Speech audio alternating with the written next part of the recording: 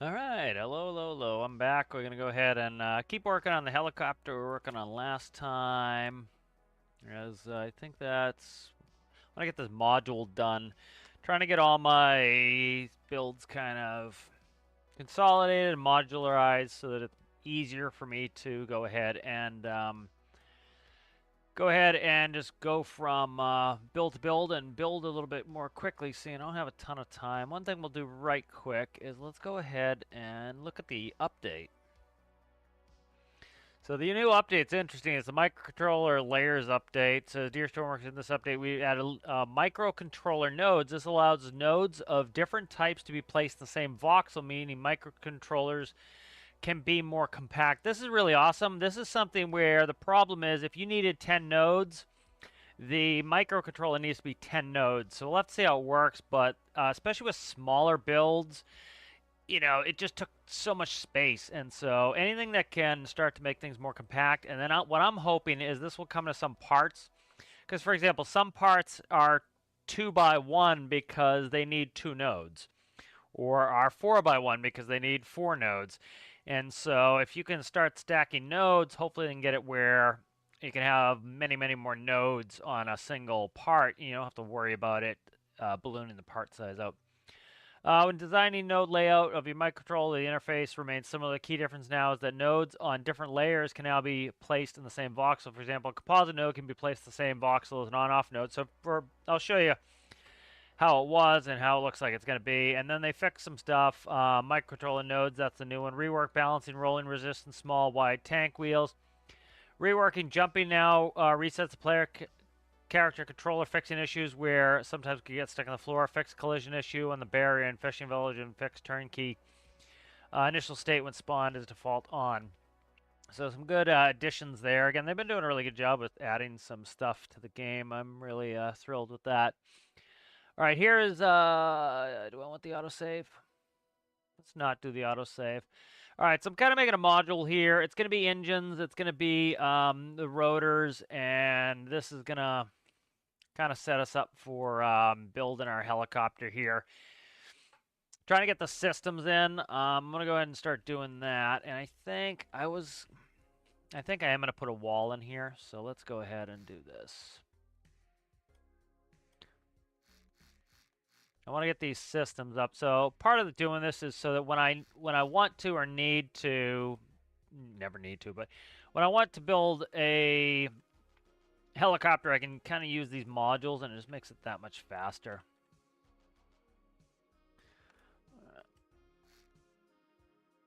We're gonna make this enclosed.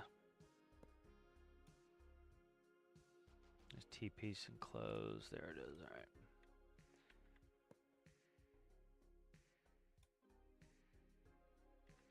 This will end up being a T-piece because I'll need it for, we'll see what I want to do with this for now. But for now, let's just connect this and I'll screw with it later.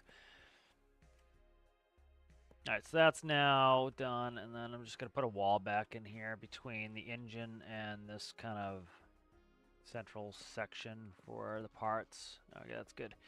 All right, so this is where a lot of our componentry is going to go.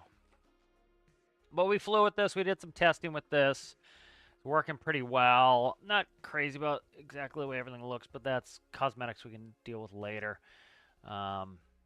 It's working pretty well, though, and I want to get this rotor model kind of finished. So there's a bunch of engine stuff I want to do. IRL use a lot of bleed air off of your engines, off your turbines.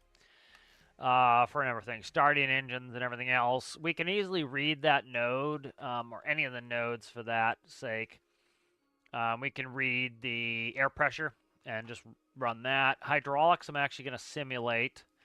I want to look at the microcontrollers real quick. So, like, if you look at the microcontroller here, I have a Boolean, and it has to be in a separate slot than the number input, and then a composite would have to be a separate slot. So let's go ahead and make a blank microcontroller. We'll look at the update, and we'll see what that looks like. So let's see. I got to put it here. Right there is fine.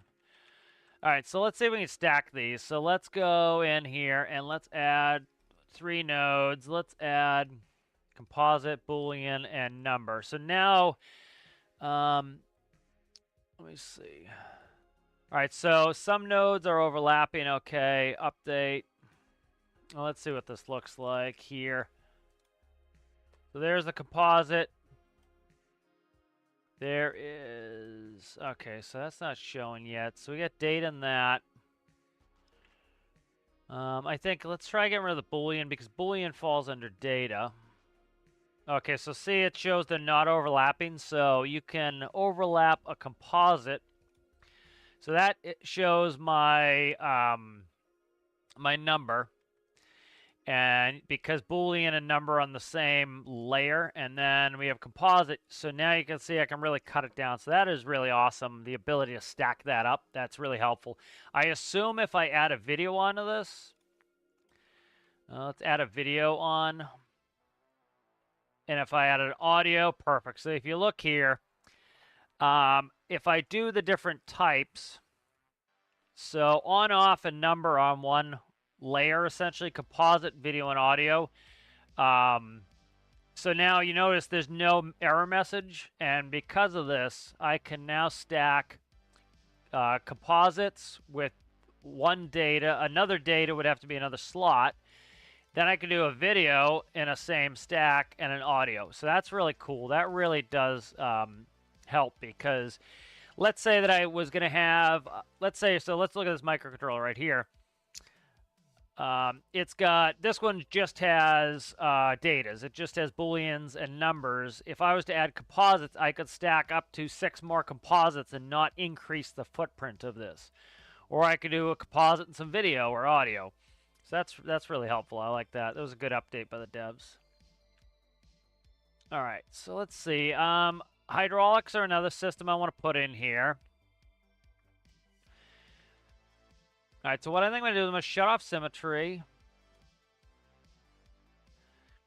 I wonder if I want to work on these nacelles first or not.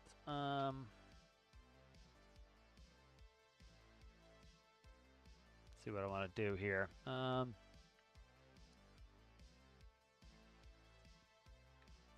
Let's play with this really quick. So one thing I'm going to do is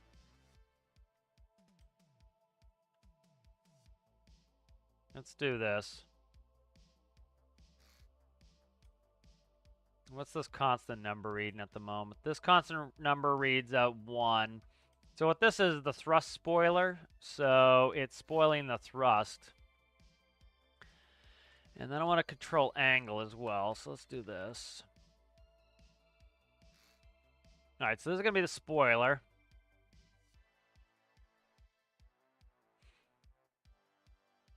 All right, let's see. Min value 0, start value 1. Do that. This will be the angle. It'll be 1, -1. It's going to be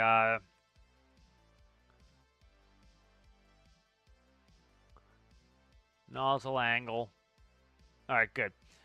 Then we got to connect those up. So nozzle angle. So all this is for is correcting for center of gravity, especially like if we had a weight below us, like we were picking up a container or something, we'd have a nose down pitching moment because the thrust is above the center of gravity, because center of gravity would move down with the weight below us. So we want to kind of work with that. I may or may not get rid of these. I haven't decided yet, but let's go play with them for a bit. I want a linear speed so I can see my speed.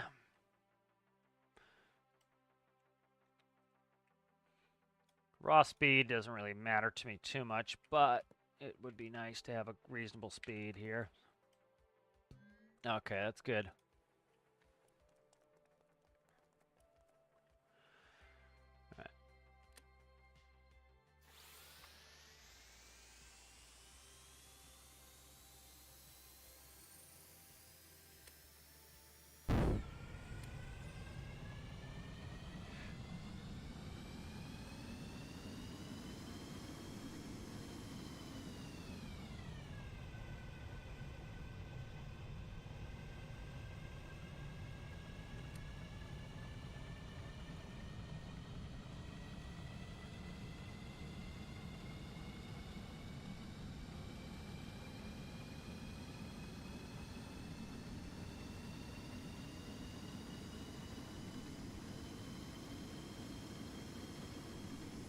Alright, so now because the center of gravity is pretty much in line with those thrust nozzles, I really don't have to do any tilting of the angle, theoretically. And I'm going to start taking off this spoiler, and that should start letting some of that turbine thrust go out the back. Now, the RPS in the turbines isn't that high, so I don't know how much speed this is going to actually give me. The answer is probably not a ton. That is 0.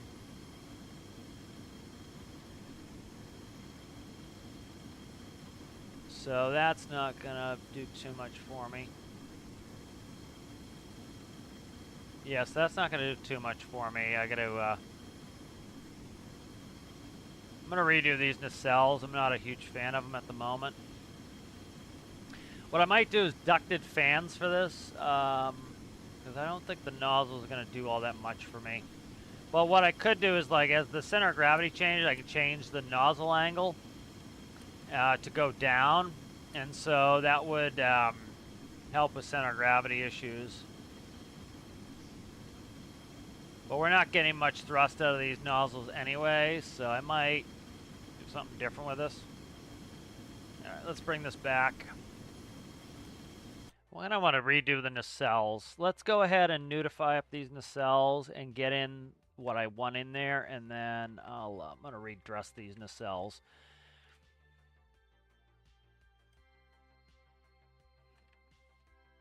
All right, cut all that off. Cut all this off. I'm going to take off these. I'm just not getting enough thrust because it's just the thrust or the RPS of the actual turbines is so low, it's not going to really give me much thrust as it is. So I kind of want to play with this a little bit. And I'm going to just take off all this crap so we can easily dress up put in all the required workings in here. So let's do that. What I want. And the other thing I'm going to do is I'm going to turn all this. So let's go ahead, and all this needs to be cut.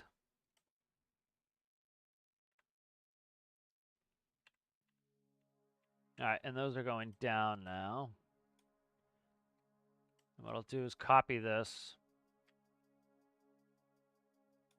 That can go there. All right, good. So those are now on there.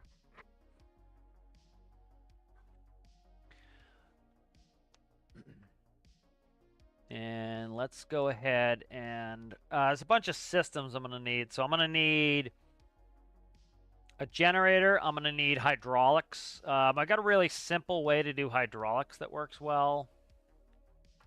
So I got a bunch of systems I got to add here. All right, so let's go ahead, and the first thing we'll do is we'll join up the thrust pipes here.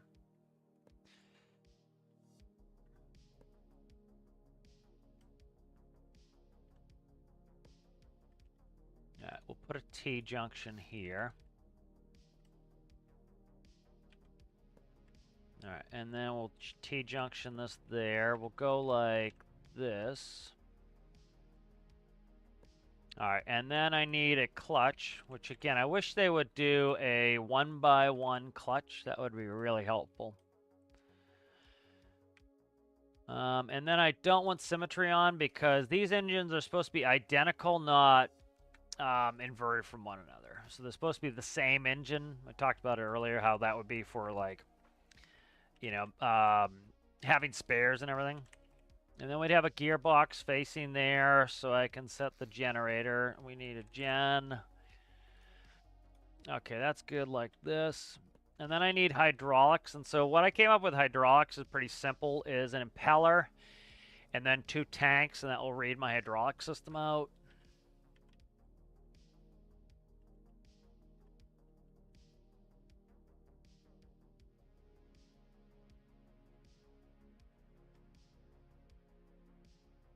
And where's this? I gotta find where this is and punch a hole here. Right there is fine. Okay, so that's where that will actually work pretty well.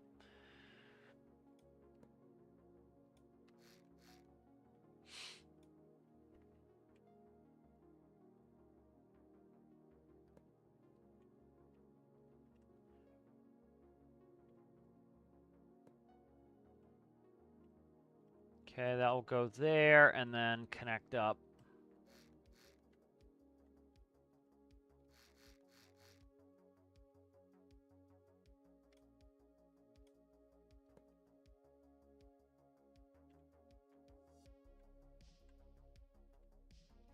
we go. Do this. Okay, there we go. There. All right, now hydraulics. So, and this is used in the pressure update to kind of simulate hydraulics. You'd have engine-driven hydraulic pumps. How's it going? Building a helicopter. And then for hydraulics, I'm just using. I have this compact before. I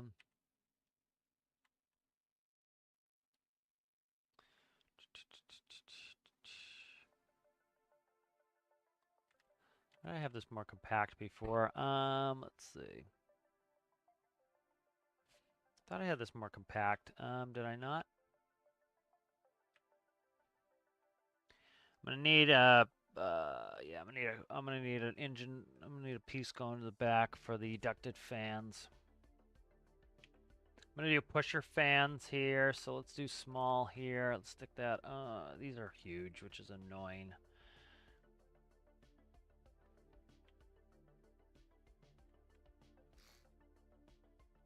These fans are annoyingly huge. Let's see.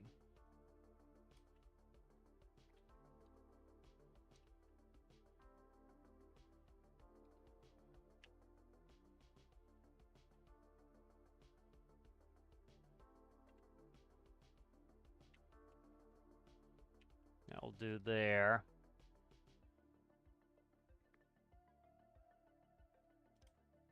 All right, merge that up right there. That's good. All right, so I need to get power through there. Trying to think of the most expeditious use of my space for this. And cut this to the floor fine. Okay, that goes, this goes like that. All right. Pipe cross will do it. And then that's going to the wall there. That's fine. That needs to tee off here. Let's see how I'm going to have to do this impeller. We're not going to be able to put it right here with that ducted fan where it is at. That's fine.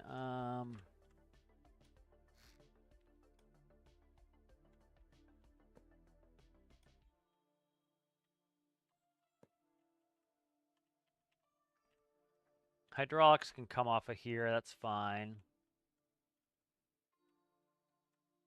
So let's do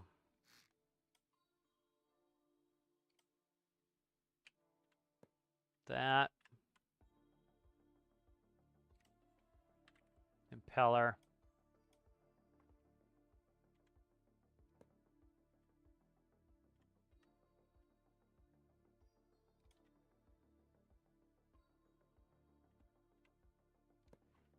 That will work, or the other way. I think this way is fine. Okay, then we want a tank. Yeah, we'll just substitute in slurry will be fine. Slurry, hydraulic there. And then we're just going to copy one here.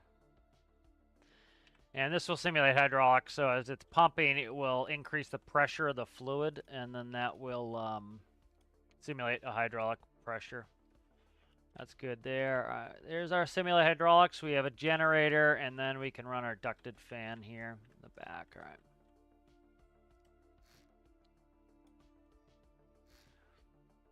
Thank you much. Appreciate it. Let's see. Okay, that's there. All right, so there's some of the systems we're going to want and need in here. All right, and then we'll dress this up.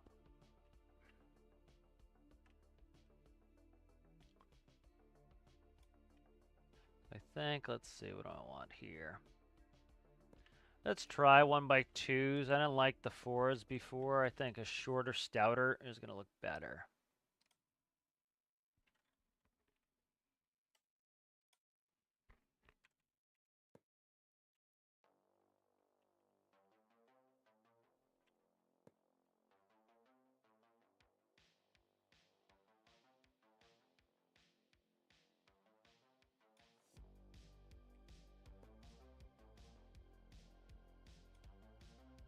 Again, aesthetics I don't care about too much. I want to get the modules working the way I want them to, and then we can play with looks. Just to help streamline and speed my building for when I want to make a new helicopter. I can just grab modules, and then, you know, the cockpit can be different, the role and job can be different, but a lot of guts are the same to really streamline and cut down the amount of work I have to do.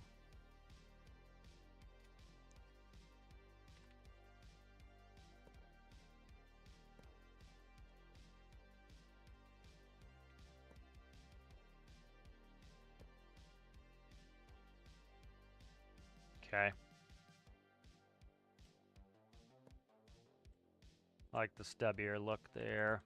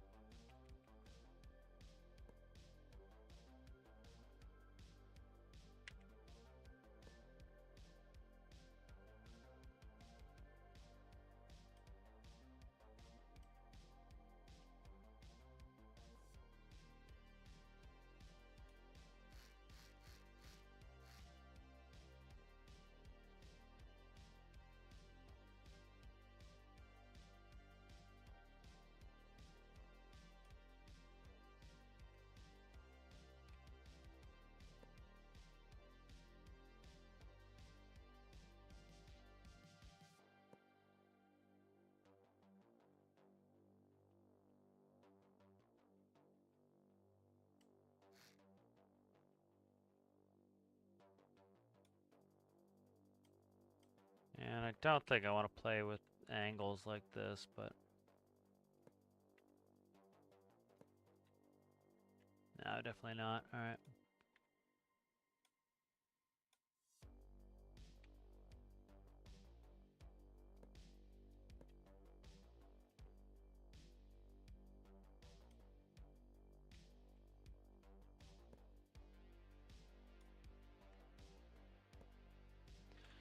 All right, so we have the ducted fan in the back for actual pushing.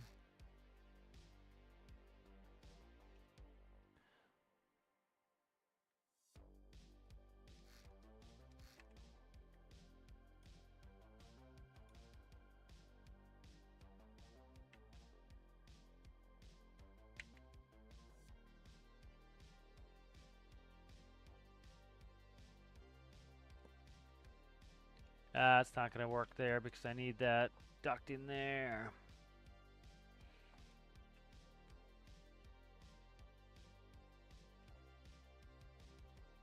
Could go like this.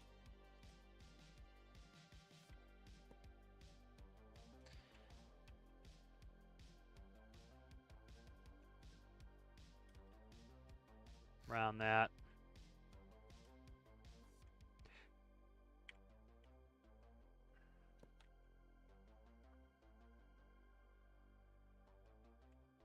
Could do that.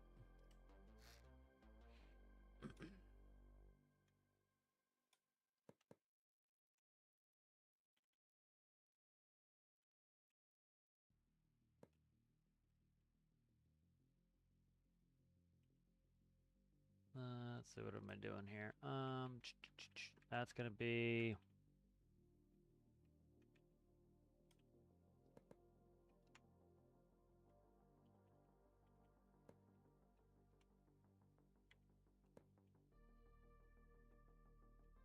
what is going on here? Why am I one off?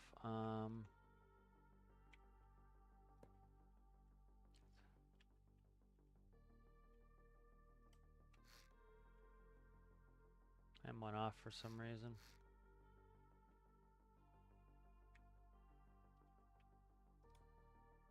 Oh, because of that. Okay, that's gotta be there. Alright, let's see. Cut this shit off here.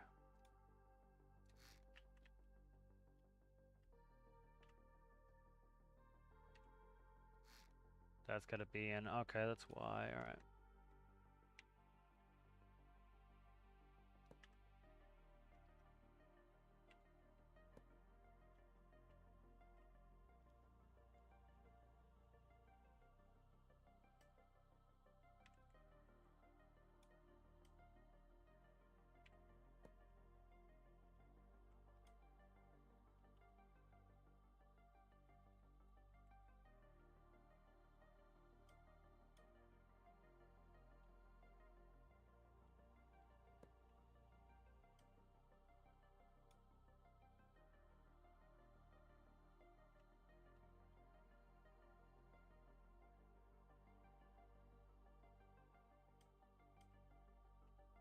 Okay.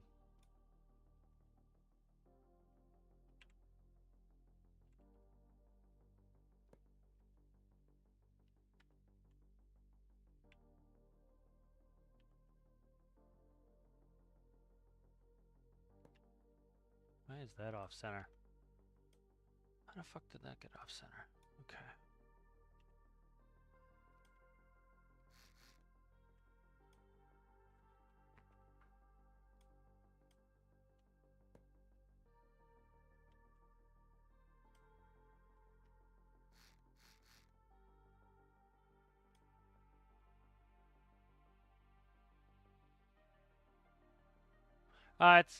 This is a module, so it's essentially just the power unit for a helicopter. It's gonna probably be a heavy lift helicopter, but it's the power module for it, or the power unit for it. So this is just the engines, and then so I'm kind of getting the engines and all the systems standardized. So when I want to build something, it takes a lot less time, as it's way too time intensive for me to start a fresh project every time I try to do something. So I'm trying to get all my turboprops standardized, all my jets and helicopters pretty standardized to make it easier for me to build something more quickly. So this one here is going to be a heavy lift. It's kind of the goal of this one.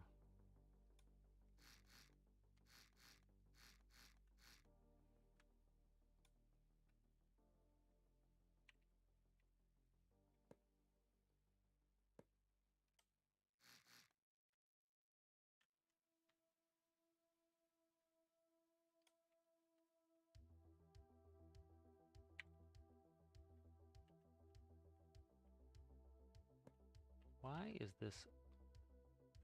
There's no way in hell this is still off-centered. Okay, it isn't. All right, that's where I'm at. What is going on here? Okay, it's there, and I keep shooting it off-center because of the interior grabs. All right, there we go.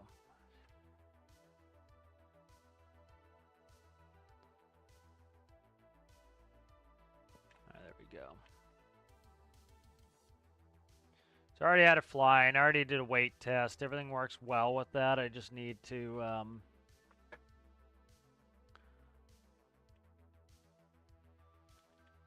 just trying to get a stronger pusher going here.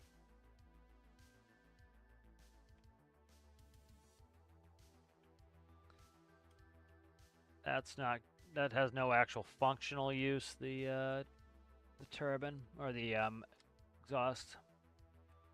All right, and then let's see. Shit, this is gonna need a clutch, and I haven't put a clutch in there.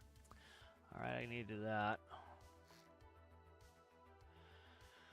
I gotta move a bunch of crap to get this clutch in.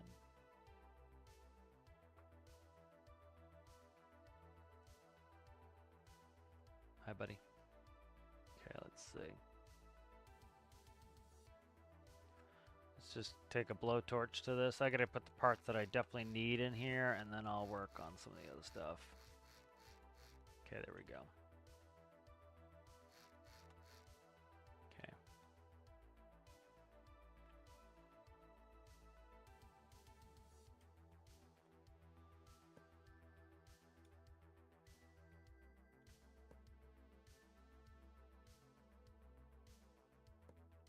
All right, clutch.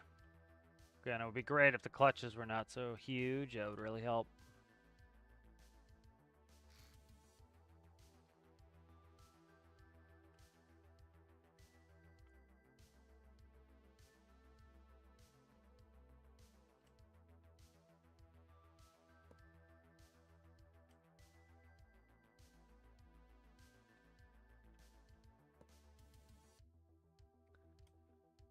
Alright, so there is, that goes into the rotors, that does the pusher fan. And then I need to gear that, definitely, so that needs to go up one. Gearbox can go in there.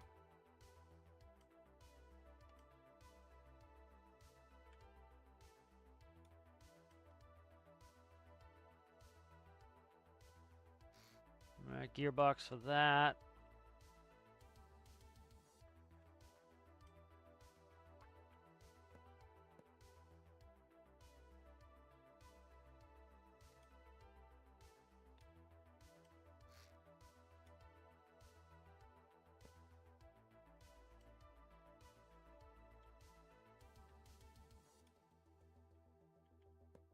Alright, that's there. Alright, good. This hooks this up. Alright, then I need a clutch. We'll do this. Let's go.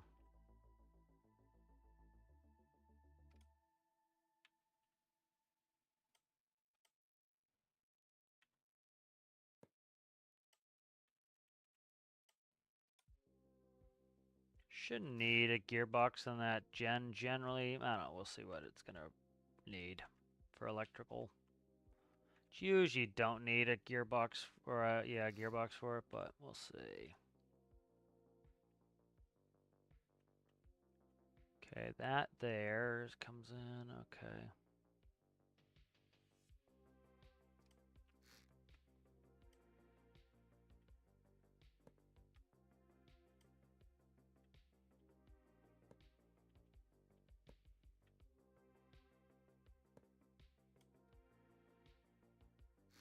Wherever that's gonna go needs to go like that. All right, good. Then I need impeller for the hydraulic pump.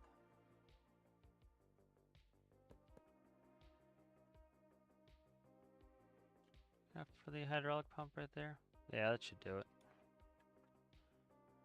Impeller for the hydraulic pump. No, it does need one more. Okay.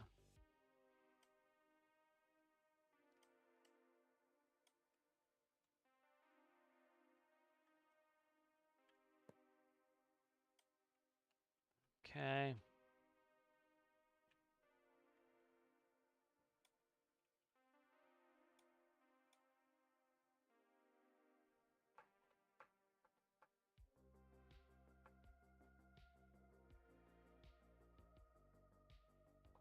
I think what we'll do is we'll do this.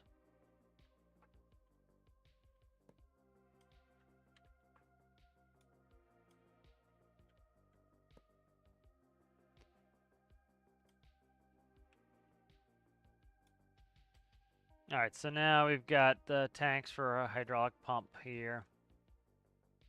So we can simulate some hydraulic systems. That will be slurry, that will be slurry. Just so that we don't have to worry about spawning it. All right, good. All right, very good. That's going good.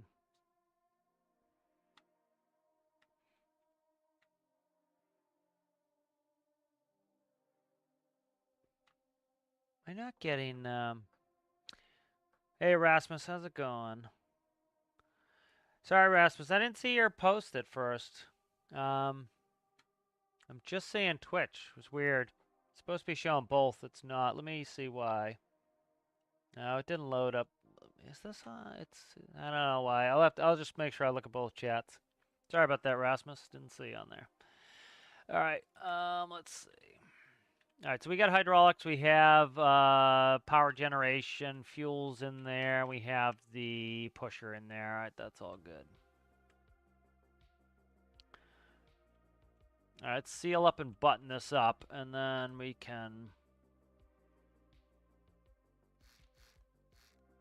duplicate the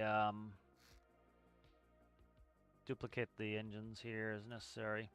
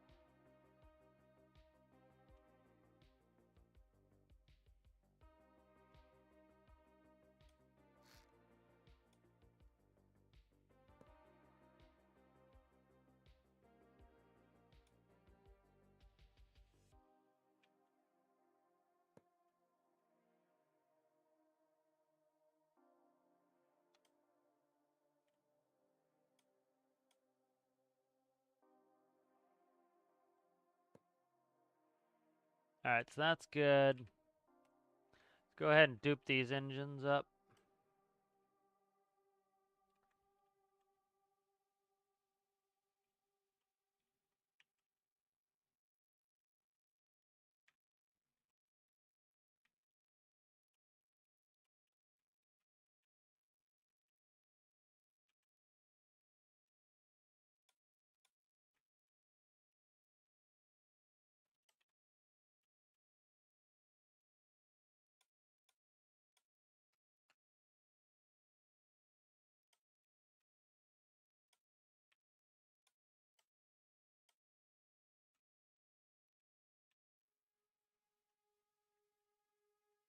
Let's plumb this up.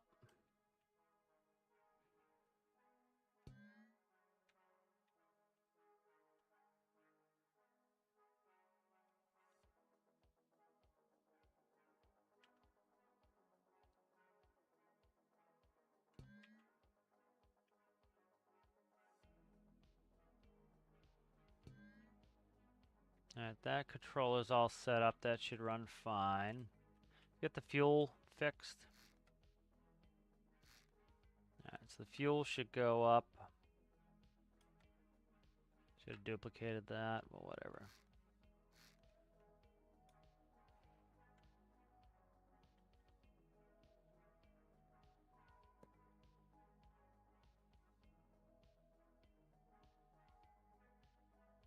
Alright, there's fuel for now. Alright, good. So that's all up and running at the moment. Connected up the way I need it to be. Alright, and then I need, where are we at here? This is the spoiler.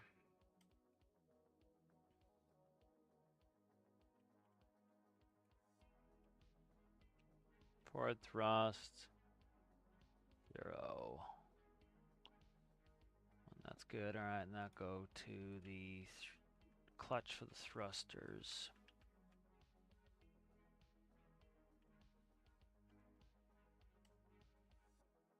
Can't see them for shit right now. Let's look. Alright. Alright, it's this outer one here. And then let's say 1 to 3.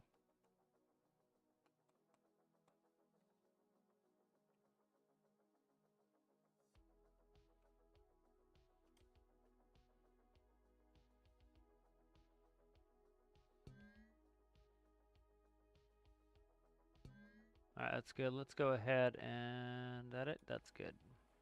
Spawn it up.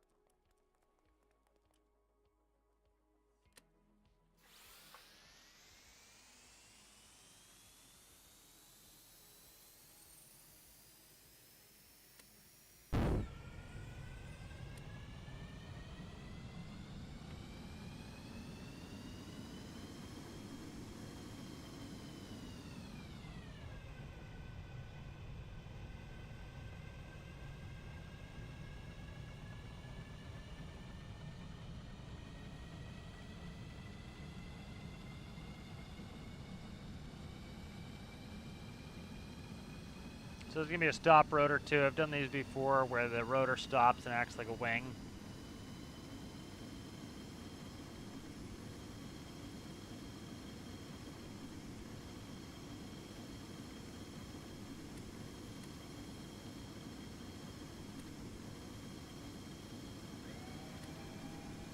Oh, that's backwards. Alright, let's fix those. Those are backwards. Alright.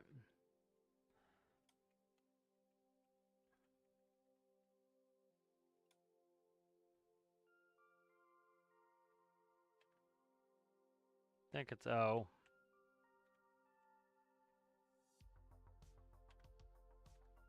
No. Let's just do this.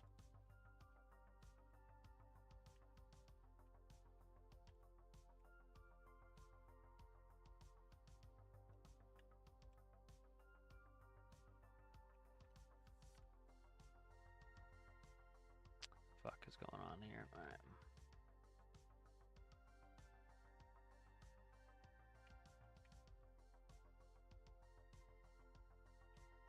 Alright, what's going on here?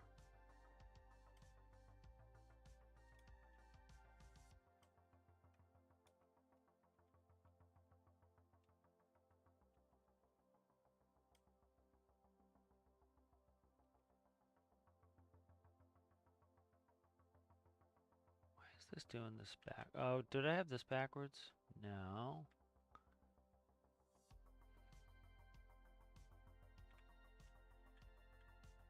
All right.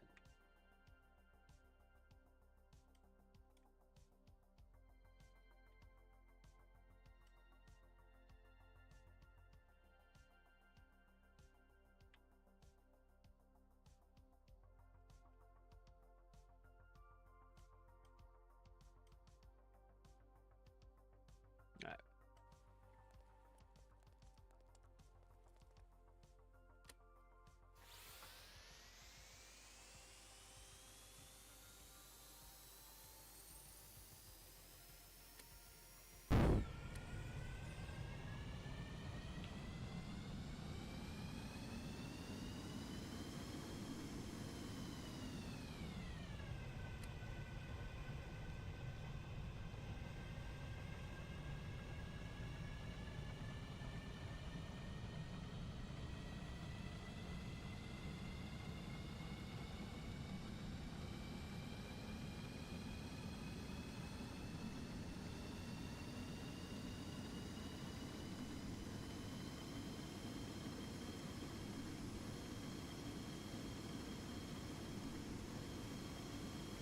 Is the center of gravity too far forward now? I gotta check that now. Where's the center of gravity at on this sucker? No, it's right in the middle. It's right on the money. Like, barely forward. Yeah, it's not really forward. Why it's leaning forward. I'll fix it in a second here if it needs it. But I want to go take this for a quick test run with the new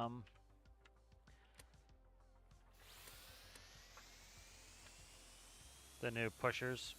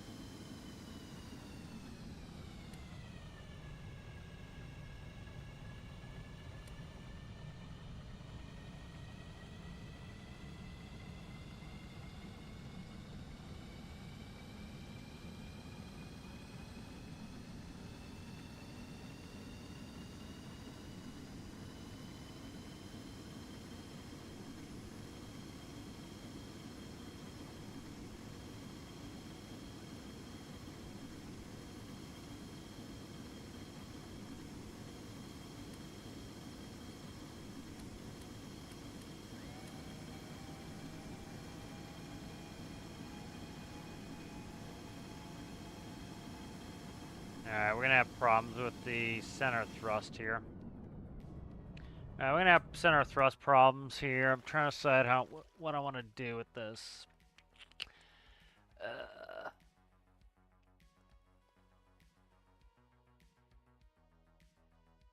don't want to do, yeah, let me see.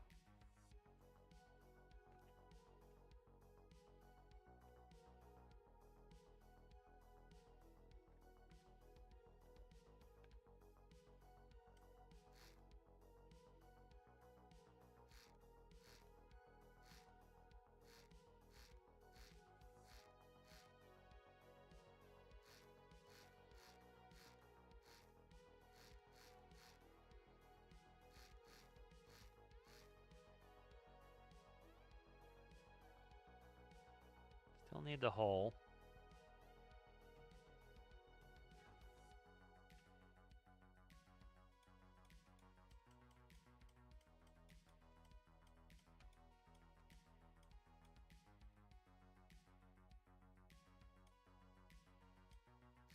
Problem is I can't do a center of gravity correction with the thrust on these, so I gotta try something here.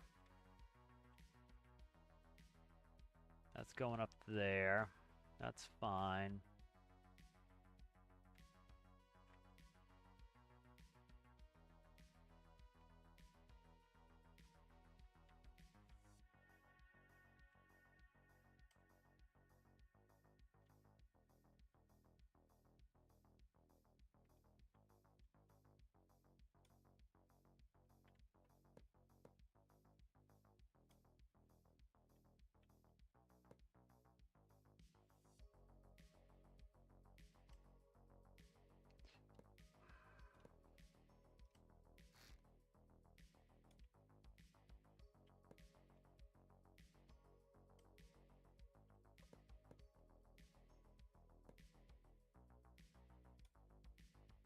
I just want to test this out for now.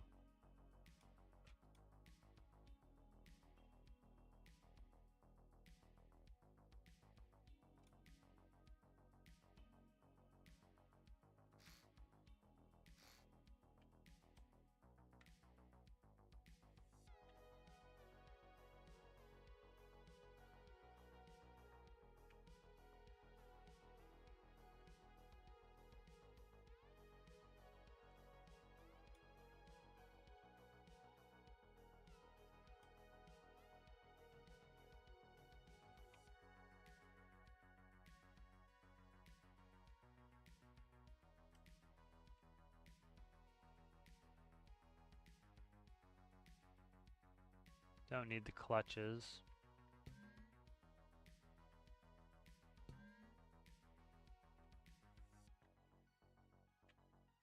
Don't need the clutches. Let's go.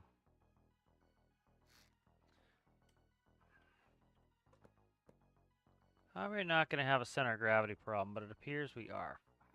It's not centered. Or that's not... Make sure I change this. Yeah, that's fine. Alright, let's do symmetry and do some delete in here.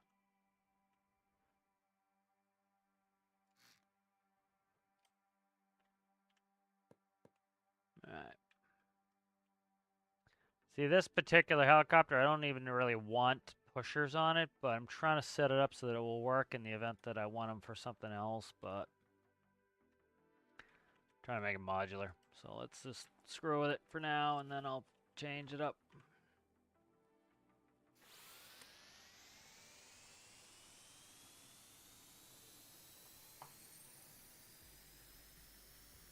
It's really annoying that Restream sucks half the time. I should have shut off Restream and stopped streaming on Twitch is what I should do.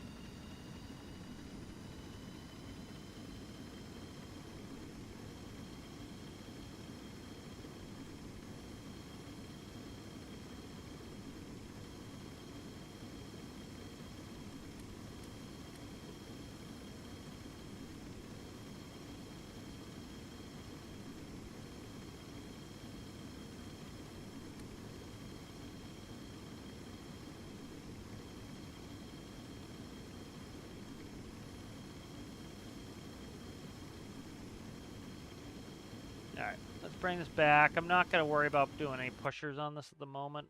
I'm just trying to get the power unit kind of squared. Alright, let's see.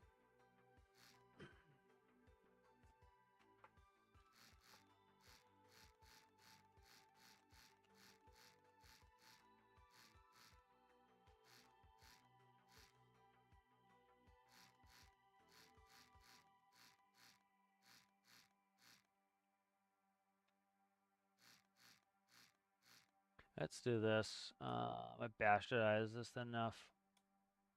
Let's go back to this.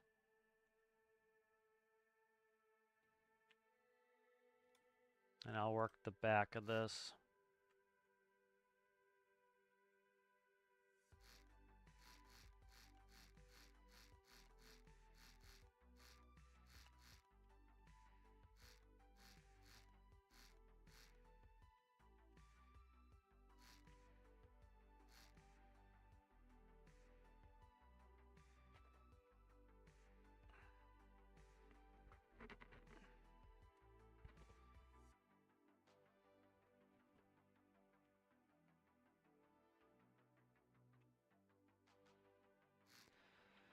Let's see how I want to do this.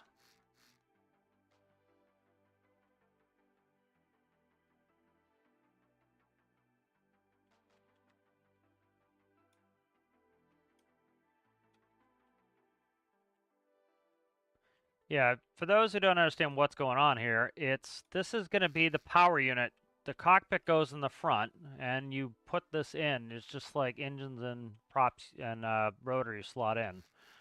So it's to make it so you can use this on multiple builds. That's the point of it. So this is not what it's going to look like. It's working on a module. It's the whole point of it. To streamline building, making it quicker and easier. That's fine. That can stay. I don't want to do that cheap fake shit where I get rid of the compressor.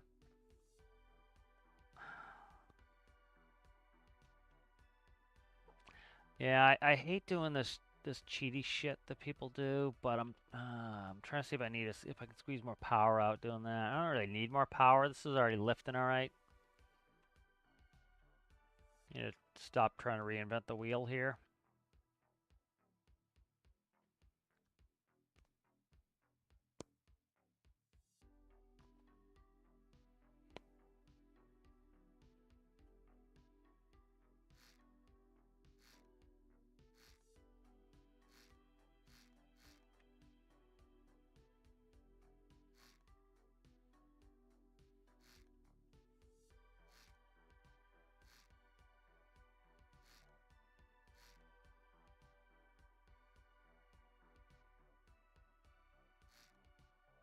What was that about?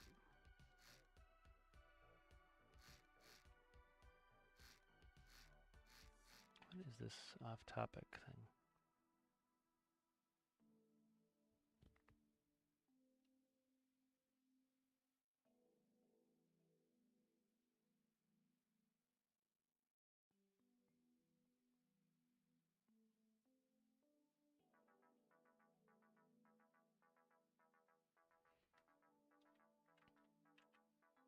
All right, let's go ahead and we'll put all the accessory portions inside again. Kind of keep redoing shit in here, but again, trying to make a module that I can utilize for a lot of builds, so I want to kind of get it solidified. I really don't want to do that cheating nonsense that people do that's where they don't have a compressor section. But the engines are also so enormous, it's like I kind of have to screw with it to make it work the way I want. Yeah. Because, like, you can take the compressor section out. It's cheaty, it's bullshit, I don't like it. But, you can do it. Really rather not, frankly. Just trying to shorten it up. It's just big. Yeah, not going to worry about that. All right, cut this. Like, the glitchy shit that people do, I'm not interested in. Like, a turbine engine needs a compressor section. That's just needs it. It's a vital part of the engine. You take that away, it's silly as far as I'm concerned. But, okay, let's see. Start doing some plumbing here. Let's re-plumb some of this. And I'll put some of the accessory stuff inside the middle section here.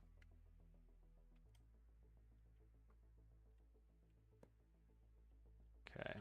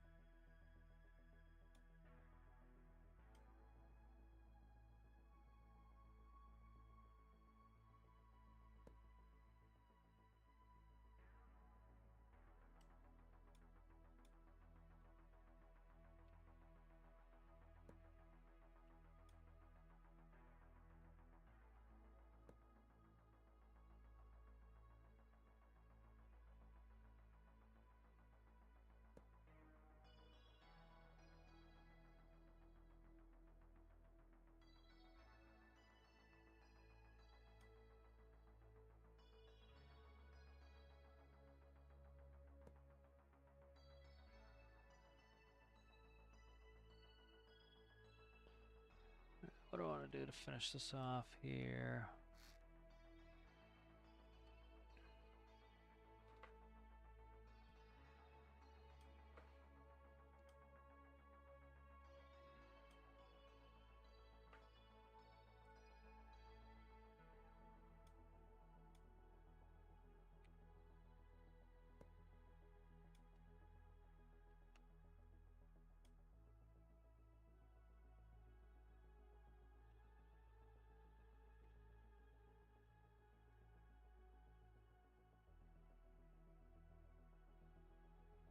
It's going to be 2, probably 2, I think, right there, something like that.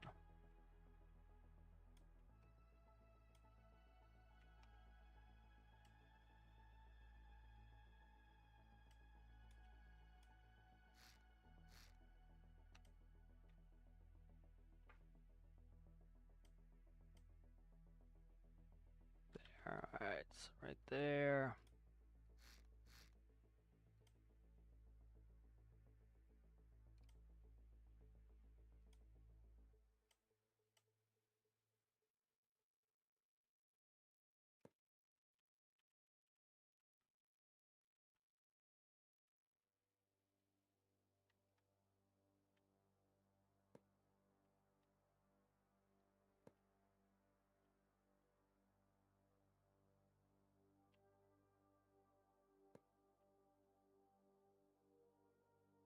Keep doing the wrong width in there. It's got to be there.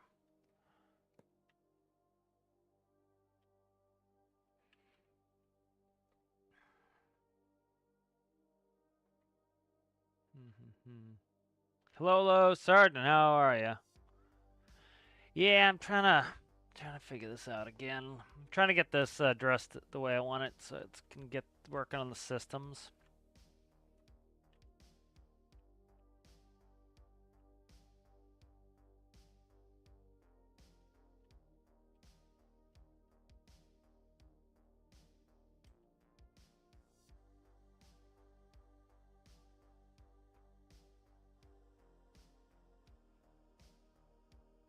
All right, let's do this. I've got that part saved up. I'm gonna start. I hate to do this, but I'm gonna do a module. I'm gonna start fresh with a module. I want to get a module going here. I'm trying to play up a turbine here. So what I'm gonna try to do, I hate to do it. I really don't want to do this cheaty bullshit that people do, because so like a real jet engine, simple, right? You have an intake, a compressor, combustion chamber, a turbine section, and exhaust. And you can take accessory gearbox off of the turbine section or the compressor section, and you can turn things. In case of turboprops, turbo fans, turbo shaft helicopters, rotors, stuff like that. Oh, see you later, Rasmus. Yeah, showing up now on Restream. That's weird. Just connected.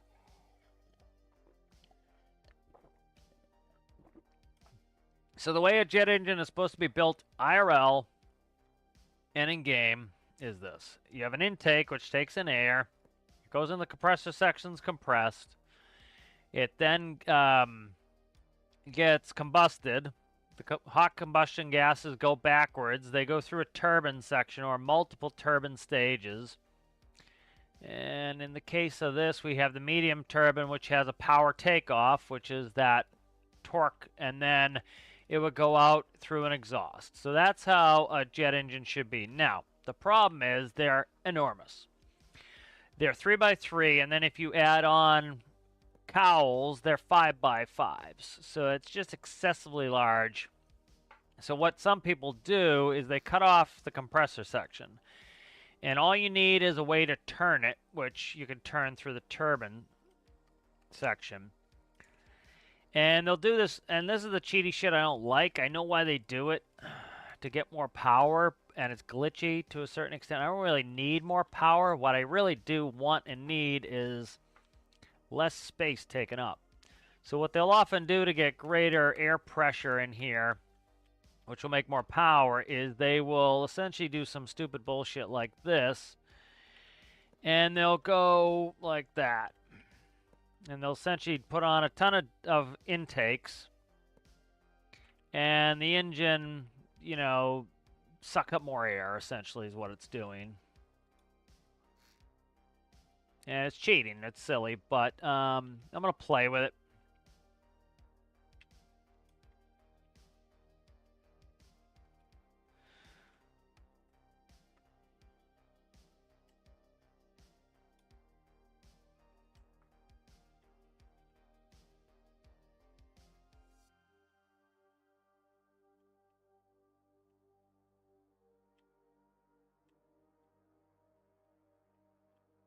You know, so what I want to kind of think... Oh, Jesus Christ. Paste that, please. So that's what they're doing, which is kind of ridiculous as far as I'm concerned. Let's see if I can do this.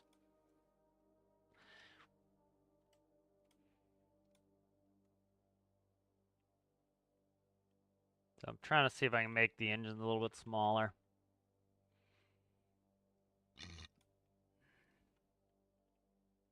So let's play with this for a second.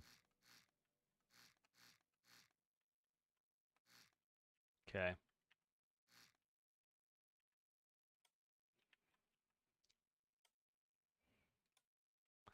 And then what you can do to make more power is you put more turbine sections in here, which is not unrealistic, as you can...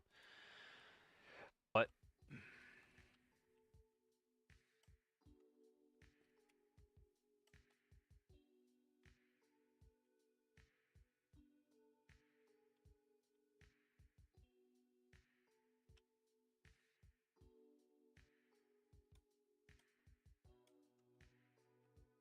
all right.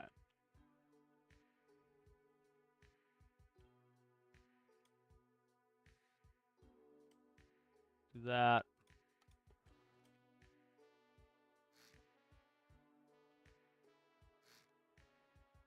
So I'm trying to keep this helicopter. I want it to be small and mighty and be able to lift some shit. So I'm trying to keep playing with it to get it where I want it. But, you know, we've already done proof of concept. We already have a good save. It works fine. It lifts heavy.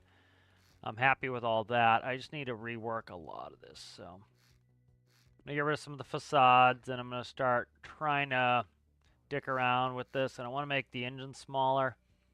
So it's kind of cheaty, but I'm going to play with it to try to get the engine smaller.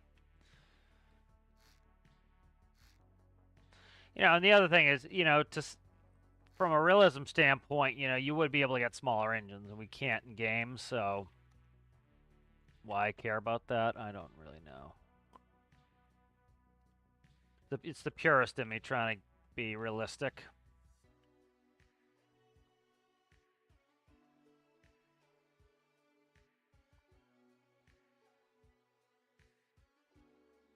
Where's the center? Right there.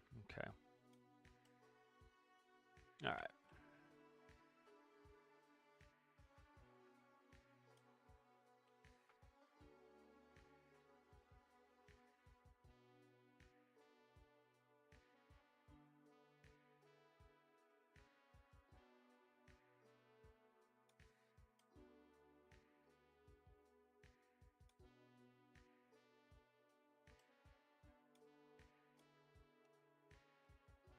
Okay, let's get these plumbed up. So now would need a electric motor to start it, which is fine.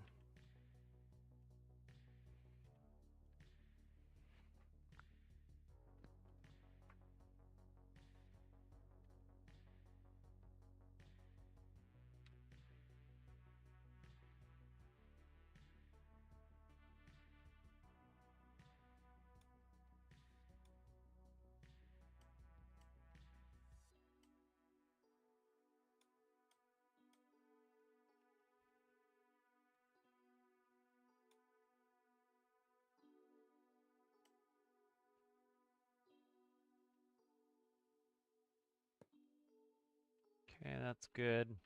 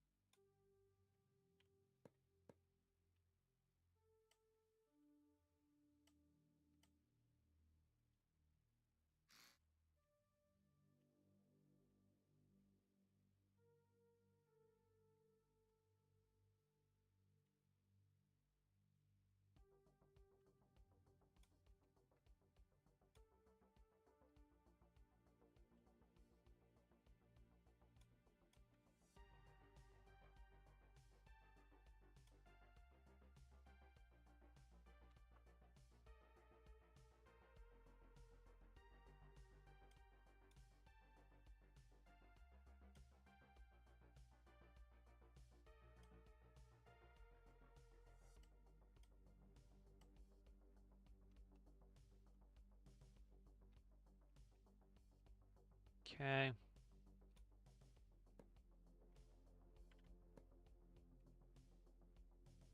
Alright, so that's plumbed in there. We've got some starters on there. The rotor is connected up there. Accessories are going to go in there, but let's see what we can do. And then for starter, I have to do a quick microcontroller. Or fix these. So all I... Oh, what's that shit? Okay, that I don't need anymore. And then that's the starter.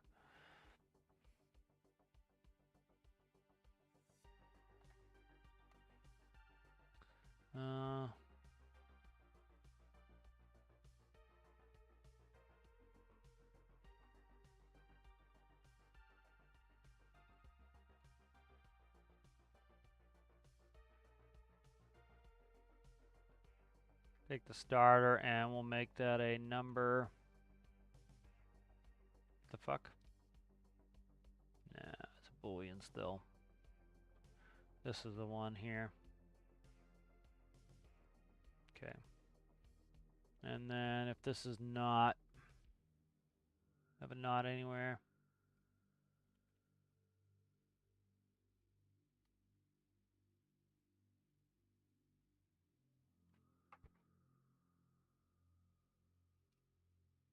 That goes like that. All right.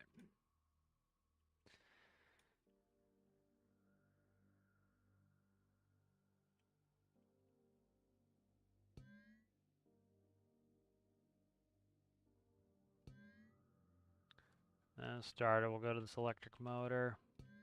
Okay.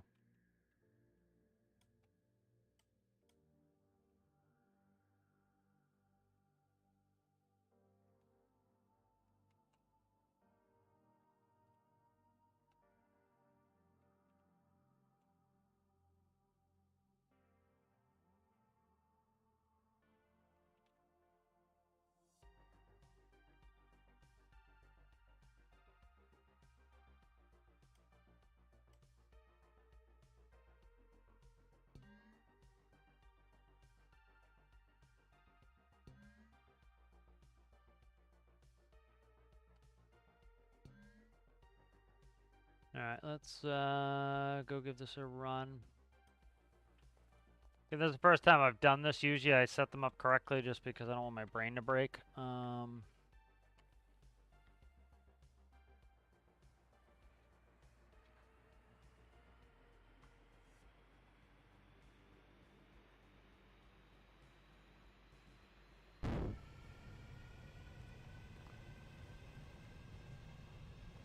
Why is this one not started up?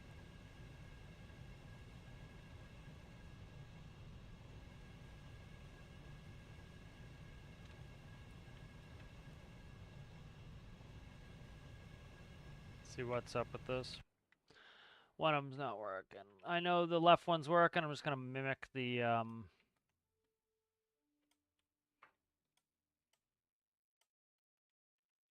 copy the panel over instead of screwing with it. Okay, let's see. Starter 6. RPS. Clutch. Throttle. Throttle.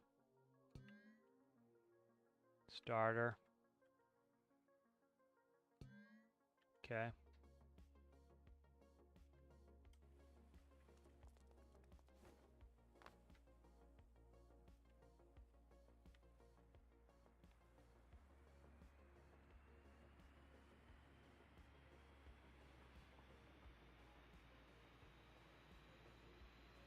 There we go.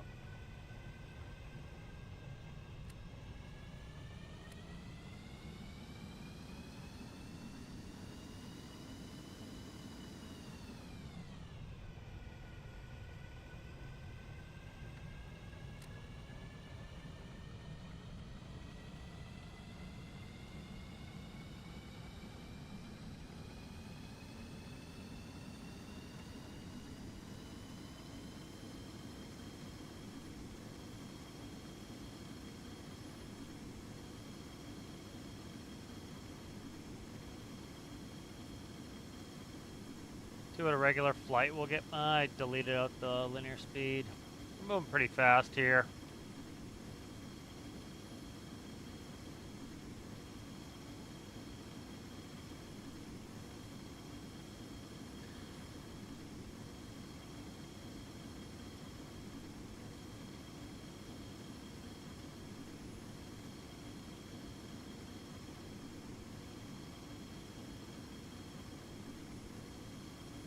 Alright, good. So it's working up. Let's get the guts working on this. I want to get all the systems plumbed in with the new engines.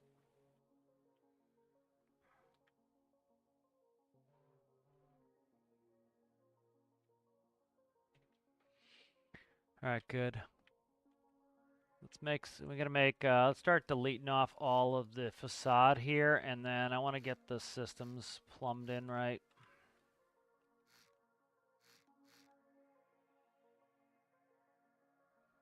So we need hydraulics. I'm going to get rid of the fuel for now, because that's not where it's going to end up anyway.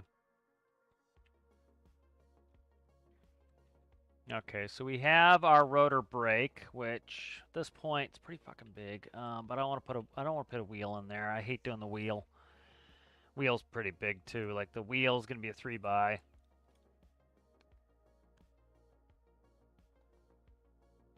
Rotor brake's more compact as it is. Alright,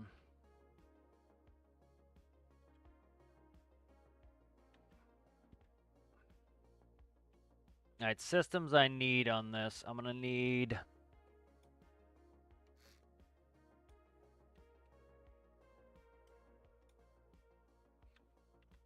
generator hydraulics.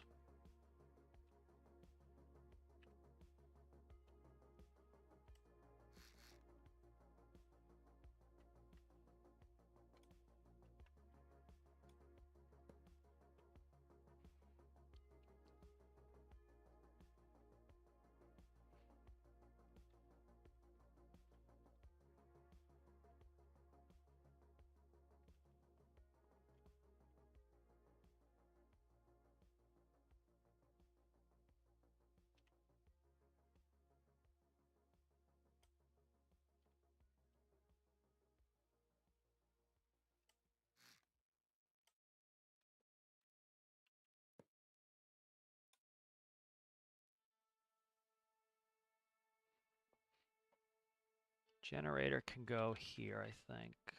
Stop. Deleting random shit, please. Thank you.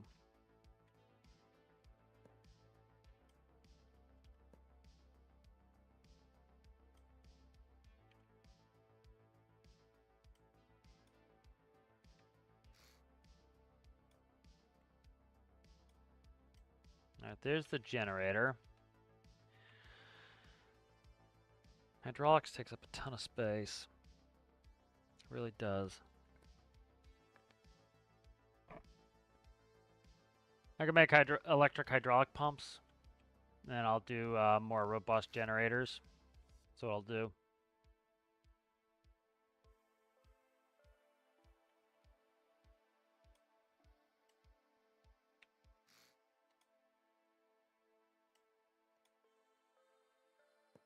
Okay.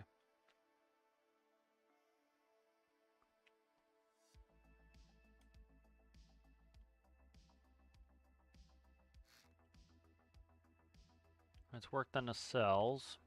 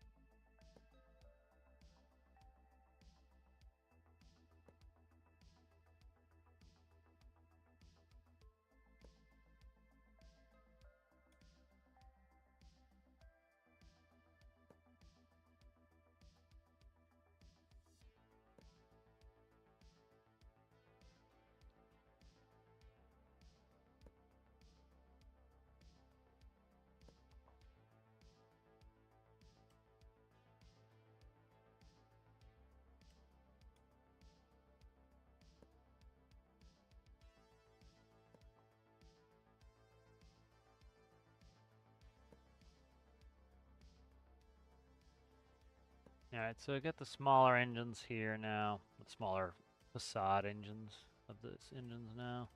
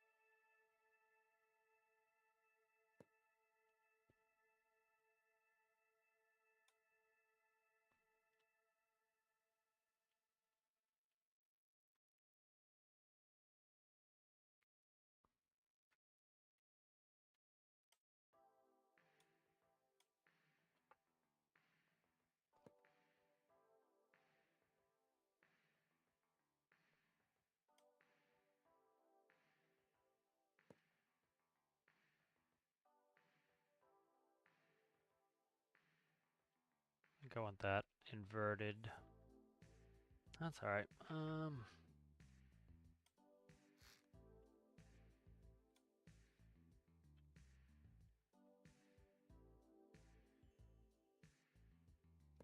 Let's try something.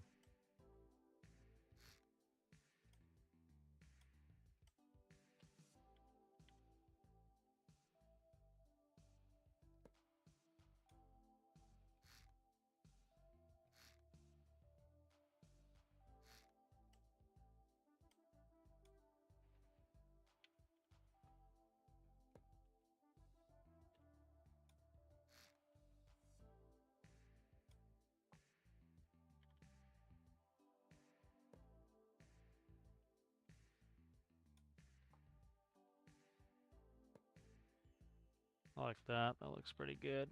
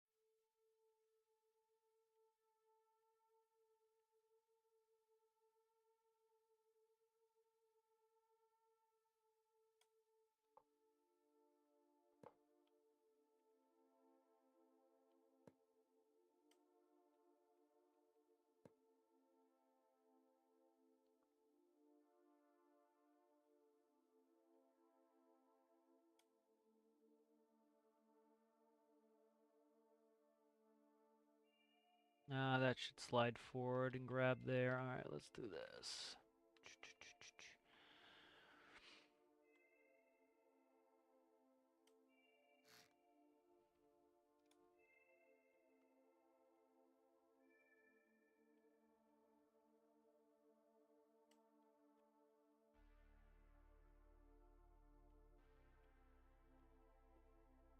There.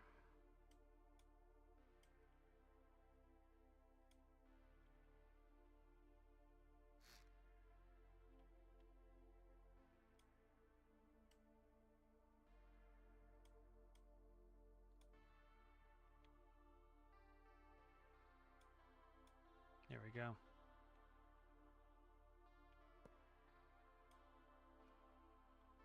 That's good there.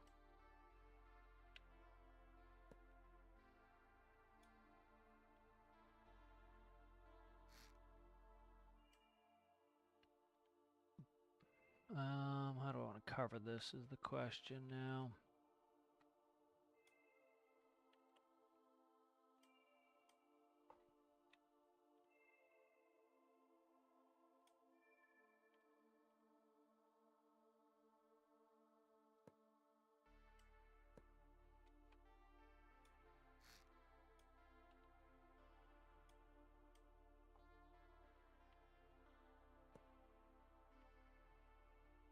Okay, that's good.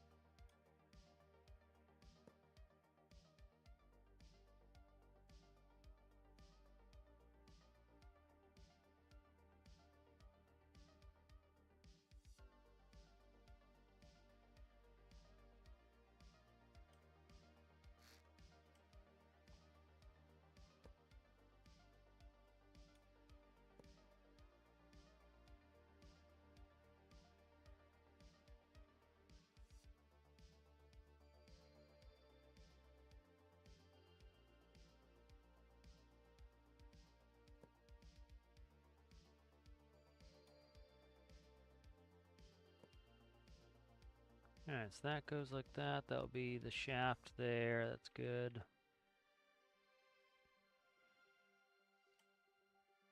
Alright, so much tighter module now going on there. So that's going to be the power unit module right there. Alright, I'm liking that. I'm digging that.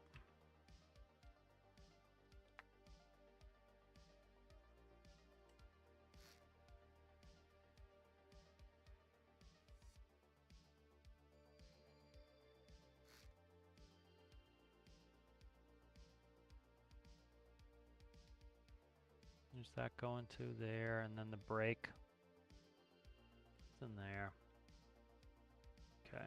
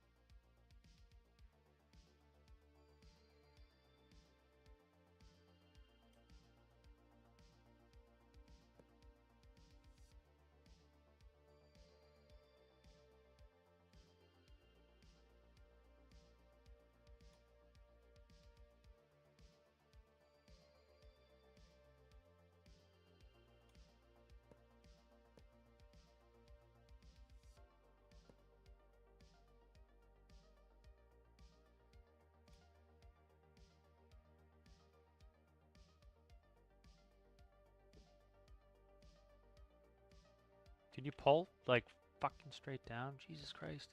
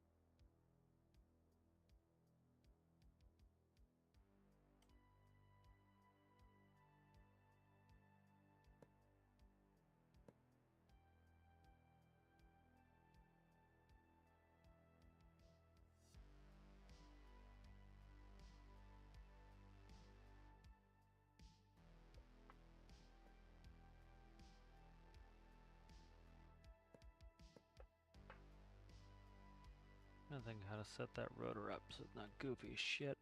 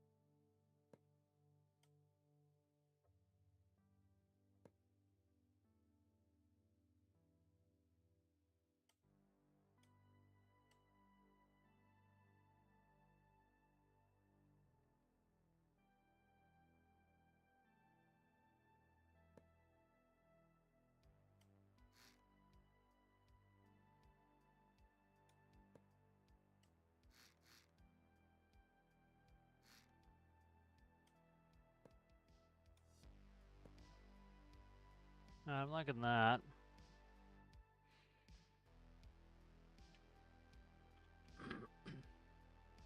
I like the shapes better on that one. That looks really good.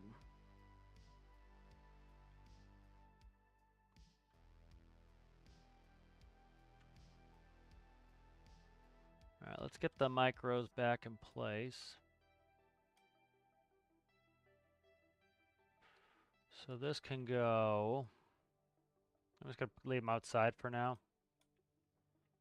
So I don't... I'll probably change them up at some point.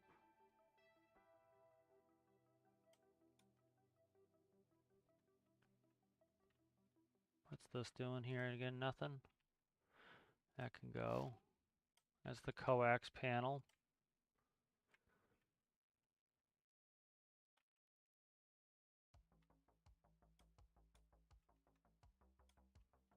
There's the gyro.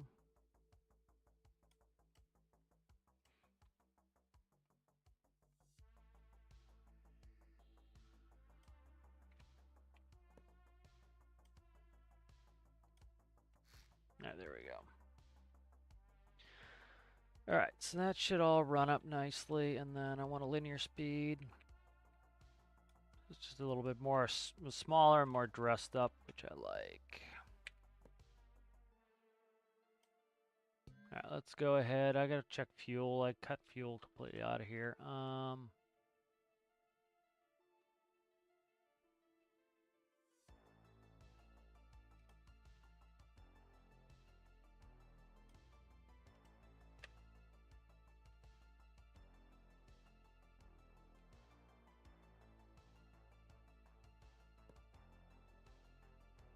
Got that plumbed in right, correct? Yes, looks like it. All right, good.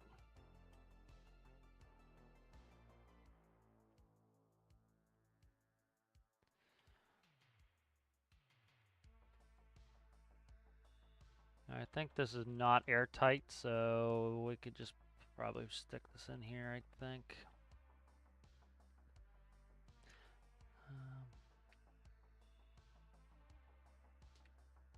What's this? Okay.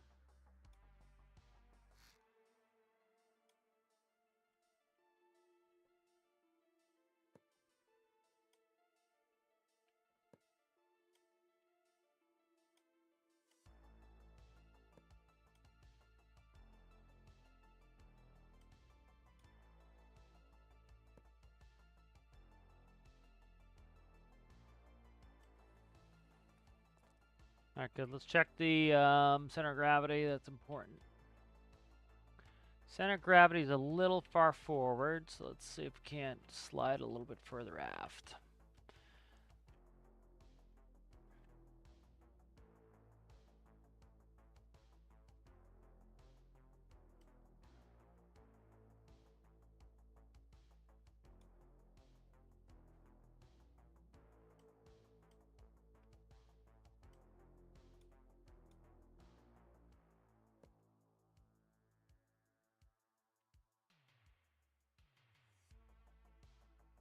Okay, I should move the whole rotor assembly forward, would actually not be a bad deal.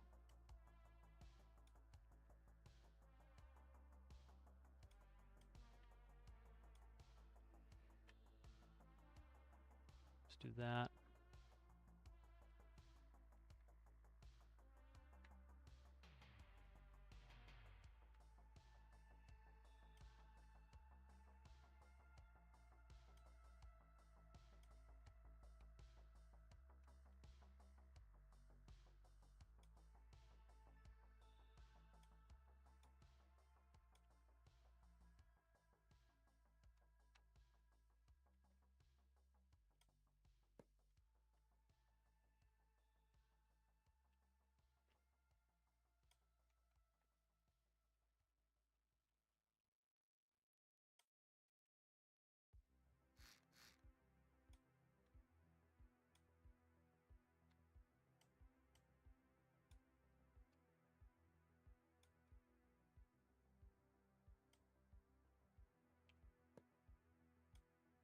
All right, looks good.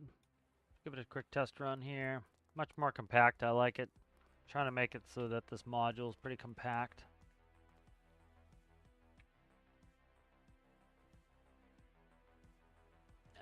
What did I screw up? Something's not working.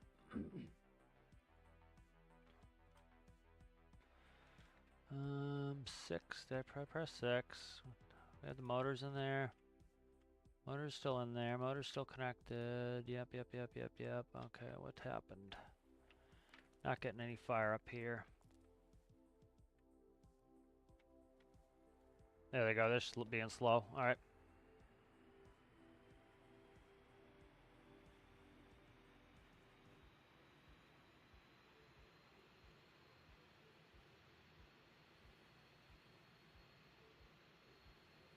Nope. It does not have jet fuel in it. I'm just going to speed up the start process too.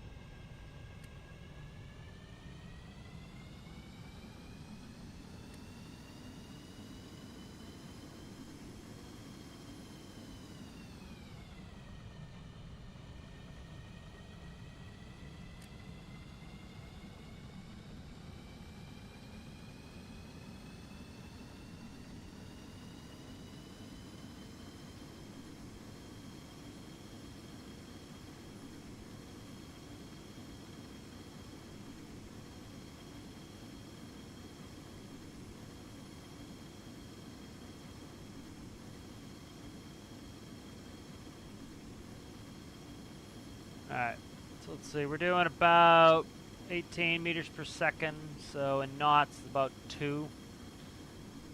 So about 40 knots we're just doing there.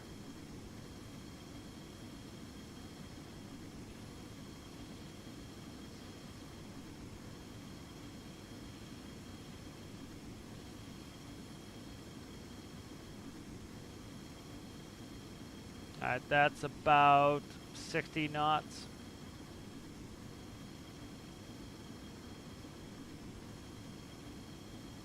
So I don't have auto hover on, this is just me flying. It's just inherently stable because I put everything where it belongs.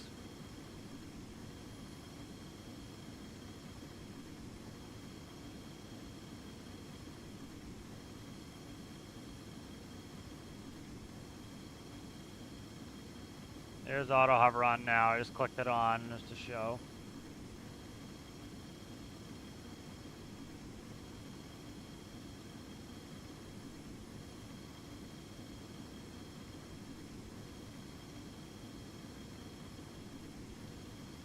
Okay, good. Let's bring this back. Save it up.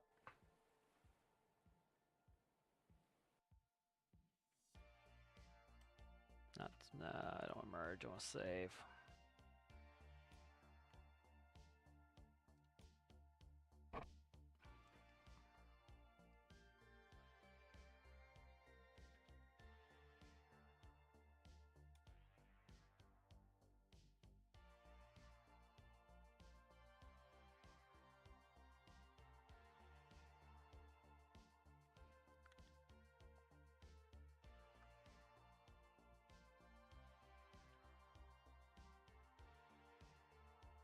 Alright, so this is the module. Let's go ahead and start building the actual helicopter.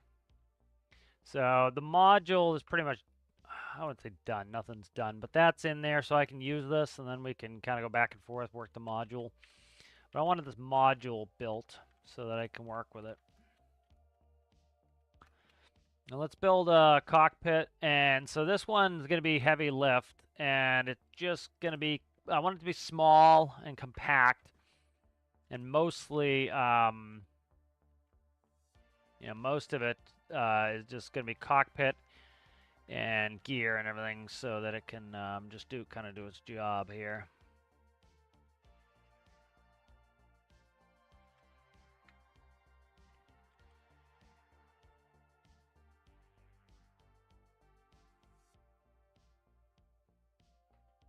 I got some ton of messages to answer here.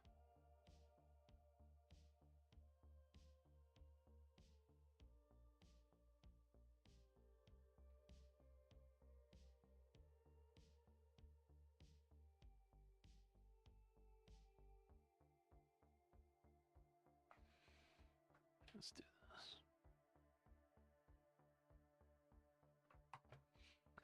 I'm just looking at some sci-fi heavy lift helicopters here. Let's I'll show you, see what we're looking at here, and then trying to get some notions. I got my own ideas, but kind of looking at it, kind of what I'm looking for. Ooh, this is cool. I like that one. I haven't seen something like that before. The cockpit, I want a single person cockpit. That's why it's so narrow, for that reason.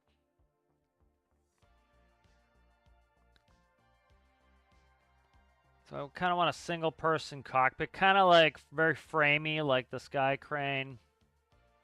I kind of want it sitting short and stout for some reason. It's kind of what I want. Something like this. This is appealing to me. Kind of bubble it out, bug it out.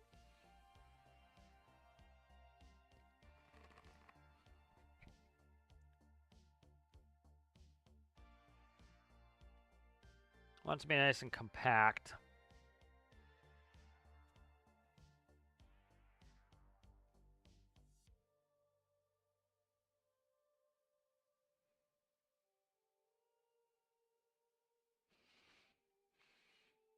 So pretty much just a cockpit slapped on this and then put a tail on there is essentially what we're looking for. This is neat. I like the look of that. That's cool.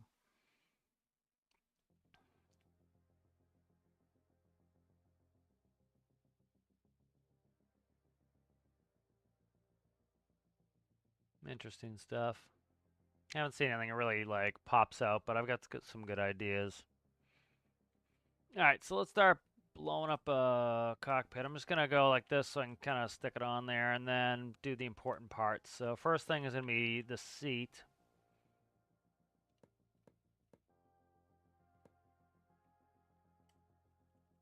All right, seat.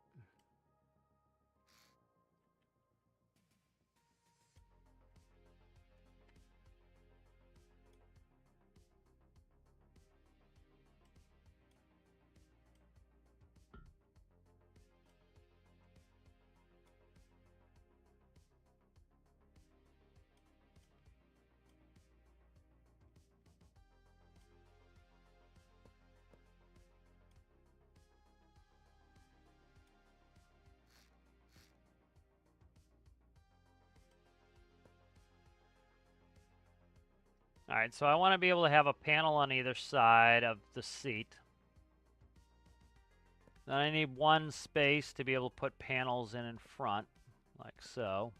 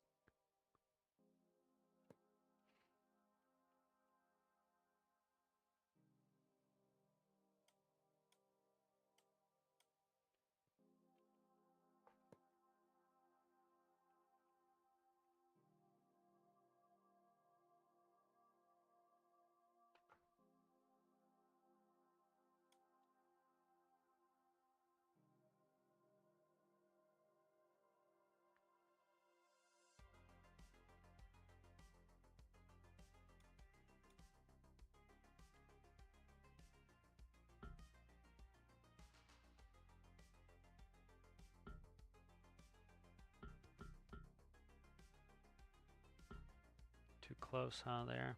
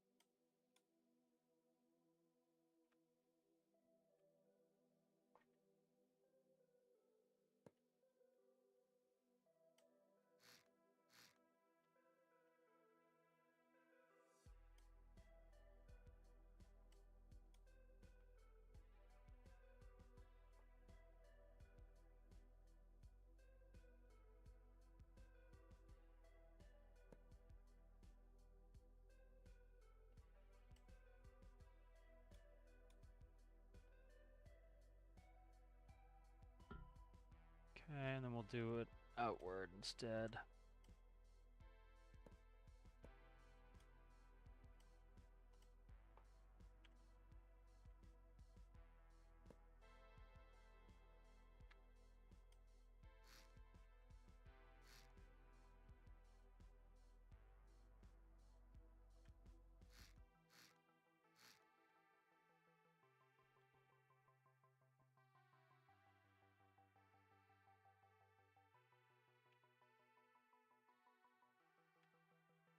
want those to go in one more.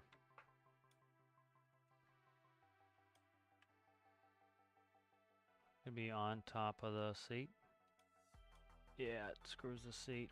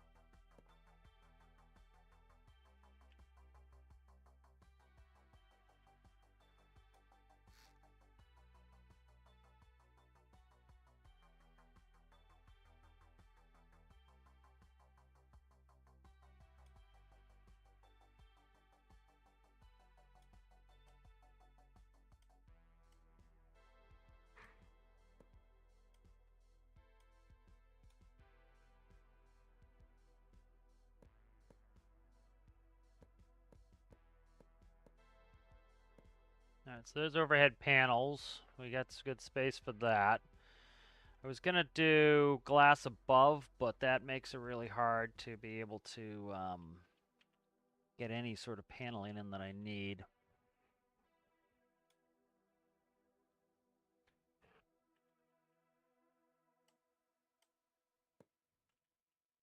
Don't need that much.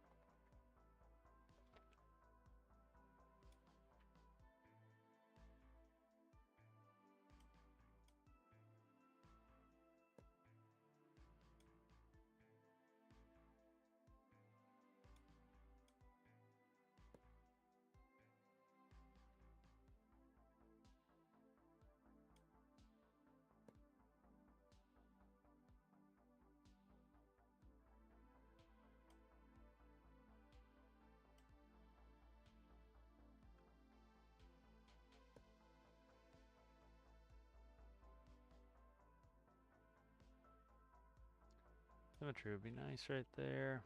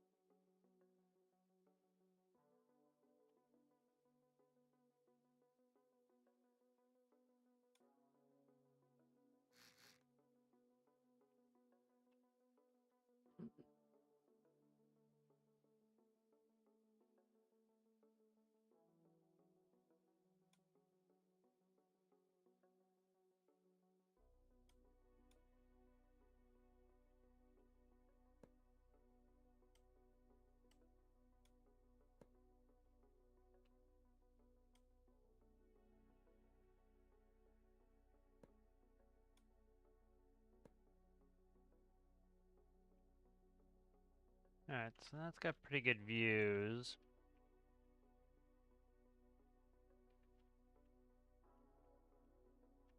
Might pop that cockpit, the seat back one.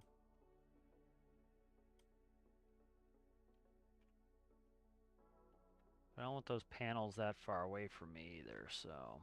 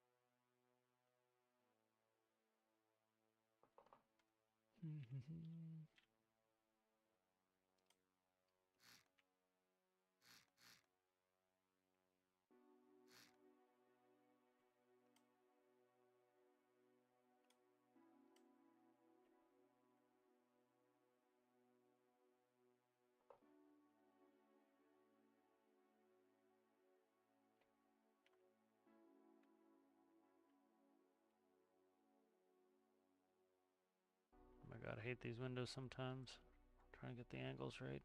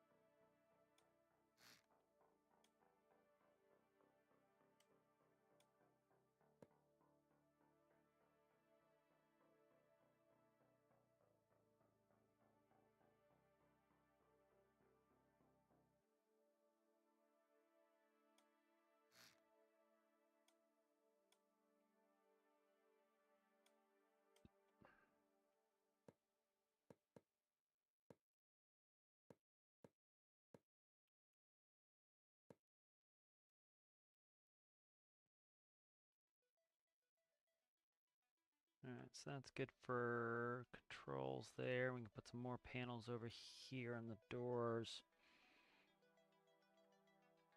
All right, that's pretty good there.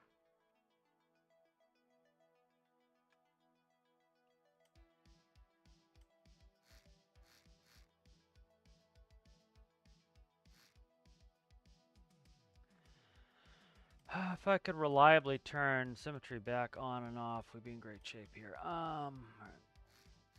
Actually, that's fine. That can stay. That can go.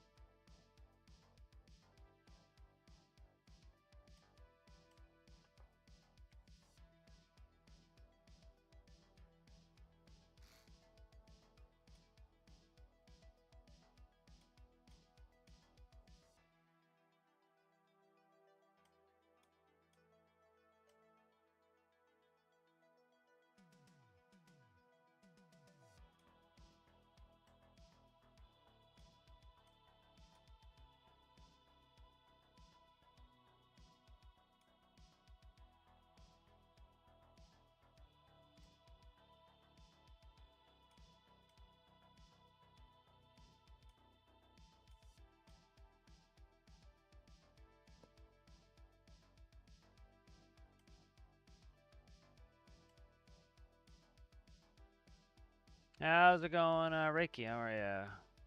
Still evening for me, but hello, hello.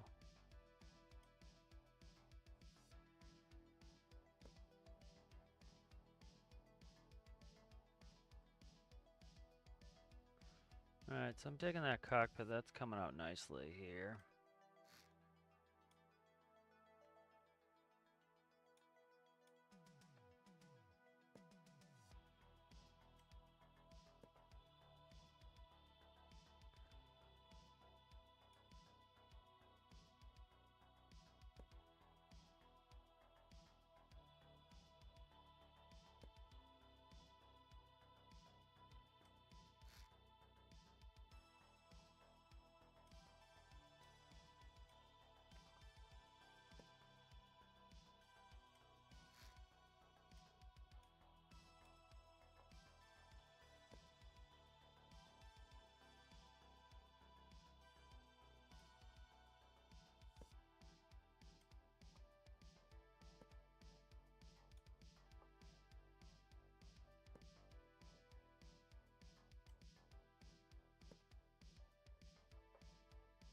Alright, so I like that cockpit. That came together nicely.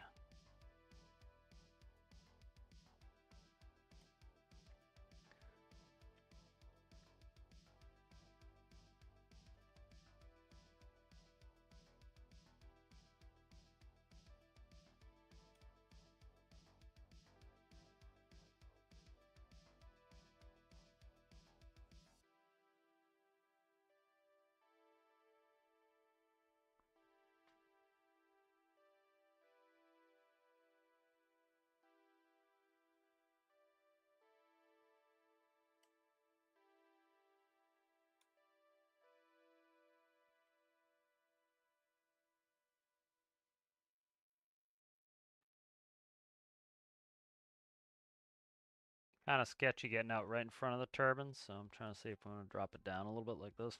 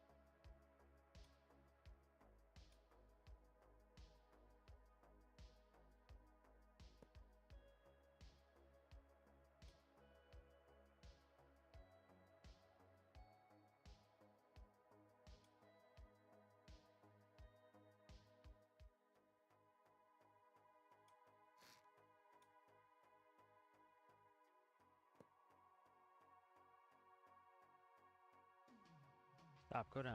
There you go.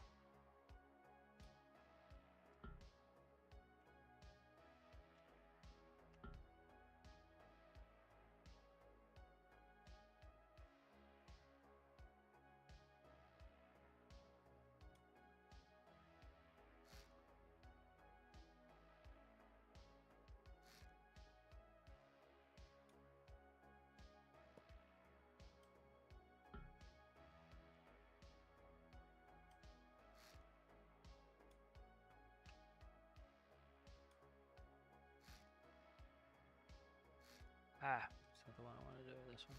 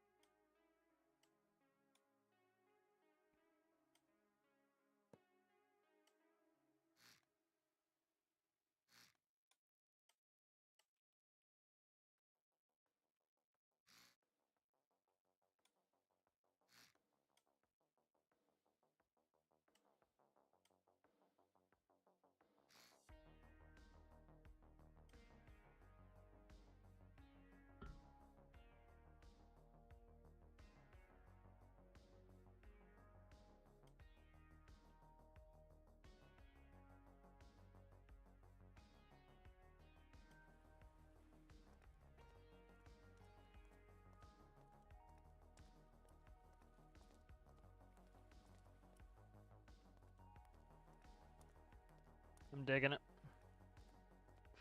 I am digging it. All right, good.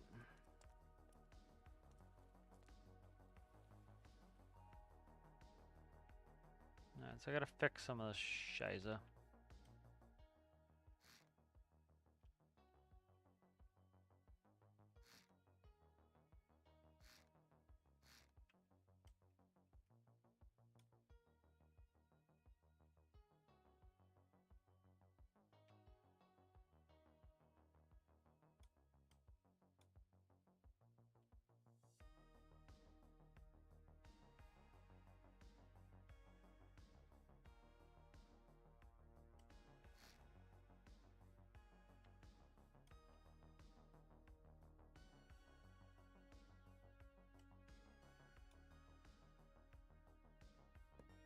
I want this to look buggy, and it's looking buggy. Come on, you sucker, you. Symmetry, you scoundrel. Scabrous dog, I tell you.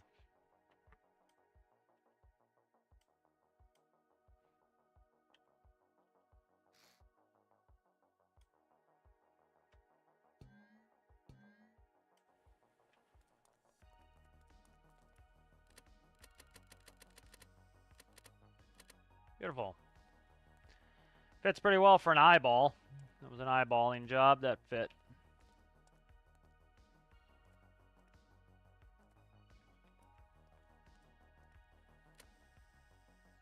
Alright, good. That's good. I like that. That works.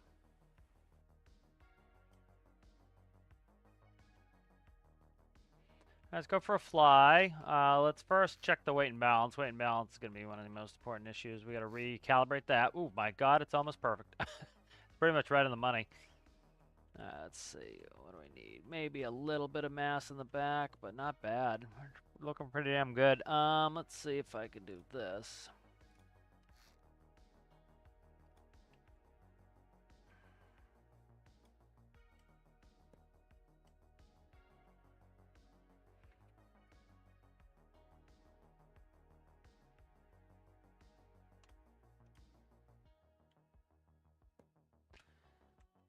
That's almost spot on.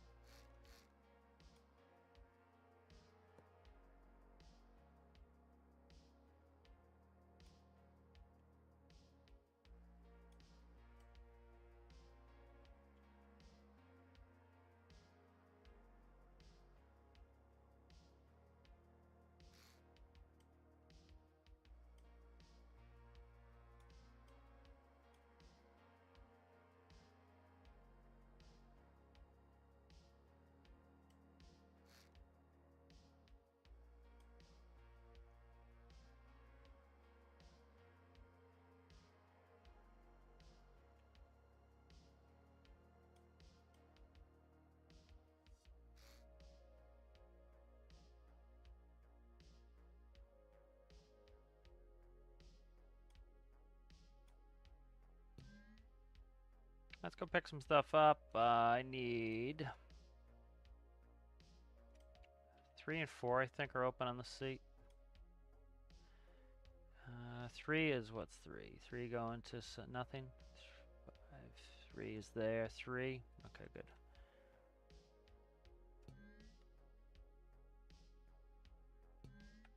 Okay, let's do that.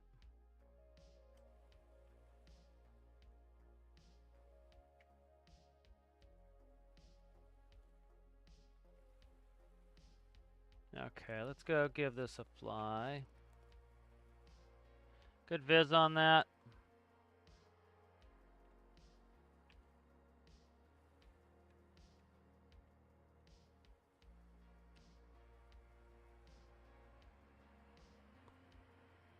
Okay, I gotta merge the gyro. That didn't get merged. All right.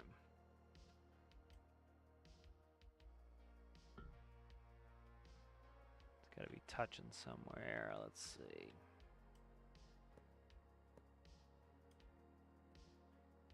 Okay. Let's do this so I'm not having to wait all day for these.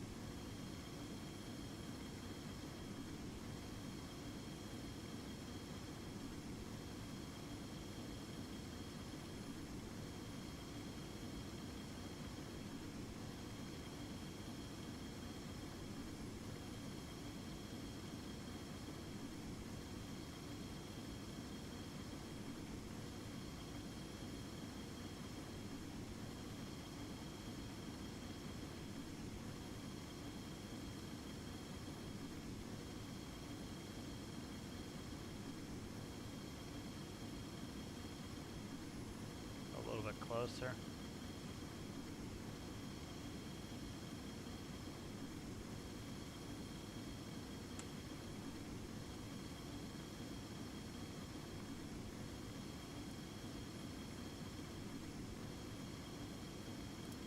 Okay.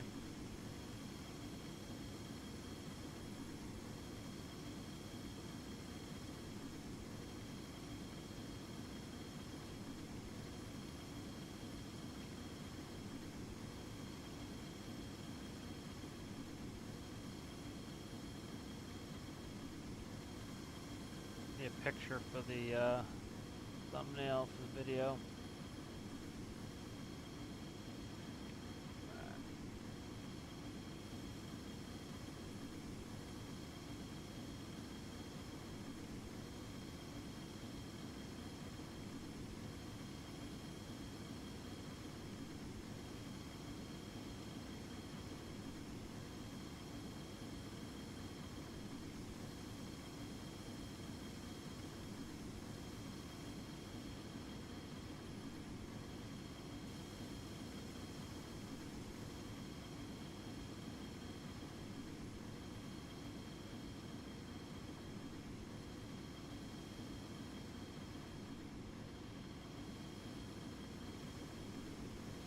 I get a good picture here. That's pretty good there, I think.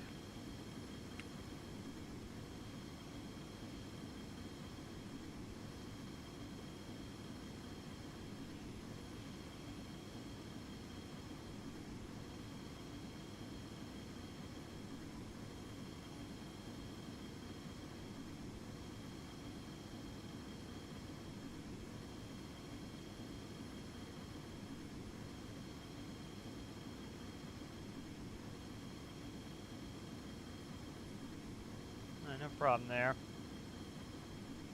I'm able to move it quite rambunctiously without any issues. I'm using like yaw, pitch, roll all at once, no problems. So.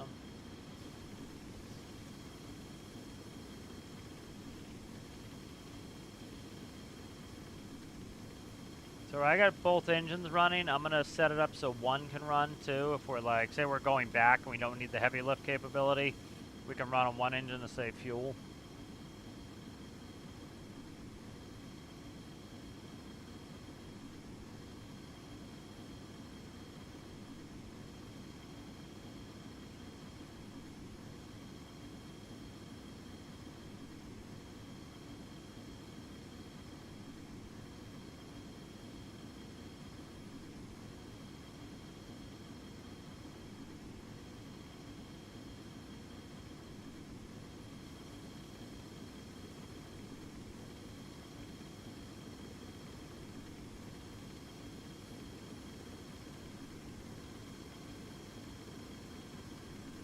I like how it looks buggy. It's kind of modern, you know, retro-futuristic type of look.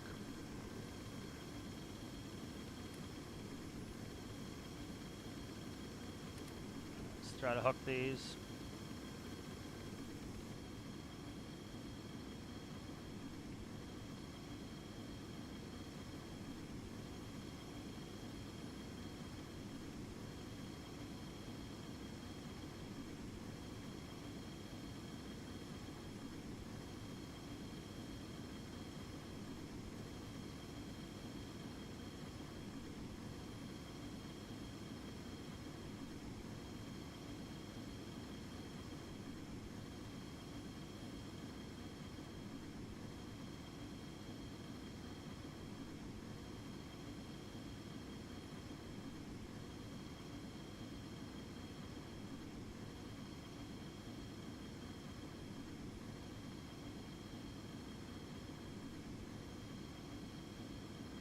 Like, you can see how stable it is. It doesn't have any issues with the container bouncing around like crazy.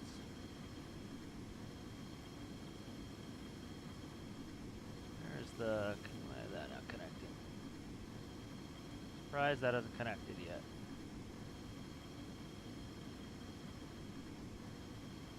I knocked the top of the...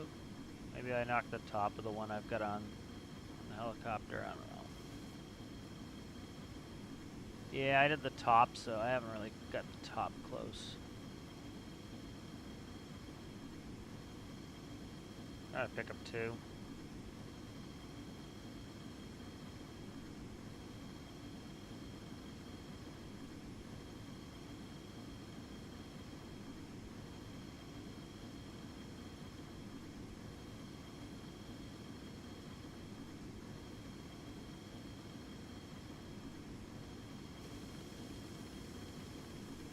This is always dicey getting out, so we'll see what happens here.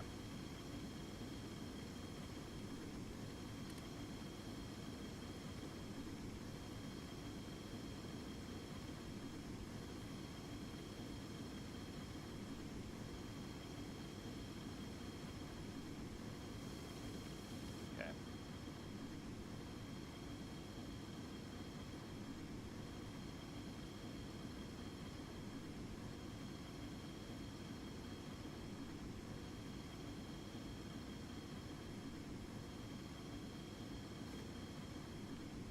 Come on, connect, you bastard. Just want to get this test done. But yeah, so the module works well, so like I'll be able to hook those engines up to other helicopters and be pretty easy. But here, let's just gotta throw this around, go do something. But famous last words, but the fuel's lasted a good long time here, so.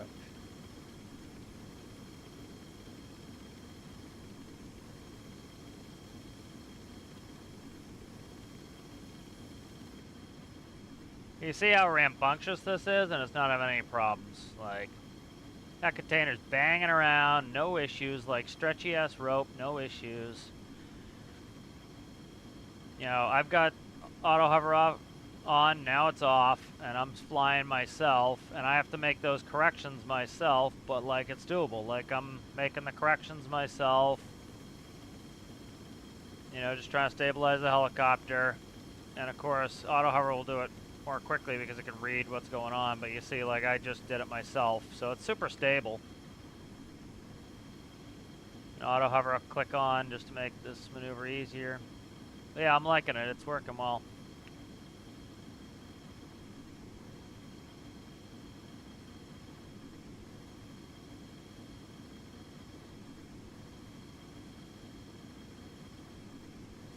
Alright, cool. So very cool. This is working well. Alright, good. So let's save this.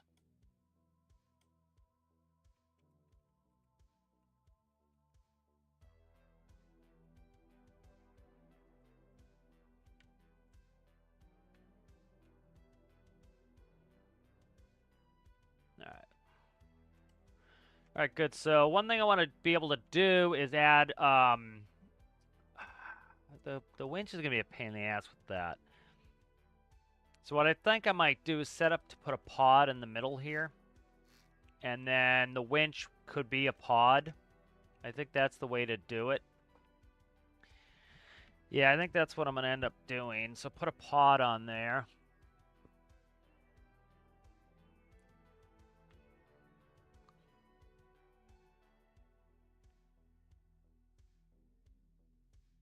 Yeah, and then do modular pods and stuff. This gear here needs, I need something with this gear here, so let's see what I want to do.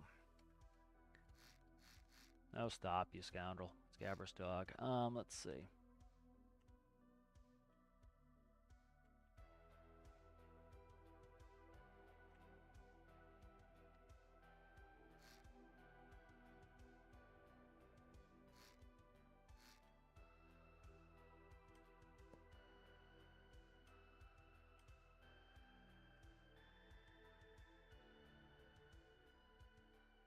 Kind of want to push this seat back one again.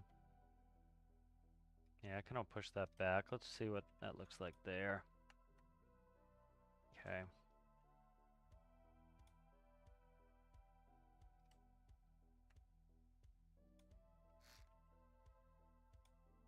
Let's see.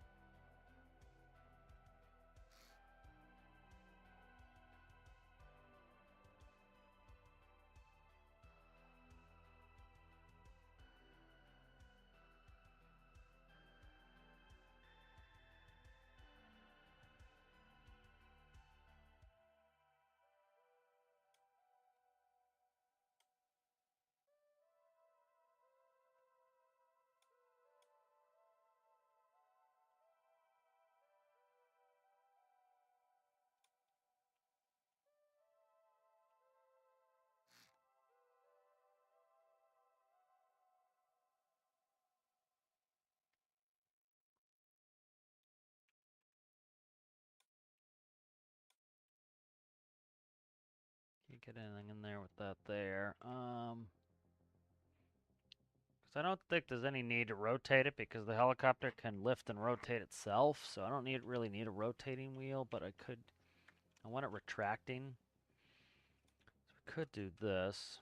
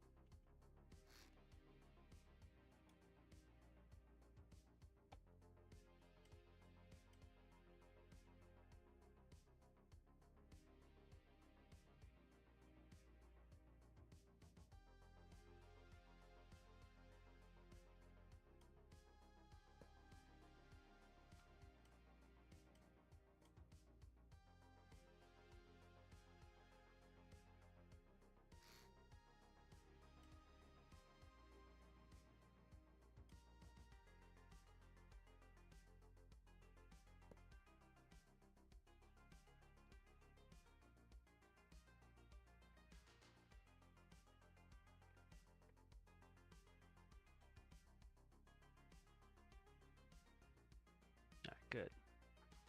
So I'm liking that. So that's good. Let's just hook that up to yaw real fast.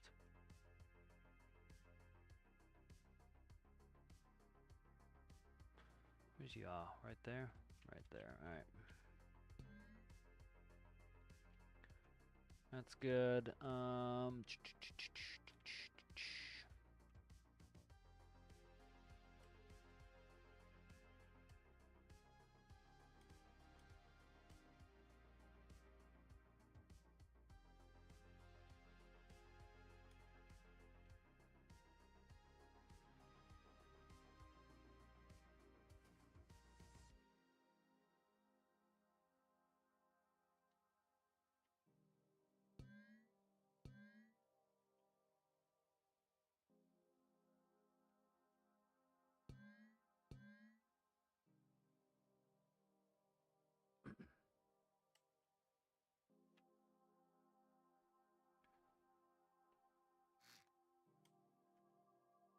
All right, so now we'll be able to have modules on here, and then I'll be able to do fuel. So let's do. We want it right in the center of gravity, so fuel will go like that, and then we'll go up here, and then that's gonna be okay. That's fine. That will have to move this weight block, but that's not a big deal. And then fuel as a module can come up in here. And then connect in the fuel system to add more fuel if we want to put that on. So let's just do that. Let's plumb that in.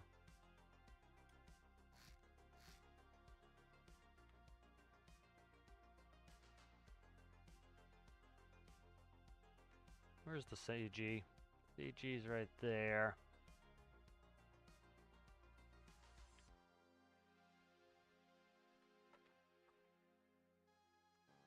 I think I want more space, so what I think I'm going to do is this, actually. Let's get rid of that.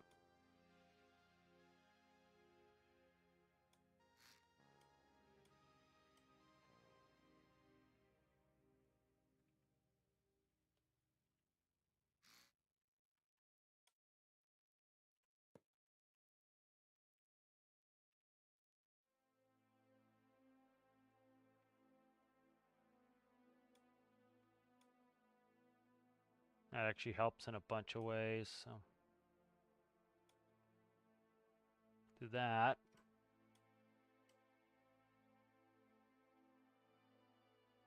All right, good. So now that's plumbed into the hard point, so we can add fuel on the pod. Let's go ahead and make something for this here. So let's do this. So we'll make a pod, and then I can easily move the pods.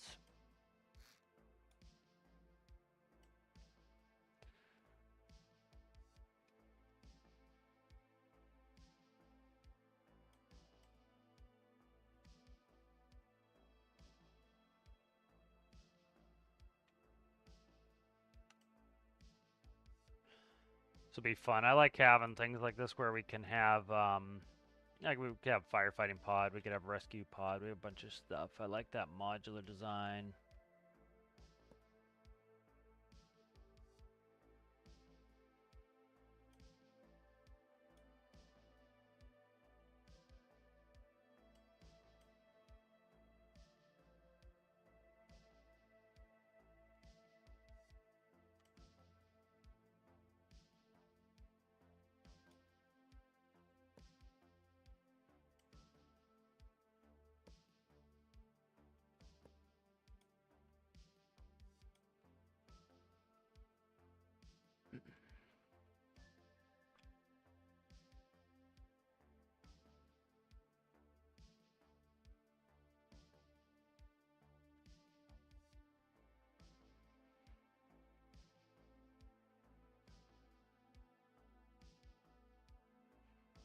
I want to make another container grabber mod, so let's go ahead and save this right quick.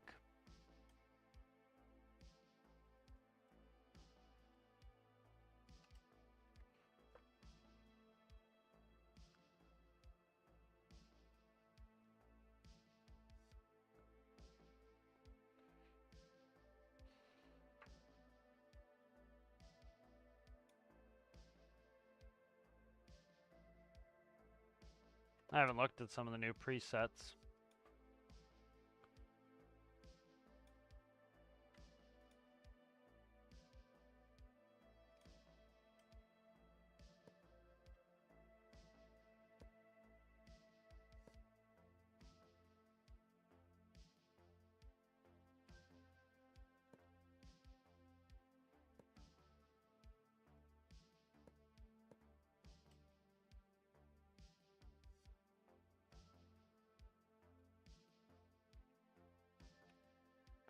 Put my hand on the right spot on the keyboard, we'll be in great shape.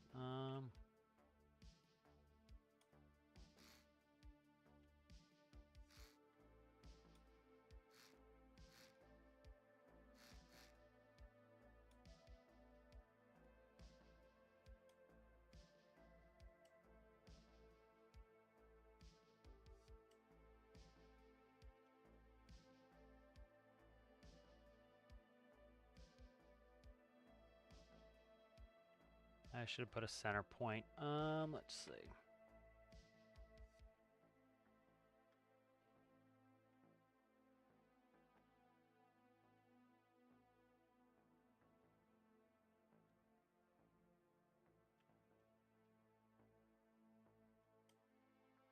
Measure a center point here, we'll be all right.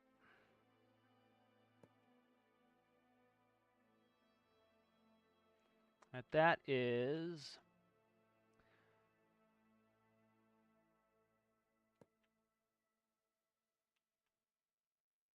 they're 29, so it'll be 13. Is that right? 13, 13, 13, 26, no. 14, 14, so it'll be 15 inbound. So we need 14 inbound from here.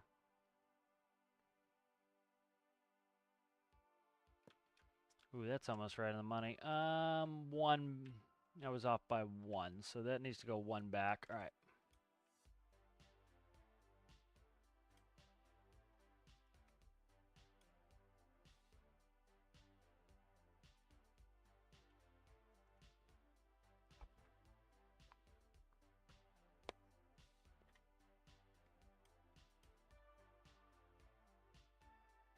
So if those go, did I move them one back? Yeah, I did, okay. I moved those one back, so I need to move these one back. And they should be 29 from one another. They are, okay, good.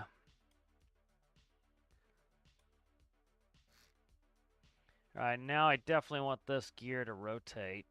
I gotta stick with it some more here.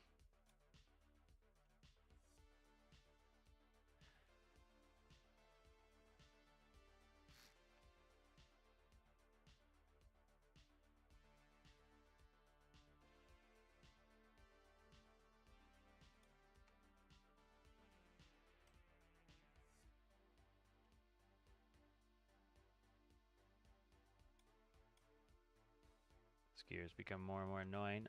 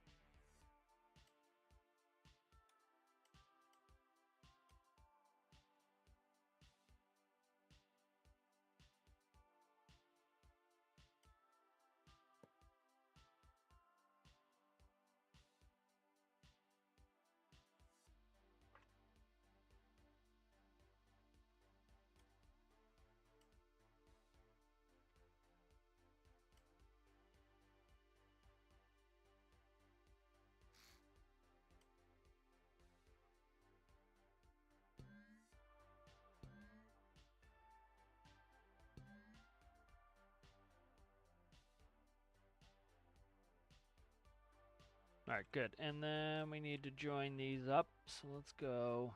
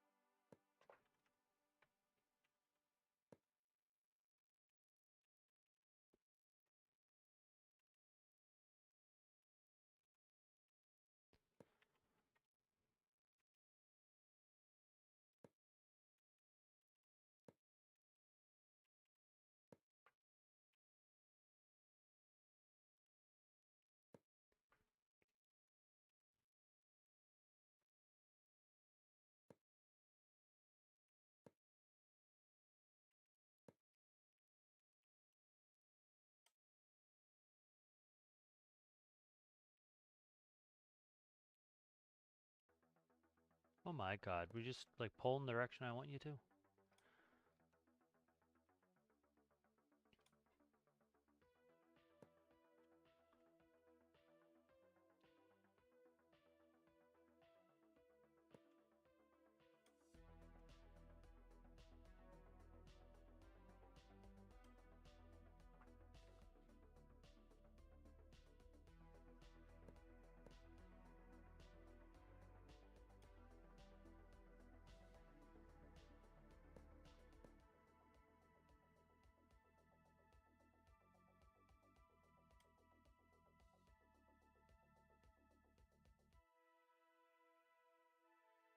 Alright, good. So let's go test out this module.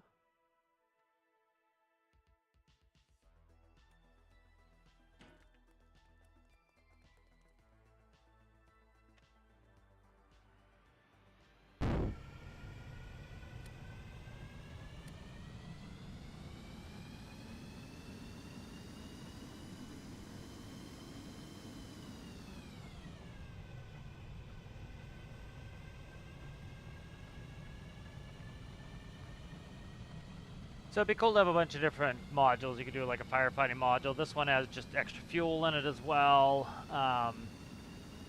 Pasture module, rescue module. So I kind of like that. It, you know, and then the power plant itself.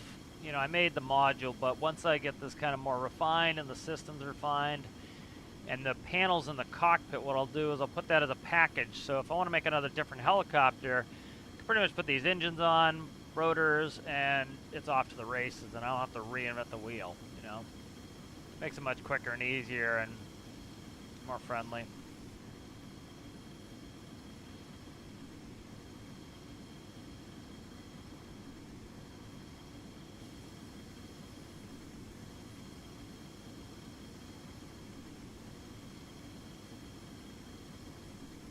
You know, I think moving containers via helicopter is pretty silly in the grand scheme of things, but it's fun, you know. Doesn't have to be realistic and all the time. Be kind of a little goofy, a little silly.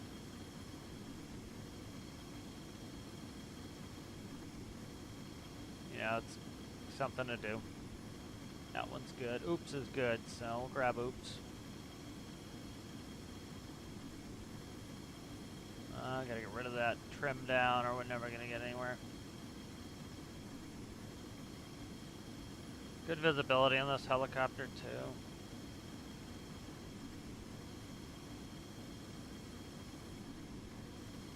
Try to do it in first person here. We know it's just past, you can see it right there, it's right there.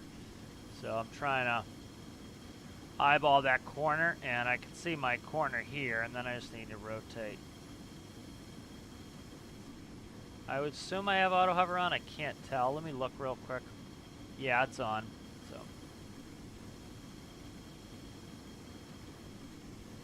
And so what I do is put a camera shooting down from the middle, and when you plug in the module, it would then hook up to one of the monitors, and you'd see the middle of the container, and you wouldn't even have to look down. You just look at the camera and see.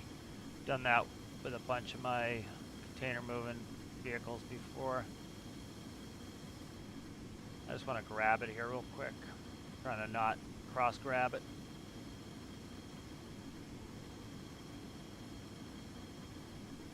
There we go. All right, we got it.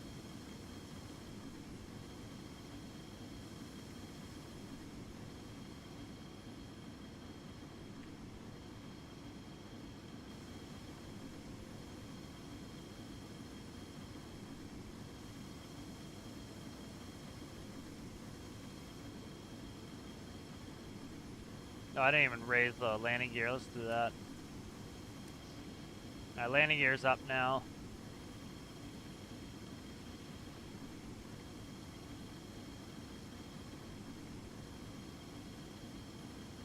Yeah, it's gonna hurt the module in the middle with that front landing gear, so I have to think of something.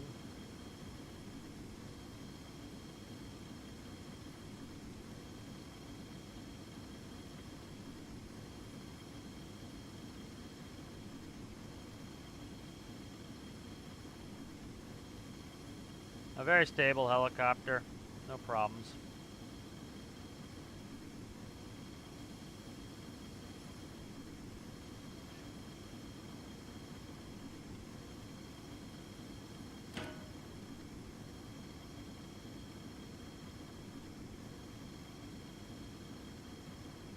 I like the look of it a lot.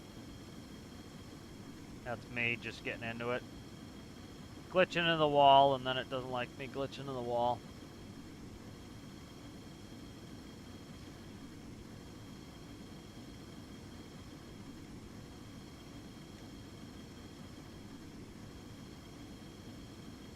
But it must be pretty fuel efficient at this point, seeing as, we'll see how much flying we can get without before it exhausts its fuel. I can check that module tank, and that will kind of tell me. Let's go ahead and put the landing gear back down here.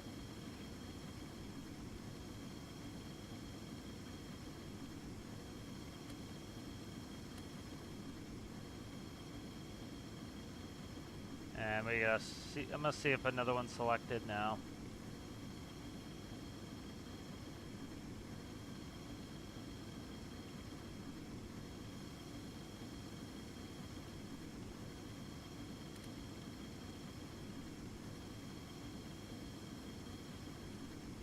Alright, so like anything, if you line up properly, it makes it a hell of a lot easier. So we're going to line up with the center of the container and go slow.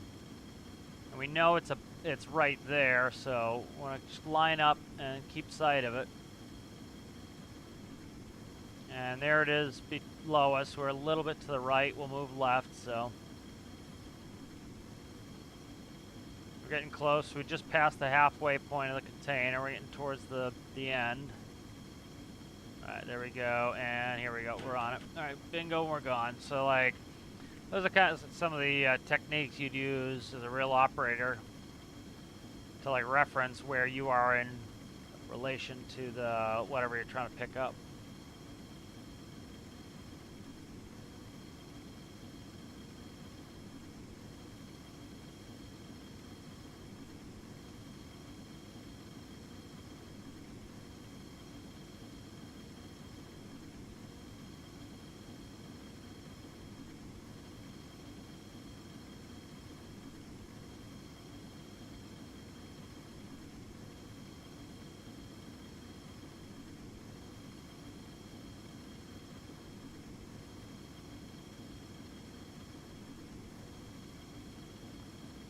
I left the gear down on that one. See, it's not ideal, the gear's touching, but as you can see, it's not really disrupting it all that much.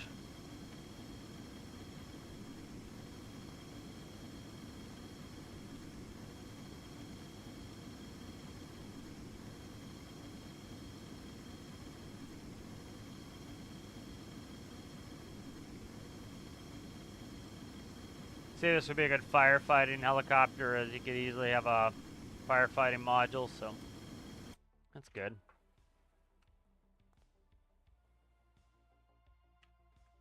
Alright, so the helicopter's saved. Let's go ahead, and this module's kind of, you know, quick and dirty, but I'm just going to go ahead and grab it off there.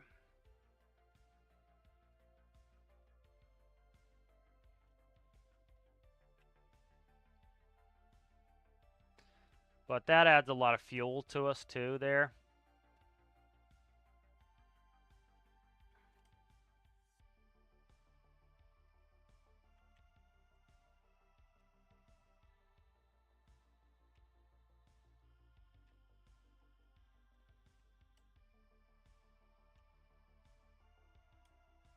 Of course, I would make this dressed up a little bit for more modules, but it's kind of just a quick, dirty start module, and I'll just save it up.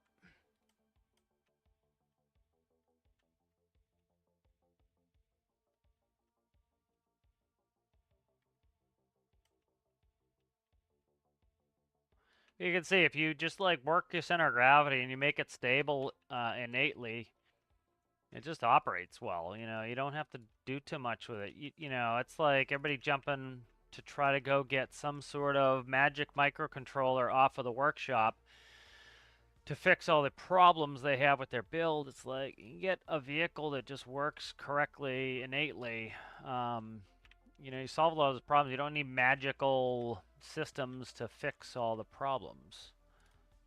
Let's see.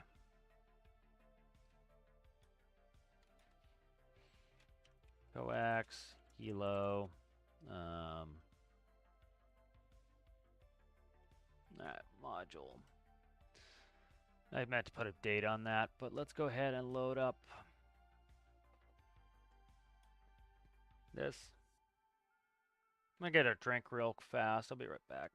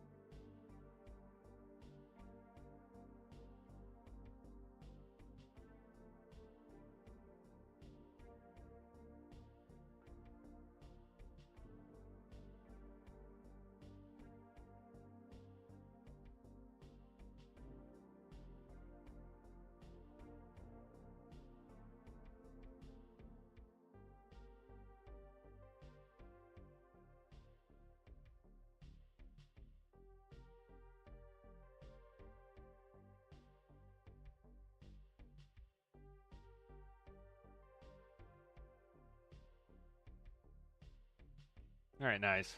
Let's look at it real quick. All right, so let's see.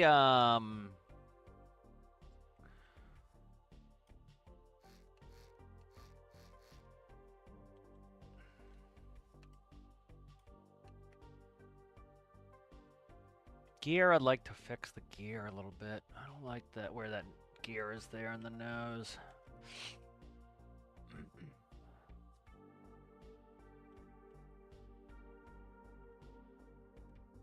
Could sit a little taller, I guess.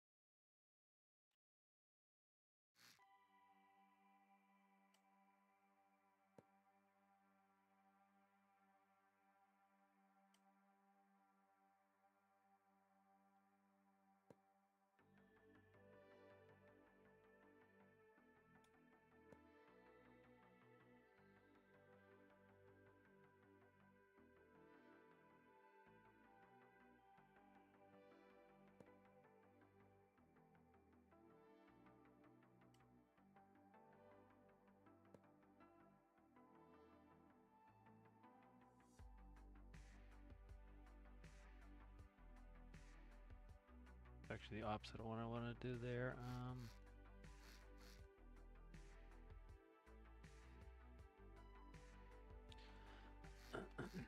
More like here.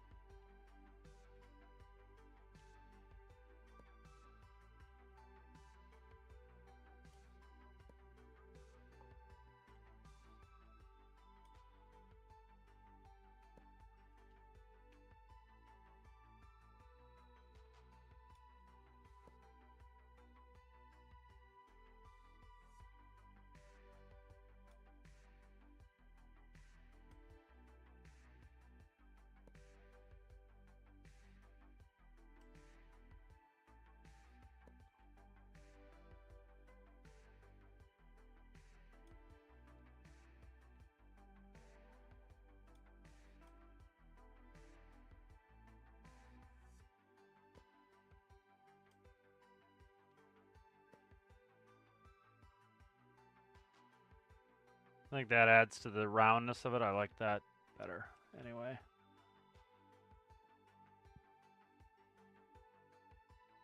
And then what I think I'm going to try is, let's see if we can do this.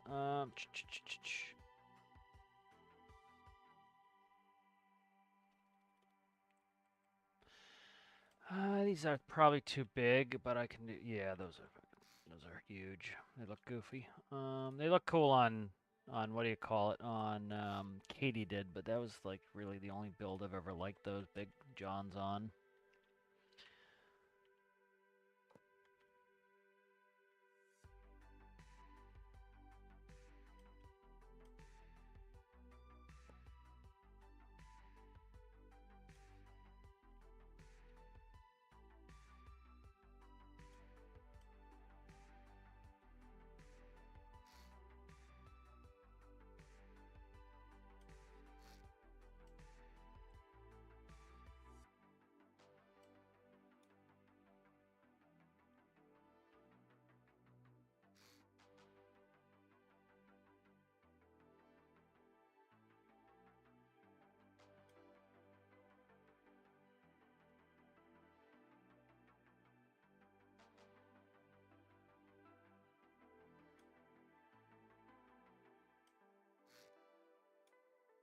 I get these connected anyways to get rid of a subgrid. Okay, so now that subgrid's gone. I can't get this subgrid together when this one's connected, but I can get rid of that. So what I'm going to do is, should not have joined those. I'll join these.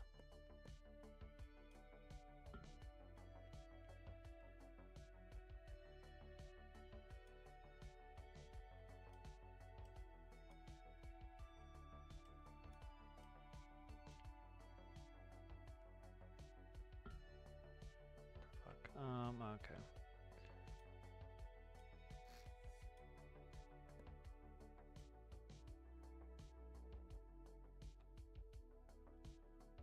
Good. That's good. So those are joined up properly.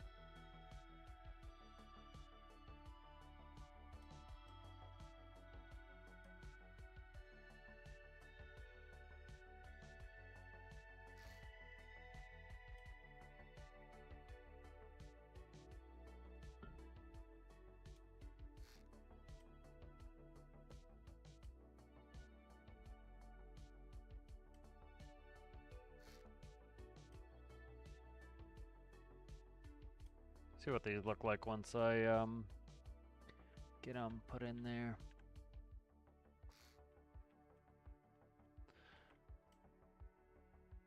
And then let's get the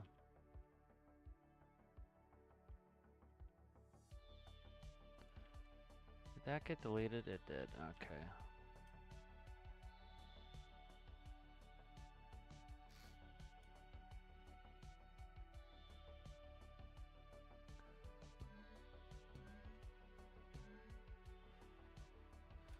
Do jack stands and test the gear.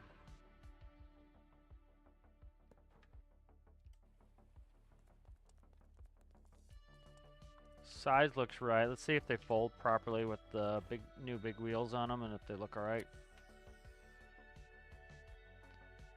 Alright, they're colliding, so I want smaller wheels on there. Don't want a collision in there.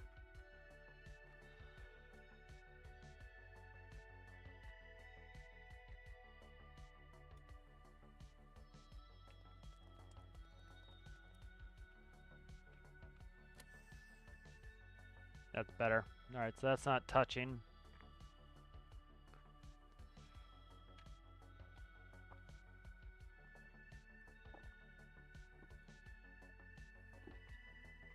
Yeah, that's good.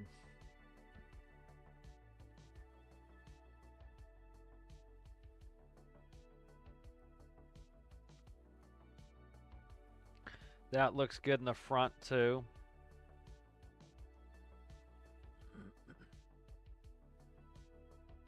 Alright, good. I like that a lot. Alright, good. Make sure the lights aren't having a problem here. Nope, they look good. They're sitting right where they should be. Alright, perfect. Perfect. Alright, good. I'm digging this helicopter a lot. There we go.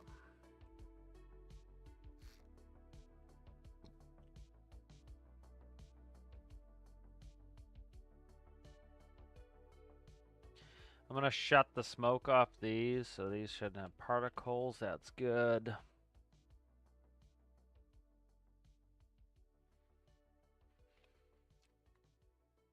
Let's save this. And then let's do the interlink for the engines. So what we'll do is we'll start with...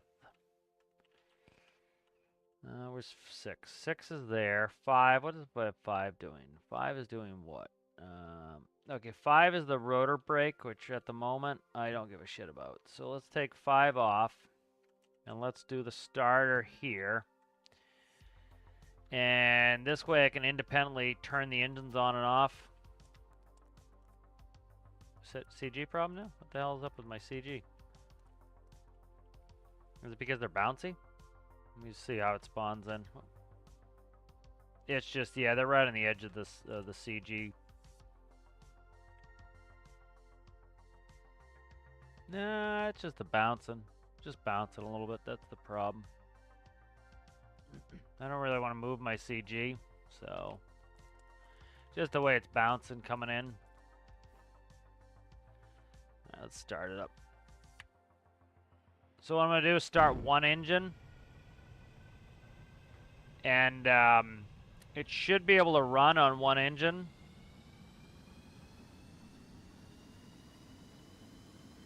And then it has an interlink so that when the other engine's running, they're spinning the same. Alright, so see, it's not going to have enough power with one engine. I might. We'll see.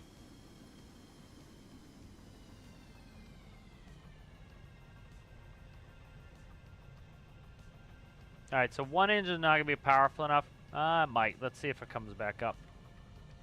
It might. It's just going to take a second. So kind of like my thought process is, like, say we're going back. We've just picked up a container. We don't need both engines running. We can shut one down to save some fuel.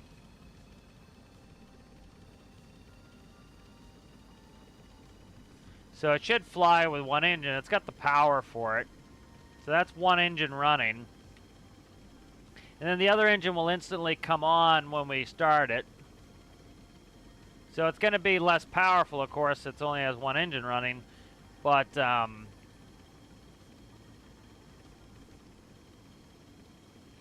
we have to do is press 6. And the other engine's on, and now we're at full power. And then we shut 6 off, and then we have that. If I shut both engines off, see if I can, I got some time to auto-rotate because of the momentum left in the rotors.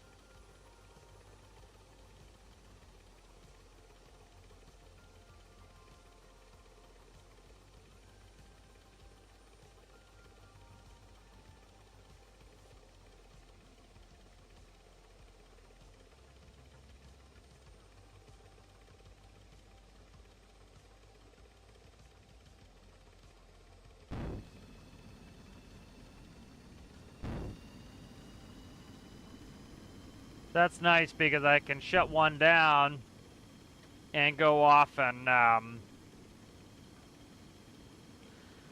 yeah, I can shut one down and not need to shut an engine down and then use less fuel. What I think I'm gonna do is re-gear it. So right now it's a 9-to-1, and so with two engines running, it's fine. The problem is with one engine, it's not gonna want to start with one engine.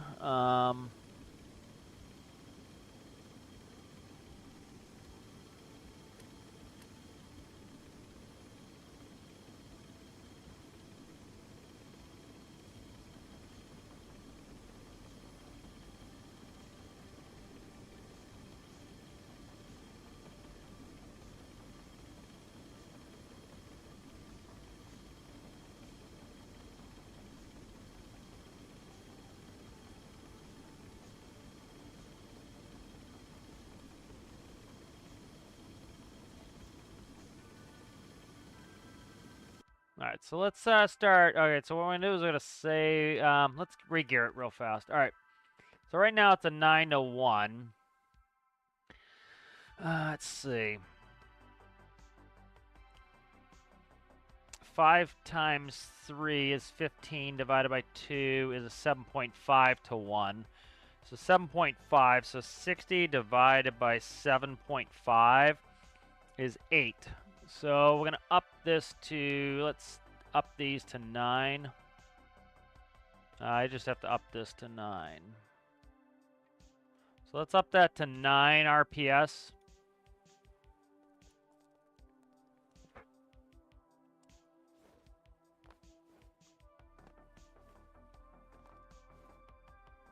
All right. We got plenty of ceiling switches here, so I can touch most of my panels. That's good. We got a couple monitor panels there. We'll have our main 6-pack there. We have some stuff we can put on the doors. That's good. I like that. All right, good. So plenty of stuff. All right. So I'm going to try starting it with one engine here. And see if I can get the rotors to start.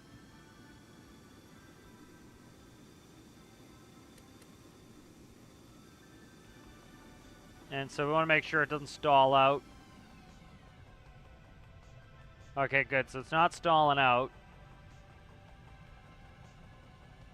So effectively, if you think about it, with two engines running at 7 RPS, we have 14. And then if we have one engine running at 9, right, you're down quite a bit, but you're not down a huge amount. Let's go on. There we go. Come on, come on. Come on, you can do it, you scoundrel. Come on. Straighten up, fly right.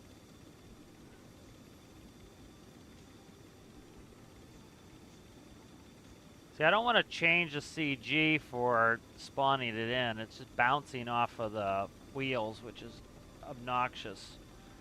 I see if I can lower it a little bit so it doesn't do that. But all right, so now it's on one engine. It's going to burn a little more fuel, but it should also be more powerful. So let's go ahead and let's fire up the other engine. All right, there's the two engines going. All right, so now it should be more powerful because, you know, when we start to increase the load, it will put resistance on.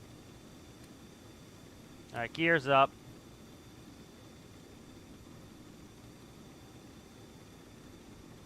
Now I'm digging the look of it. It looks cool.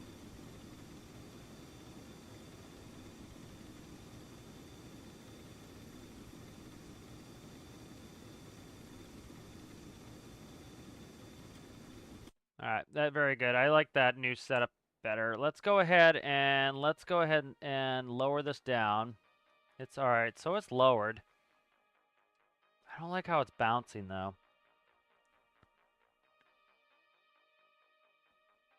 Let's just raise it a little bit. Make sure it's see if it drops better. No. All right, let's try something here. Where's the center there?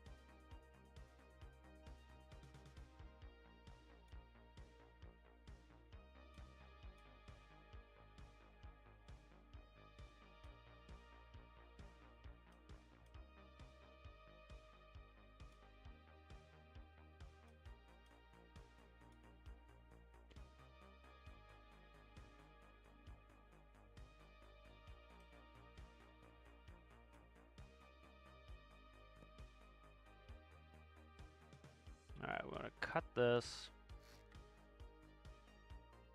Have one of those sitting around. Yeah, right there. All right.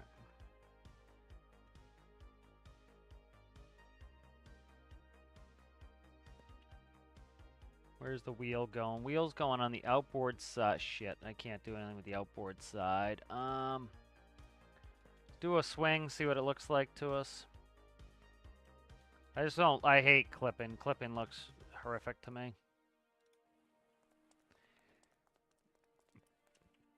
Oh, that didn't get merged. There we go.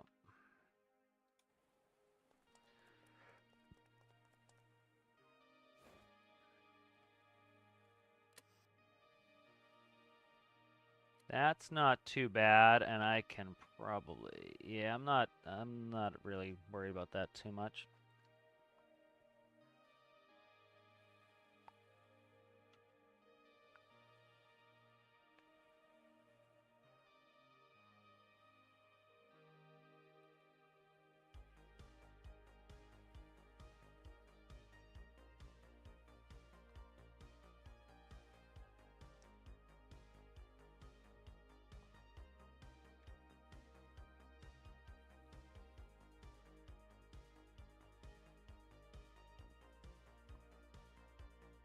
Let's see, I might have some other, I'm trying to see where the gear can go.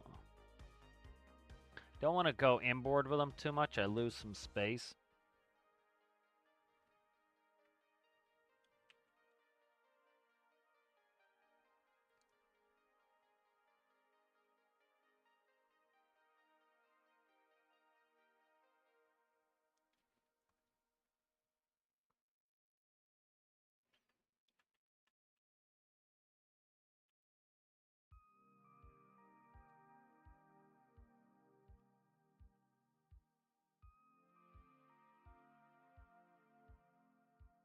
That's not too bad. Let's see if it sits alright. See if it even solved the problem we were trying to solve for. Oh my god, my game's gonna crash. Game's crashing. Yeah.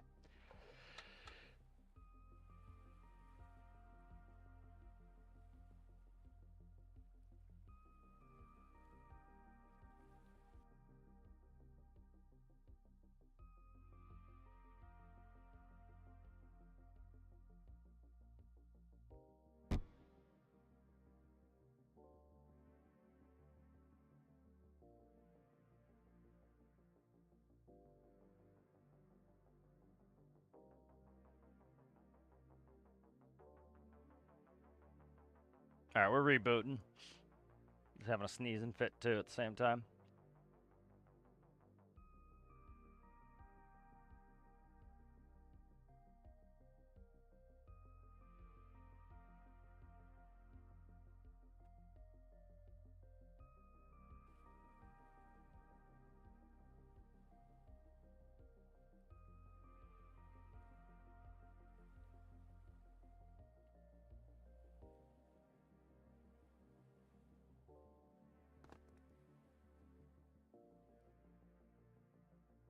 Let's see if I can stop my sneezing fit.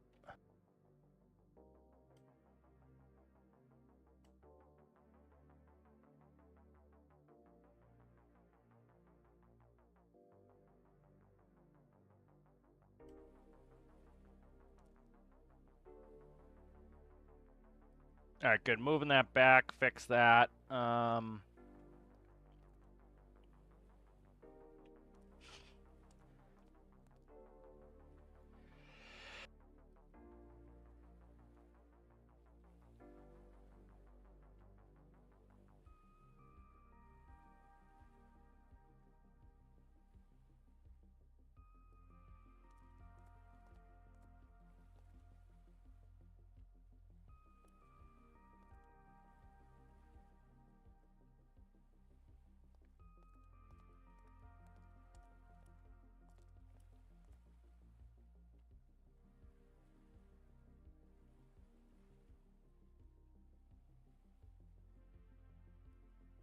Alright, hopefully my sneezing fit stops for a little bit, but that's looking pretty good there.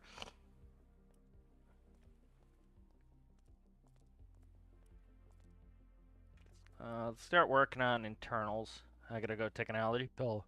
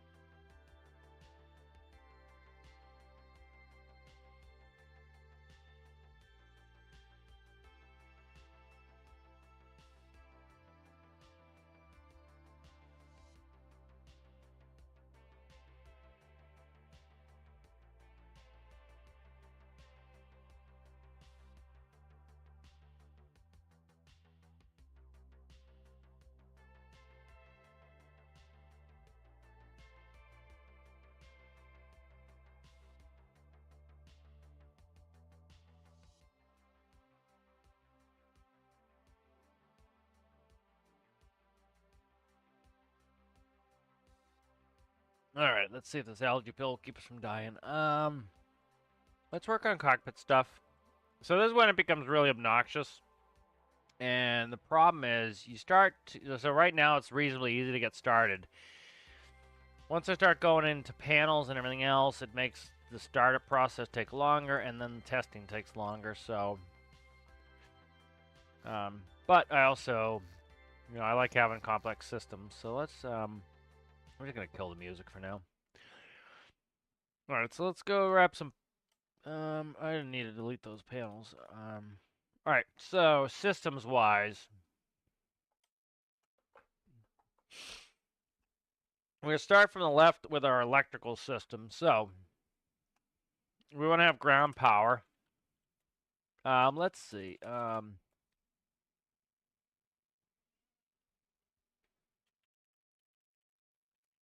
Battery master, flip switch. Now, a flip switch doesn't require electricity, so it's good to do that with a flip switch. This is going to be ground power. All right, ground power. That's going to be a button. It's going to be a toggle button too. All right, so that's those two. And then we want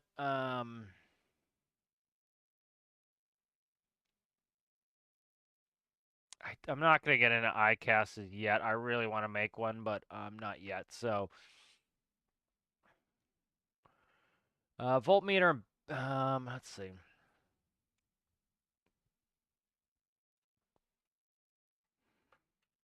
Gen 1.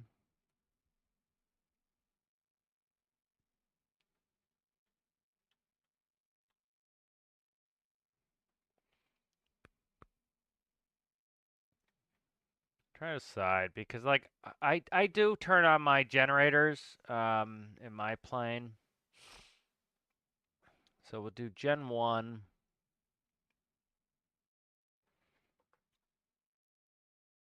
Let's do Gen 1 here. Gen 1. Gen 1 will be a flip switch. Gen 2. The gens in my plane always stay on. Pretty much always leave them on. Unless you need to shut them off for a QRH thing. And then let's do, I want APU.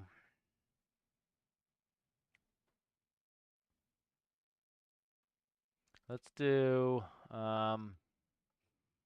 APU power slash fuel.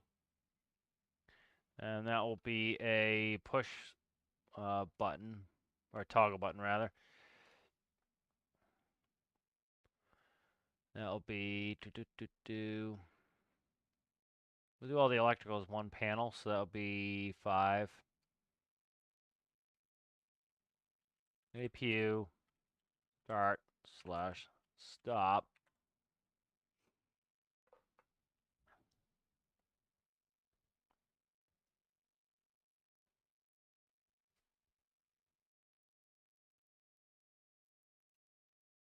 That'll be a button toggle 6.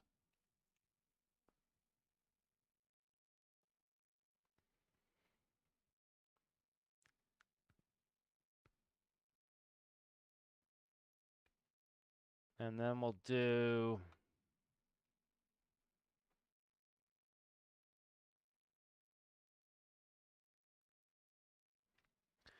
APU bat.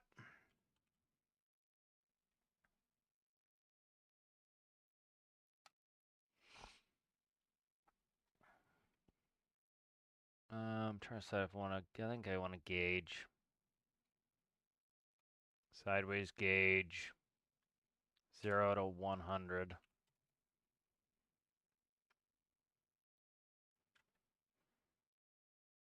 That'll be 7. And this will be main bat gauge sideways 0 to 100. 8. All right, good. So that kind of rounds out the electrical panel for most of that.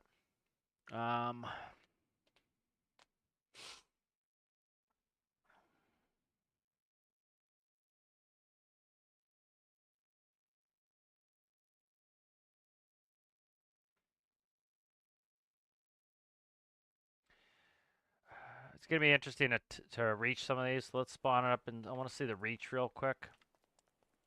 Because like some of them might, so I need to be able to get in here and do ground power these 3.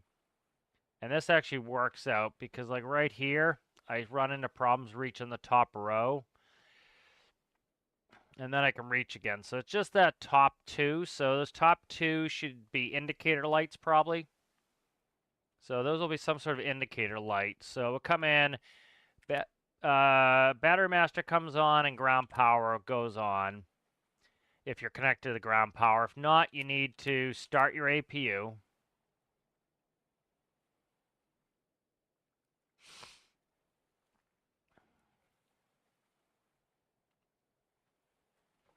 You know, I could do one APU button. See, this is another reason I would like to have 1x1 jet parts, because like I have to do diesel, and so I have to have a diesel power source as well in here, so that's kind of obnoxious. Let's get rid of this right now here. I gotta try to fit diesel in here. That's gonna suck. Something fierce for an APU. Could do it without an APU. Trying to decide if I want to do it without an APU. Let's see what the space looks like real quick.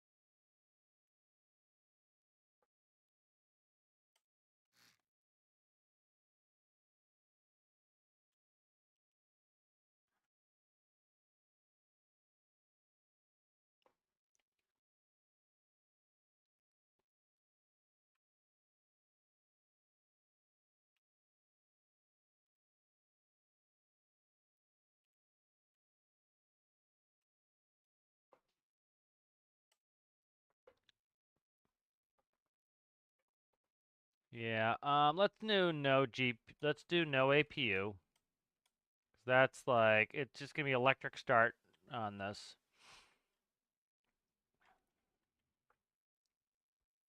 Which is fine.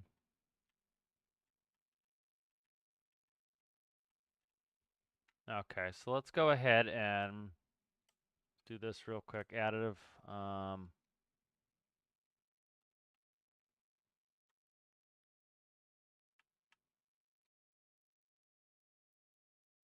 Okay, so let's rethink this. So we've got battery master. We've got ground power.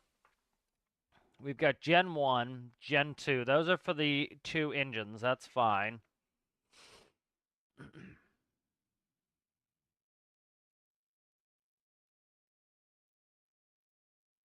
Okay. Then the APUs are going. The APU stuff's going.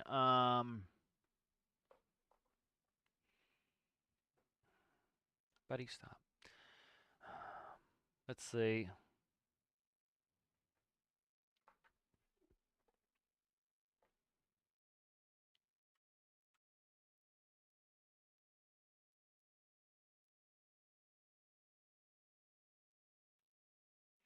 These can be fuel gauges here. Ah, what the fuck is that I just put up there? A generator? Okay. Let's see.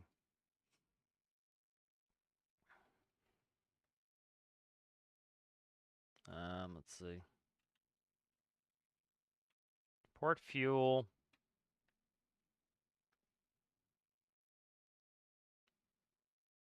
Gauge vertical. Because I can't reach those, so it's good to put a gauge there.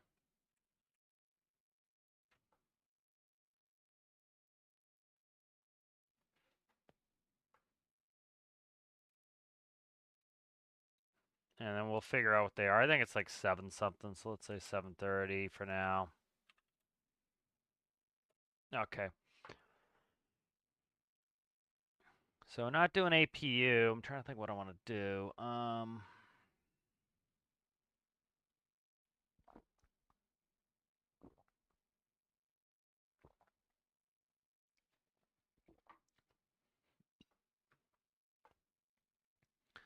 The gens.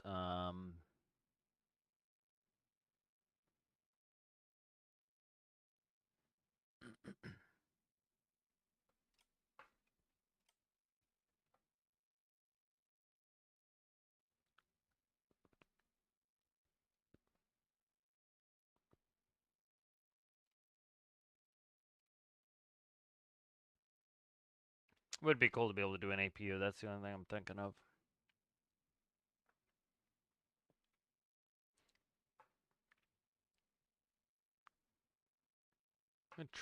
Let's try building one before I completely get rid of the panel.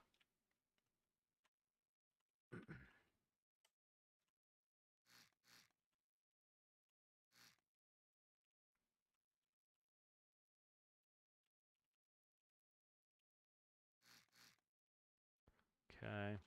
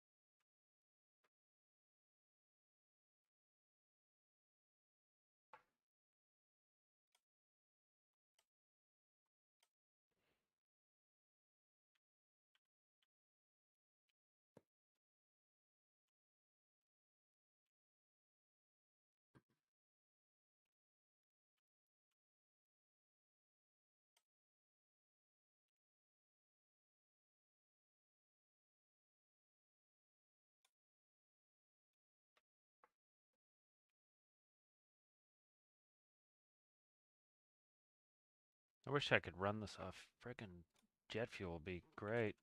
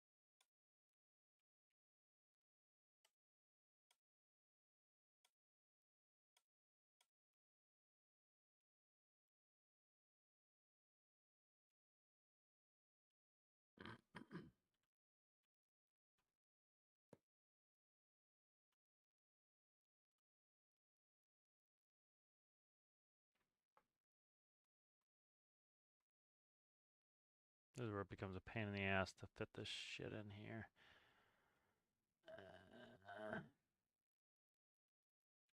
Yeah, it's getting too big. It's just, it's going to be an electrical system. I'm not worrying about APU.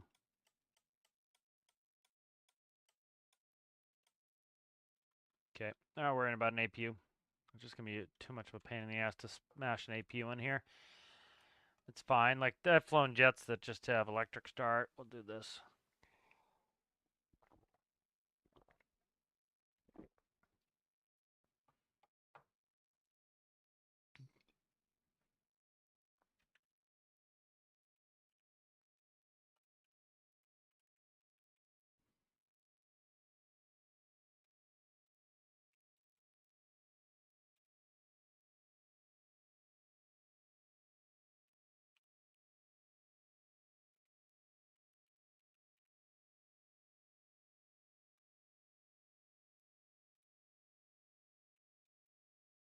Okay.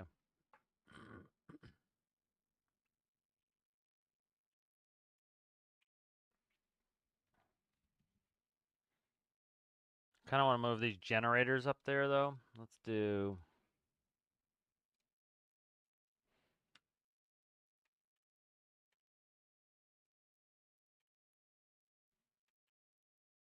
Fuck.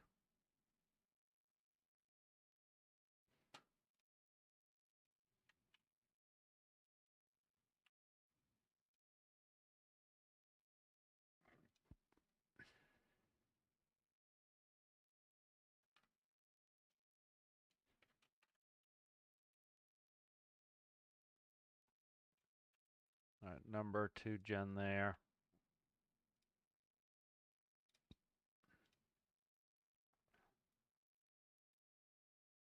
All right, that's good. That's going to be right above their batteries. And then I want to put...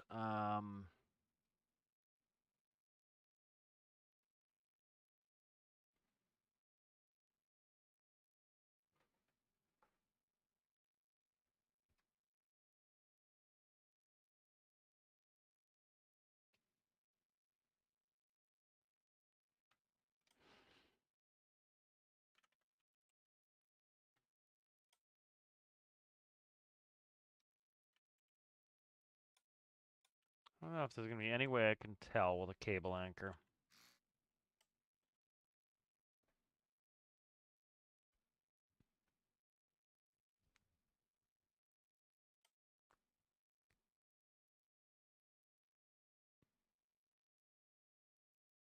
Yeah, there's going to be no way I can tell if it's plugged, so what I was going to do is not going to work.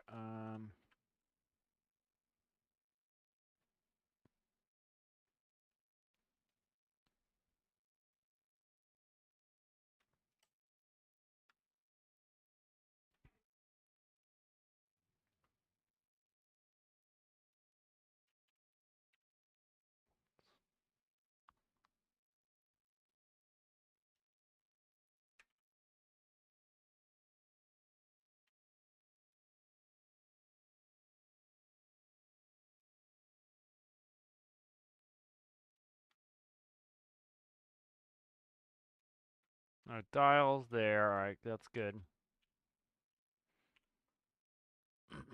All right, so we've got battery master, we have ground power connection, we have the 2 generators for the engines, we have the voltages here, and the and we have that there. Let's go ahead and I think what I'm going to do is move this here. Stop your detail. No, let's leave that there. It's fine. That's fine. So that's our electrical section there. Pretty much all I need, I think, for electrical.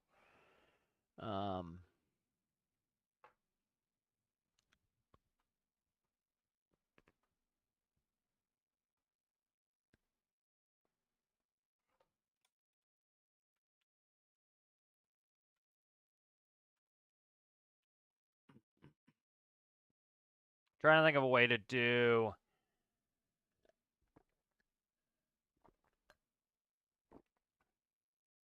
That's actually not going to matter because I don't need some sort of indication. It would be cool to have a central fuel indication from the pod, but it's a pain in the ass right now. What I need is engine starting, interconnect, all that stuff. So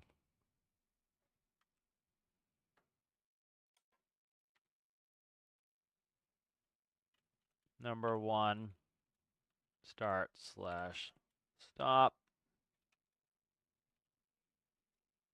That'll be a button toggle.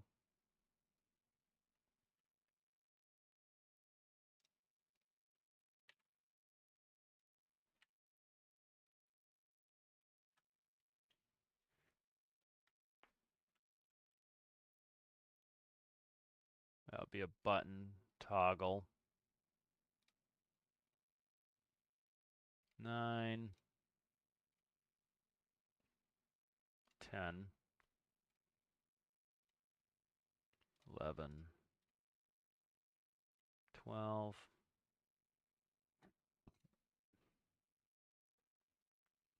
All right, so that's the start stops there. And then what we want to do, we want to do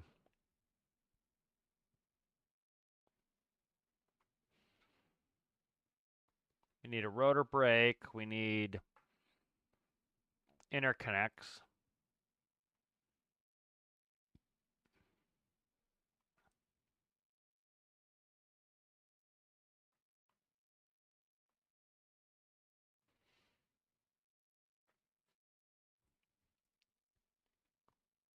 Do I need interconnects or just automatic interconnects? I think we'll keep the interconnects automatic.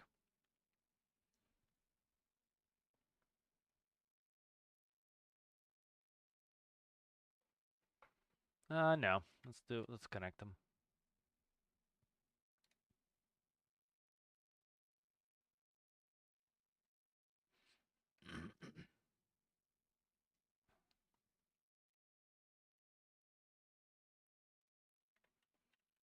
Let's see, number one,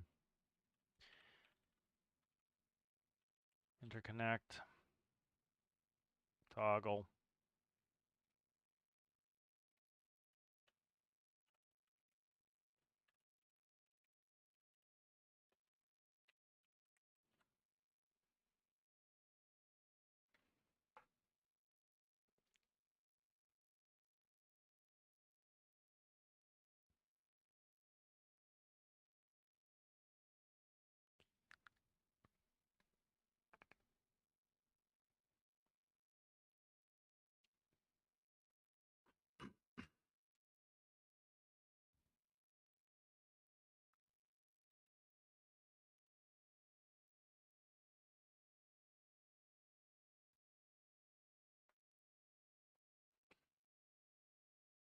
Okay, that's that.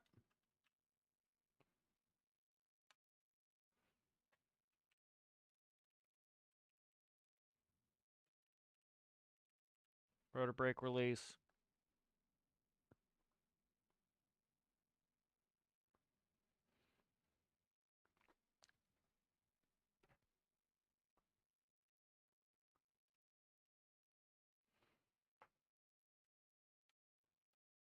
All right, rotor brake release, that's going to be 13. Flip switch.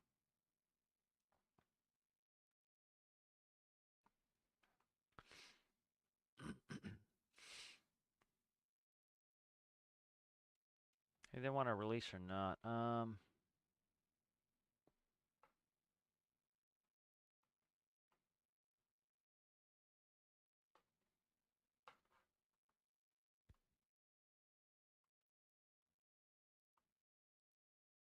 I think what else want to put up here. I'm trying to finish this row. I think what I'll do here is let's do this. This will be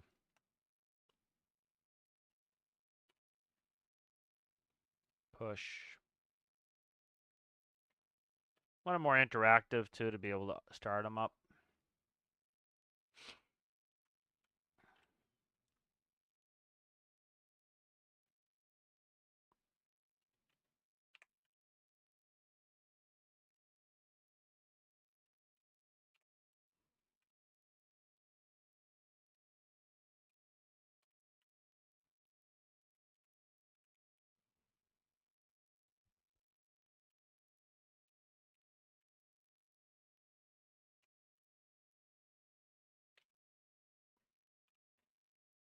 those will be flip switches.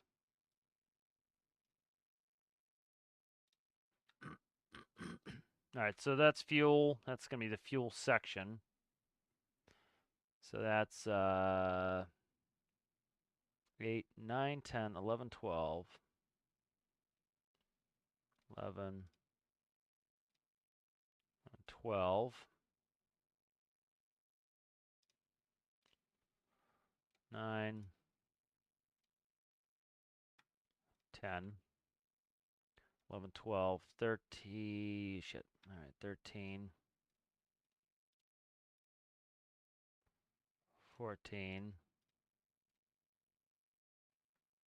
15, 16. All right, so that's the starters, and that is the interconnect. Is that what I did?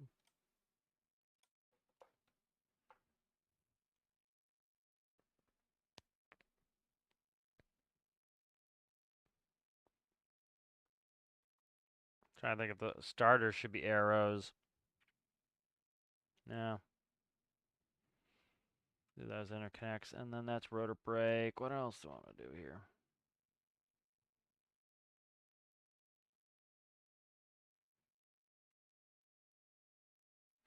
I think what I'll do is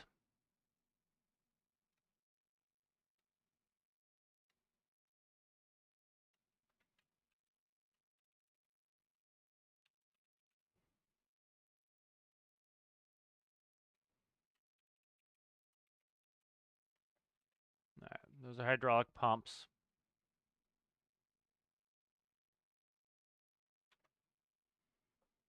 No, this is going to be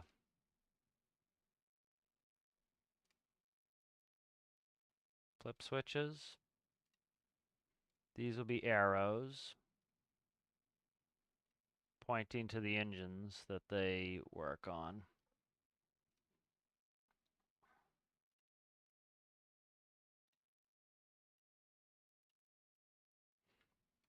All right, that's good. Because you kind of want to go across the top here and get everything started up and running. So that's going to be, so kind of you come in, you turn on your battery master, you connect the ground power if you want. You're going to come across, you're going to check your batteries, you're going to turn on your fuel valves, then you're going to start your engines, start. Turn on your hydraulics once the engines are up and running. So we need hydraulic values, and we need interconnects. So hydraulic values will be here, and then lights will probably be across the bottom. So let's start working those. So this is going to be beacon. This one's going to be, no, this is, what is that one? Nav,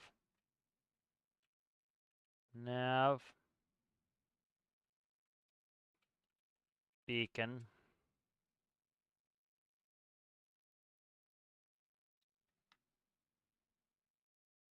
Nav beacon, strobe logo.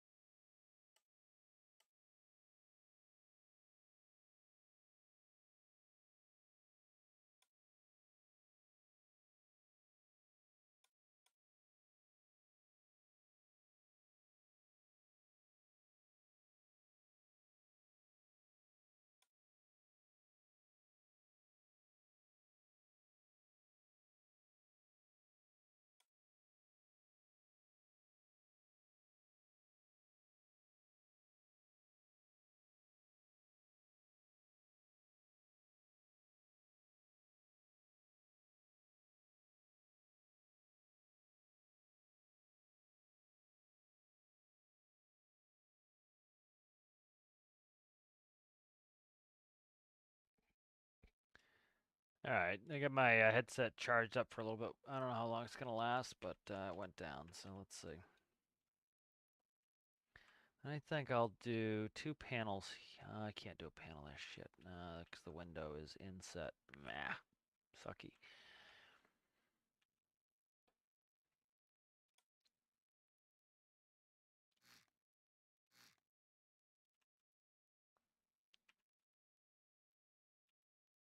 I'll be able to see that, the panel.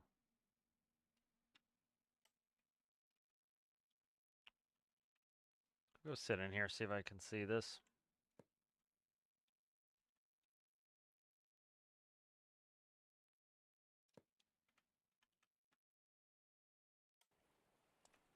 Just trying to get like some minor engine gauges. Nah, I can't see that at all. All right.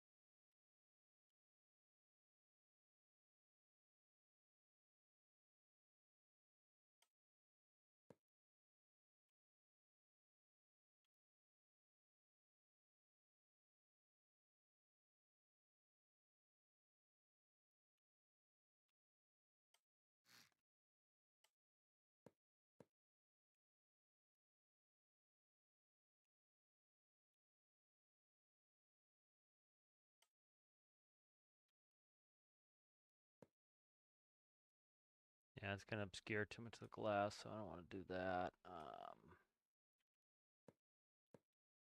That's fine like that. I like that. It's all right. And then I can't go panel up on this, but I can go panel sideways. Trying to get an engine instrument panel going. Yeah, let's see.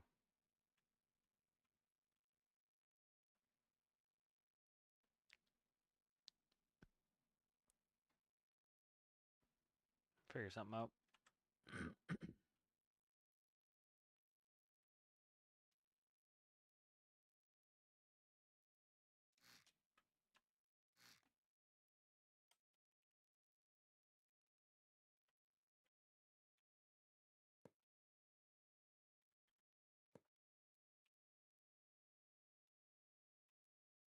Okay.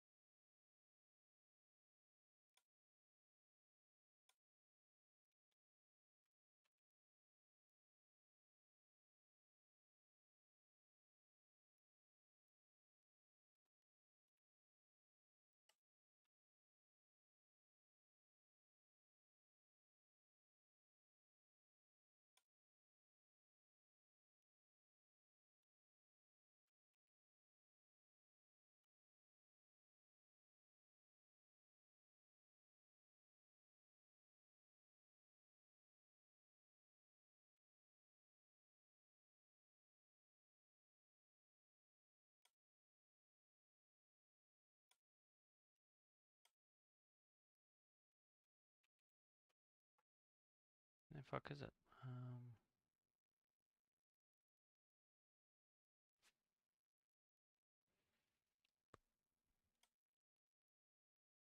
Make one real quick. Oh, there it is right there. Okay. Forgot what I was doing for a second there. Let's see.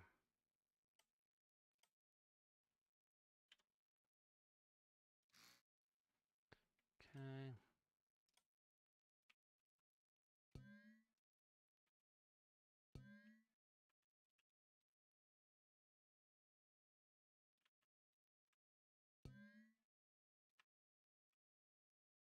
Where the hell did that go?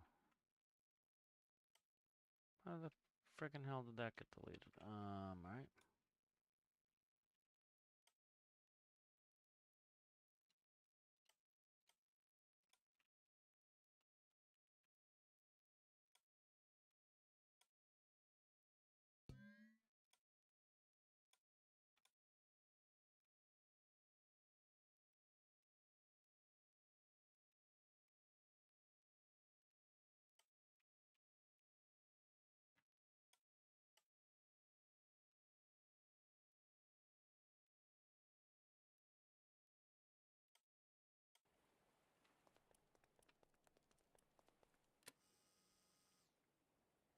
Okay.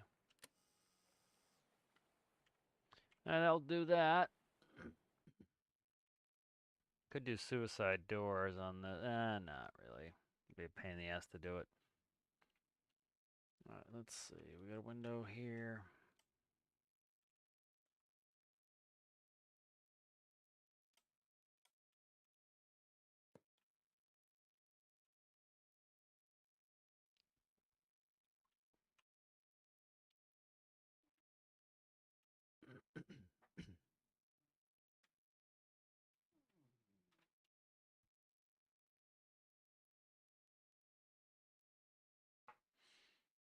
Alright, let's see.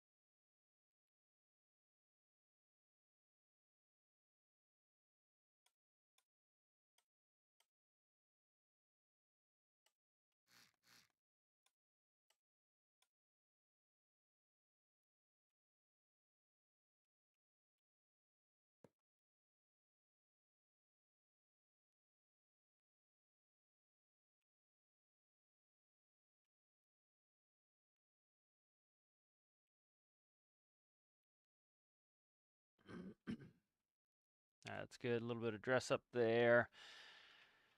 All right. Let's see. We got to start working these systems. I'm not going to stay up too much longer, but we got to start working these systems to get this so I can start up again. So we got to go through it. So what I'm going to do is take a quick picture of this, and they're in order, so that helps. All right, good. So we got them. Now you start working on systems. So any batteries, one for each side.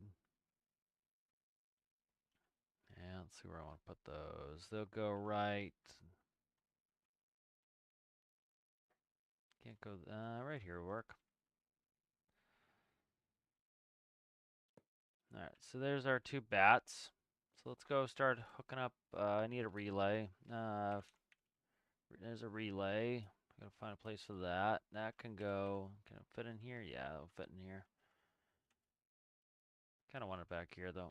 If I can fit it without causing me problems. Should be able to get rid of this weight.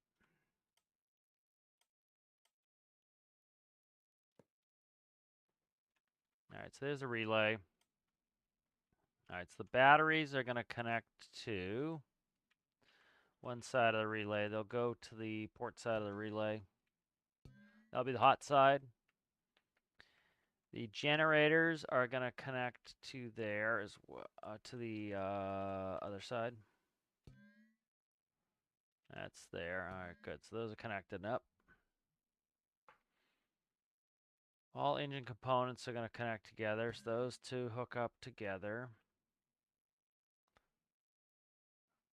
Two turbines there. This is gear. Gear is going to connect to gear.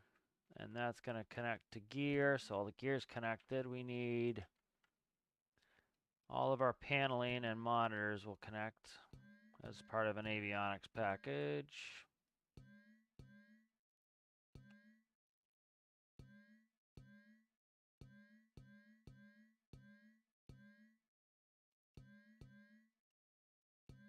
Alright, good. That's that. The two doors connect, plus the two door buttons. Alright, that's everything there. The two lights are going to connect. Control surfaces are going to connect.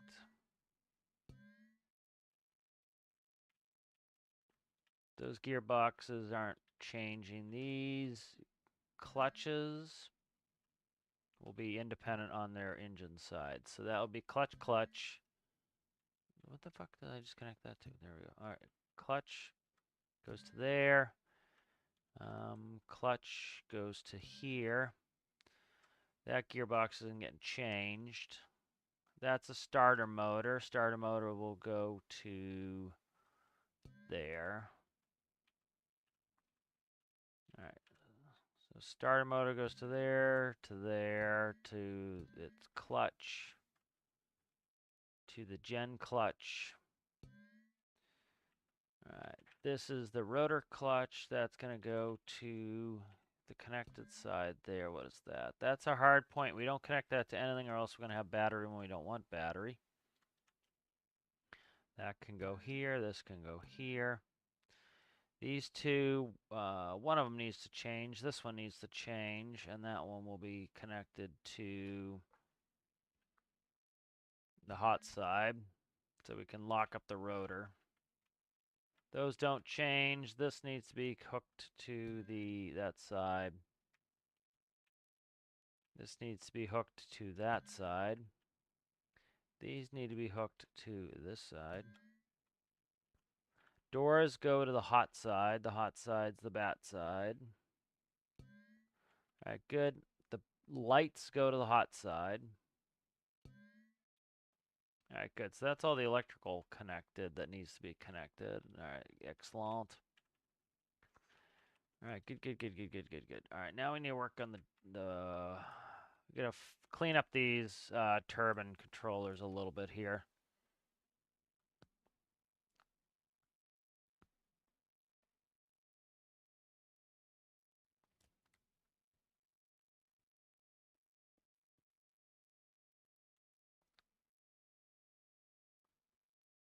All right, so what do I get that set to? I have the throttle set to. It's set to what? 3 times 5, 15, 7.5, 7.60 divided by 7.5, I think it was 9. 8, yeah, so I set it to 9.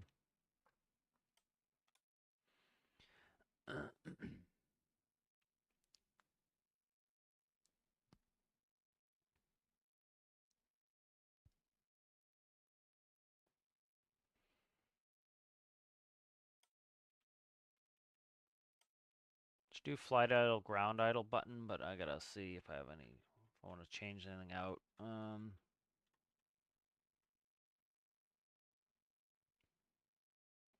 What we'll do is if the engine, I can't do that.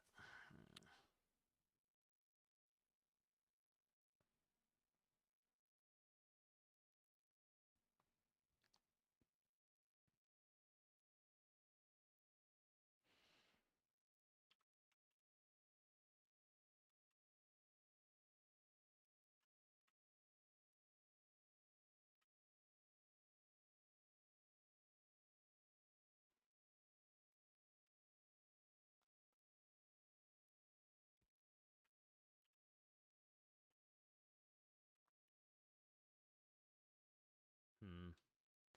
Just thinking a ground idle, flight idle button. Let's see what I want to lose for that though. I could be these two interconnects. I don't really need them. Rotor brake release, that's fine.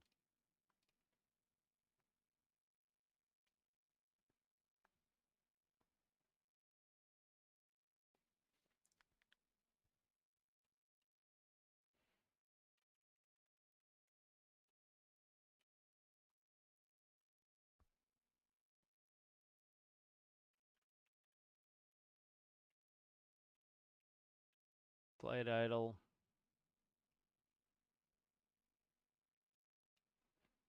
Interlink. Okay, let's do that.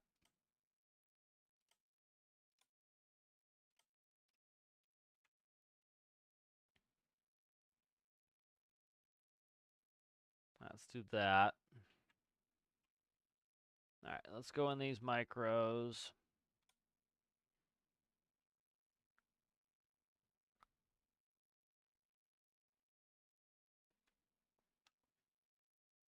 All right, so we're gonna have it at point.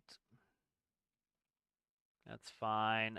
It's gonna go up to a maximum of 9 RPS, and the minimum is gonna be 1 RPS. So that's gonna be ground idle. Flight idle will be 9. And so I should have got the number while I was in there. This is here is 19. So if we get 19,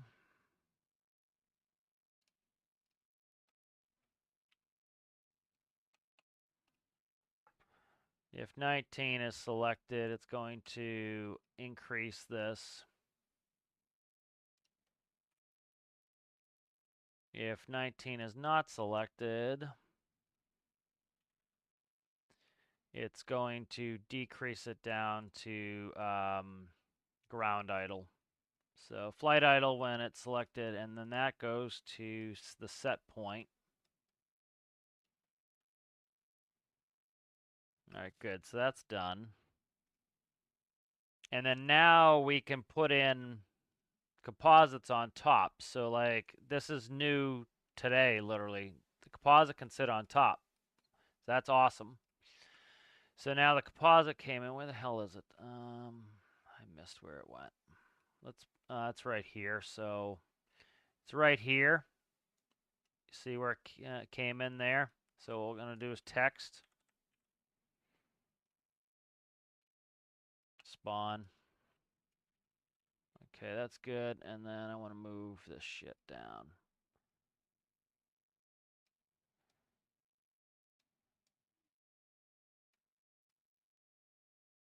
All right, that's good like that.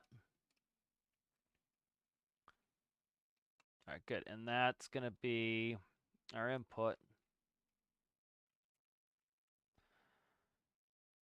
Let's see.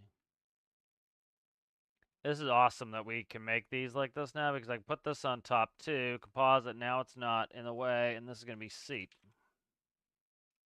Nice. All right. Do I even need anything in the seat here? I don't think I do, but like I can add it. Doesn't cost me anything now either. So there's the panels 19. This is awesome what they did added today. It really is. All right, that's good. We get the panels. If 19 selected, that's going to do that. So I don't need throttle anymore. That's gone. Bingo, see ya. P-value is fine. RPS needs to stay. That's fine. Hi, buddy. Sit nice. It's okay. Moving the cat. He's not happy. All right. Okay, good. So the starter here is going to be something different now. This is going to be fuel valves. What happened here? Did I delete something? What happened there? Throttle out? Did I kill throttle out by accident? I did. Shit. All right. That's an easy fix. All right.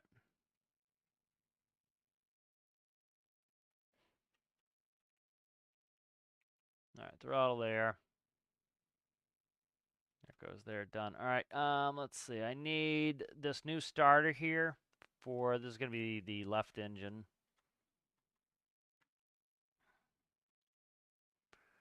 And that is going to be 13.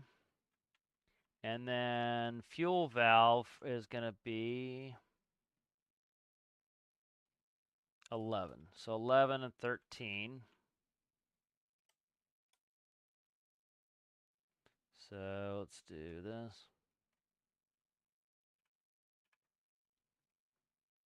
11, 13. So now 11 is going to be the fuel valve, which will control the PID, so it'll shut off the fuel. And then 13 is going to be the starter there.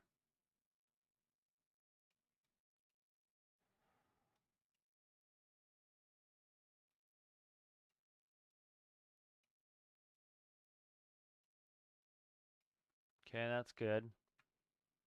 Starter can go.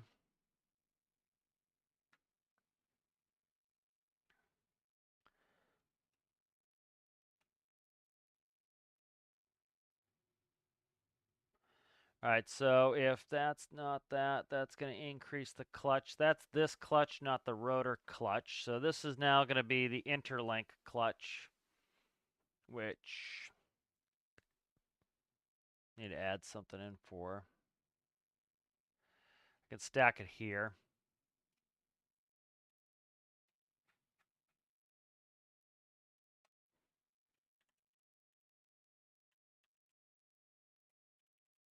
Interlink clutch. No, that's going to stay as the interlink clutch. All right. This clutch here will be the interlink clutch.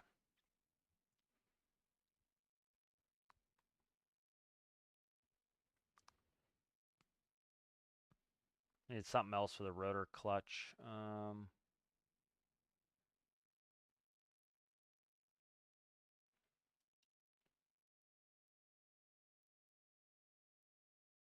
Yeah, I'll do something separate for the rotor clutch.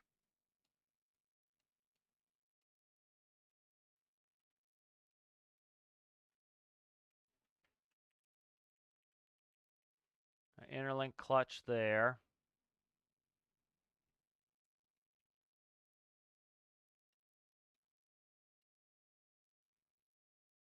Throttle I don't need anymore. This one here.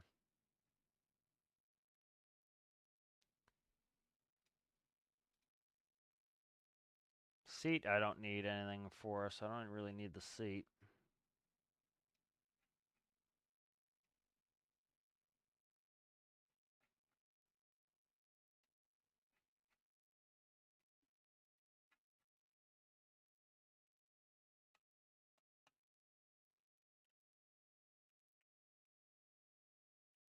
Pass through.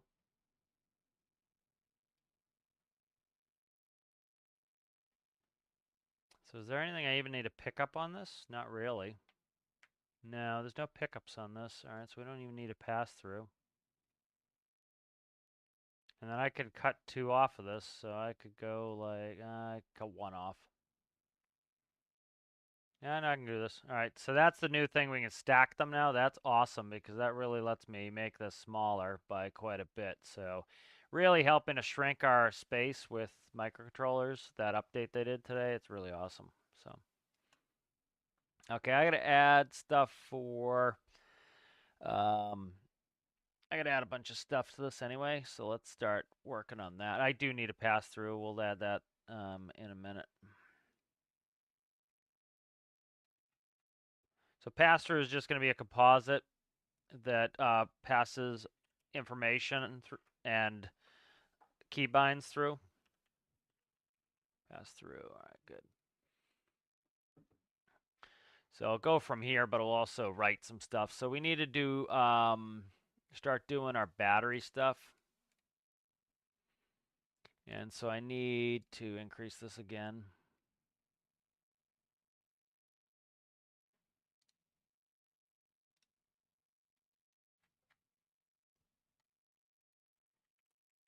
Battery.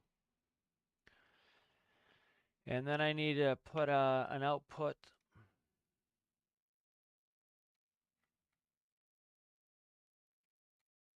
There's going to be gen clutch. All right, so we got battery, gen clutch. So pass through can stay up there for now. All right.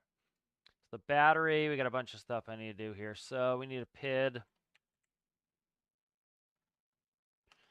PID advanced, and then the thing that's running that. Let me move this to make sure I don't cut anything by accident. I can go straight back as much as I want, so just leave it there. It's fine. All right. I need to look at the gens. So gen should be this one in the here 3.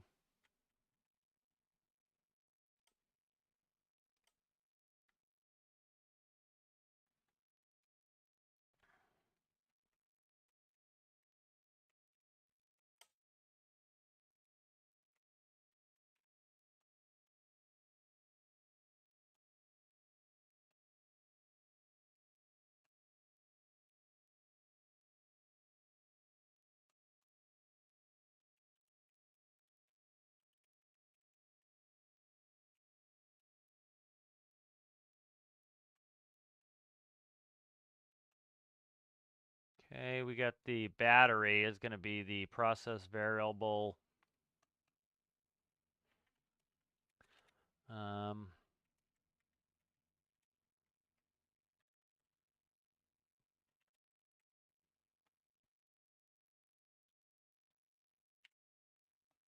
want it to be 1. Want it to be full. That looks good there. And then we need to start writing some stuff. So we'll do battery. Do I have volts? I usually put a voltmeter in there. Did I put a voltmeter in there? I did. Volts is going to be 5. And bat 7. 5 and 7. All right.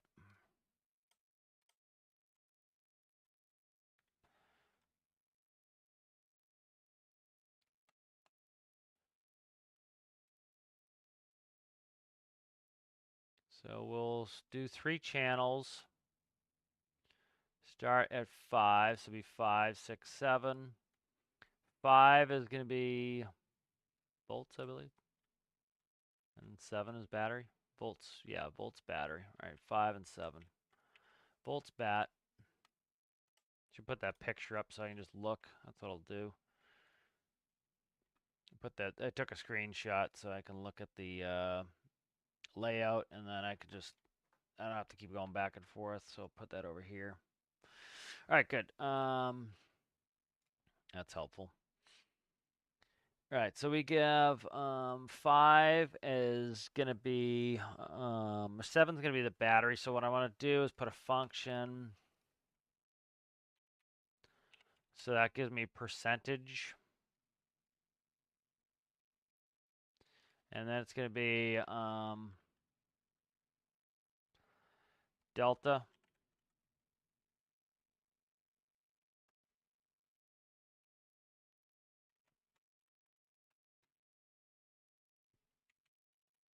$3,600 goes to 5, and that's going to give me voltage. And then this here needs to go down to there. And then this goes to the pass-through, like so. All right, good. Got that going for us. All right, nice. And then what I'll do is I'll do a switch box because I don't like these crookedy lines for composite.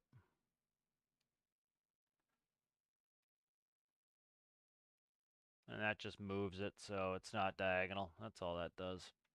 Just put it in the off signal and move it across so it's in line. That goes the pass through. So that's going to grab the information for us for battery. I'll make a hydraulic panel probably.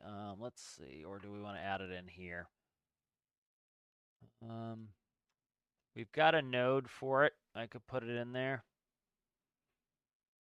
because we can stack now. The stacking is really truly awesome. It just makes it so much more compact. What did I already have? Okay, I already have something stacked in there. All right, so I can't stack again, so that's stacked out. So we'll do hydraulics separately, I think. Yeah, because I want to make a hydraulic controller, so that's fine. That's good. All right, so let's take a look through the panel. All right, so we have, I'm going to need to send out engine information off the RPS of the turbines. So I should probably write that information out, but I can do that later. Yeah. Hydro can go through another panel later, that's fine. And then, all right, good. So that's good. So I think this panel's pretty good. So let's copy this. Let's move it over here. Kill this one. All right, start plumbing this up again. So we've got battery is going to here. We've got RPS comes in off there. That's fine. Throttle is going to go to throttle. Gen clutch is going to go to right here. That is starter. Starter's going to the electric motor. That's good. This is interlink clutch. That goes there. All right, that's fine. Then we go composite. We have panels, so I need to start linking up the panels. So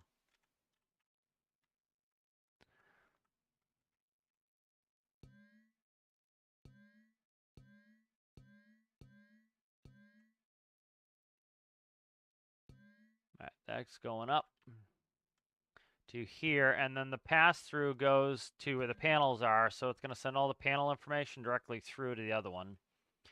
And then we're going to go to other places, but then this one would go to the final panel, which is there, to loop them. So, but that's good. And then let's go ahead. I need to renumber a bunch of stuff here. So let's see. This is going to be the starter button. So if this is...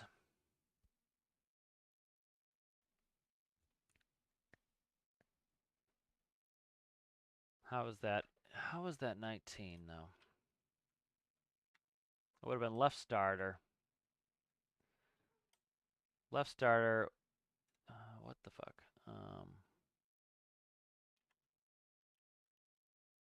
Did I put a wrong number in?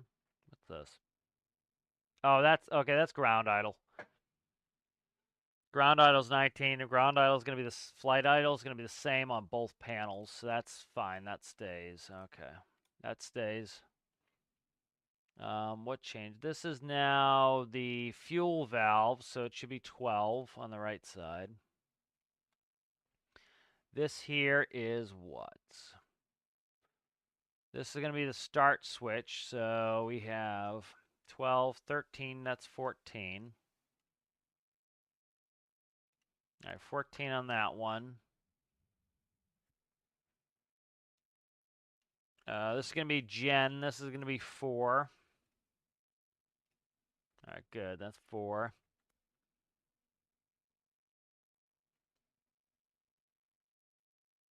And the interlinks are both going to be controlled with one switch now, I'm pretty much doing. Yeah, interlink clutch is going to be one switch doing both.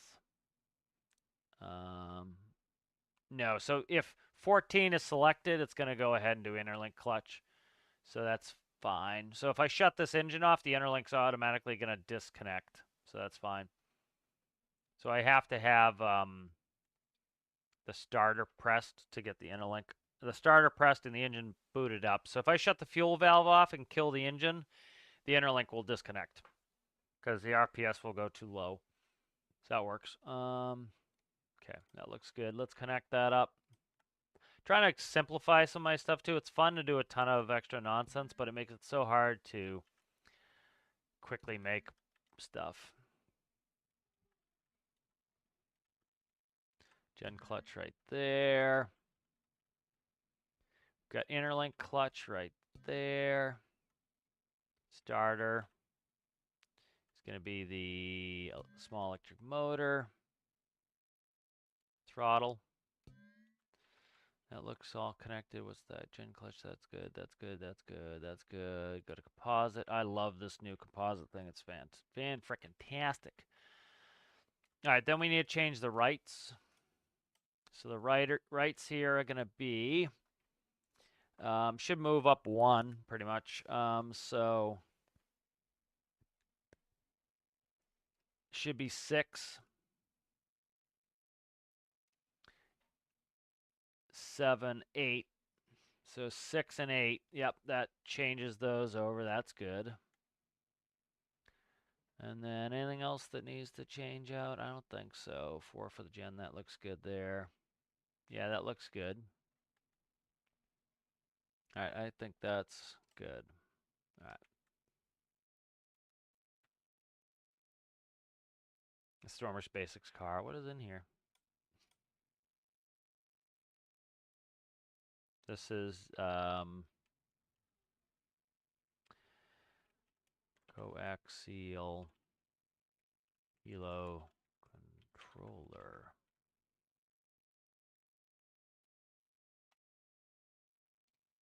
Yep. All right. It had just had a funky name, so I fixed that. All right. That's good. These are the gearboxes for the gens. I'm gonna knock them up to 3 1s because this clutch is gonna modulate them anyway. Here's the rotor brake. So I need to think what I want to do with hydraulics here. I might put a hydraulic pump in here. I think that's what I'm going to do. I kind of like doing that, and I have the space. I wasn't sure if I was going to have the space. All right, there we go. Let's fix that. Yeah, so I should have the space now to put in a hydraulic pump. So hydraulic pump's real simple. What I'm doing here, I'm using the pressurization update, which is kind of fun as far as I'm concerned here. And so I'm going to use a pipe. And I use an impeller. And when the engine's running, gotta think about it. I gotta put a clutch on to do this. Yeah, I gotta put a clutch on. So it's kind of fun to do, I think, to make a simulated hydraulic system. And so what we'll do here is we'll clutch this in here. It's gonna be long and annoying. No, it'll fit. All right. Just want to make sure I have enough space. All right, and so this is gonna have its hydraulic clutch, just because I need to be able to separate it. And what we'll do here is we do an impeller. That's why I wish clutches were 1 by 1. And we go like this. And so now what we're going to do is use 2 tanks.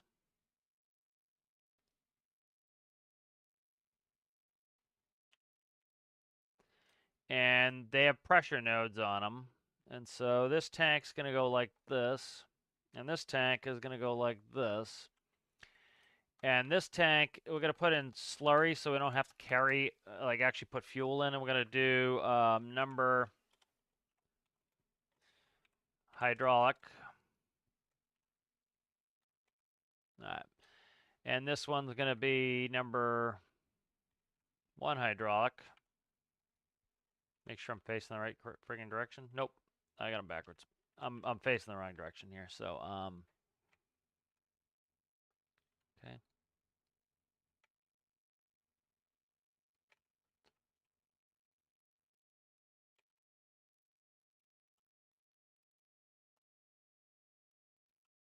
All right, so what's going to happen is it's going to pump from one tank to the other and increasing the pressure. So I got to look real quick.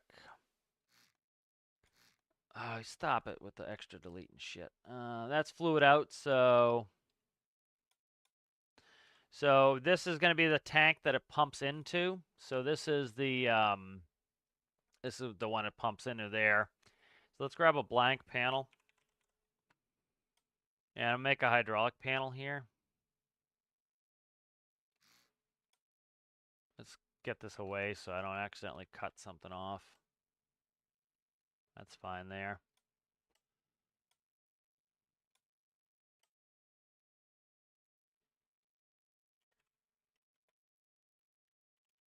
All right, hydraulic panel. And so what we need to add here is we need composite in, composite out. This is fantastic what they added today. So we have an input and an output. Okay, great.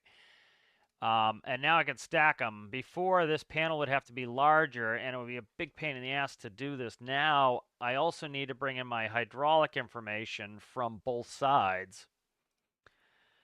So before, this stuff wouldn't stack. Now it does. So I've got number input, and that's going to be hydraulic, number one hydraulic. And this is going to be number two. And I can read the pressures. So, and they can stack. That's awesome. So glad they did this. Been hoping for this for a while. All right, so now what we can do, let's see.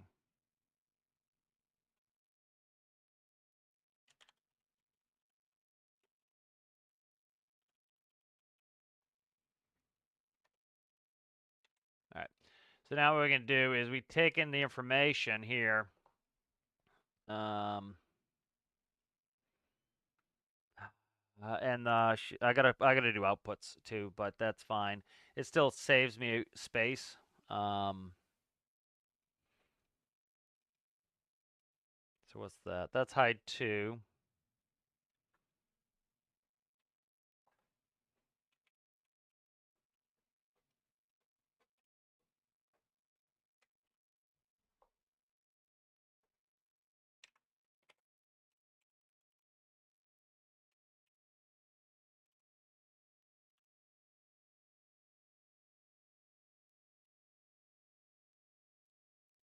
All right, good. And so that's all set. So now we've got the clutches going in. There's gonna be outputs actually, but all right. So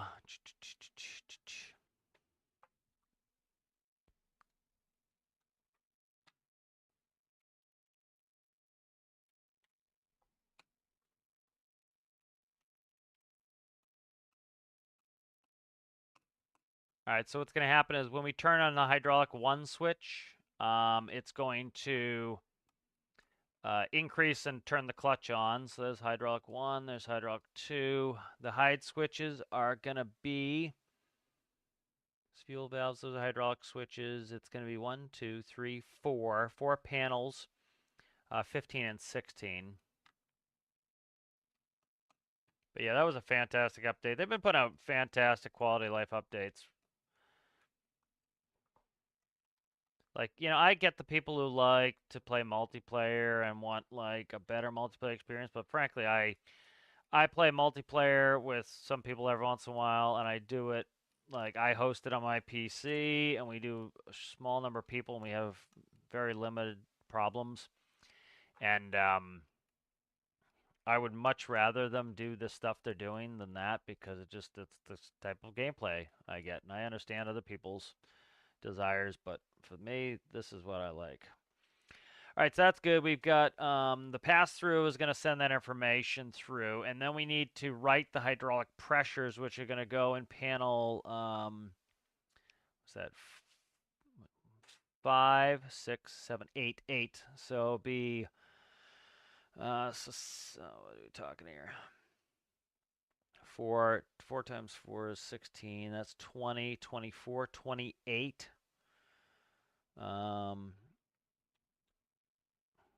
29, 30. So 29 and 30 are going to be the rights here. So 29 and 30. Okay, 29, 30. And then I got to figure out the number, and then I want to adjust these to around 3,000 psi because that's normally where they'd be sitting. That's going to write that. And then this goes to pass through, and then this goes right there, and then that's going to pass the information through for us. Come on, you scoundrel. Scabrous dog. All right, there we go. All right, good. So this is my hydraulic panel. But yeah, it's really awesome, this update they did. It's fan-frickin-tastic. So what's going to happen now is this pass-through goes to the hydraulic panel, and this one goes there. And that's going to pick up the information. And then I need to send out to hyd clutch 1 to what we just put in there for a hydraulic clutch, if I can find them, right here. And then this one here needs to go to hyd clutch 2, and then we need to read in hyd pressure 1, which will come, where is it? It should be this one, I believe. So we want pressure, tank pressure. This is the kind of stuff that I really like with the pressurization update that get some people are whining and don't like it, but it was fantastic for me because it's like I can do cool stuff with it, like do pneumatics and do hydraulics, which is a lot of fun. All right, good. That's the hydraulics connected. So we've got electrical set up. We've got hydraulics. We need to do fuel, and then we need to do indicator lights. Rotor clutch. Batteries need to go on indicators, so I need to add those into these panels.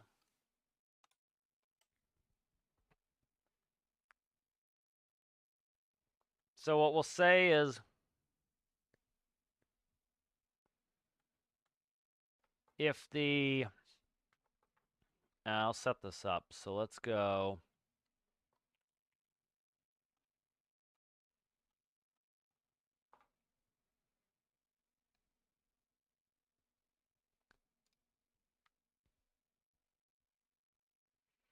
All right, so if the battery is less than, and then I want to put a percentage, so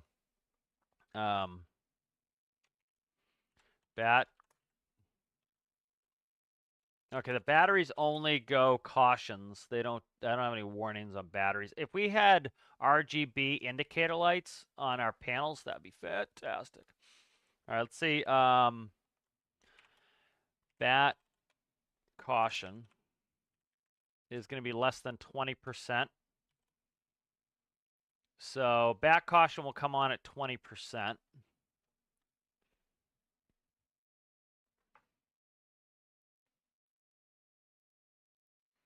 All right, and then I don't have anything else I can stack right now. Okay, that's fine. I'll make an enunciator panel, so that's less than that, and then we want to do a right on off, and that's going to be, which panel am I in? I am 1. I am in, yeah, 1. Okay, so I'm in the left engine.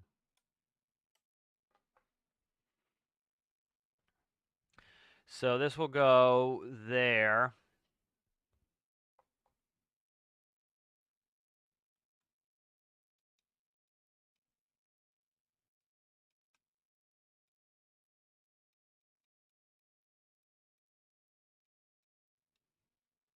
All right, there we go.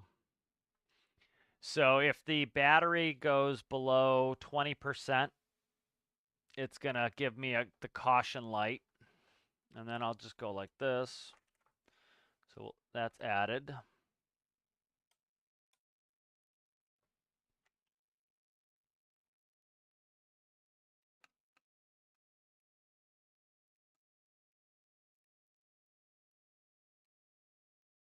All right, good. And then I just need to change the number on this. So I didn't change it there either. What are we on? We're on 1, 2, 3, 4, 5. 5, 4 is 20, 21, and this will be 22. So I got to go back and fix this. 22. All right, and this is 21. All right. Like if they went to 64 too, that would be fantastic. All right. All right, good. So that's in. The other enunciators I need are going to be fuel, caution, and warning. So that's going to go on a fuel panel, which I need to make. So what we'll do here is we'll grab a blank. That'll go right there, and then this will be the fuel.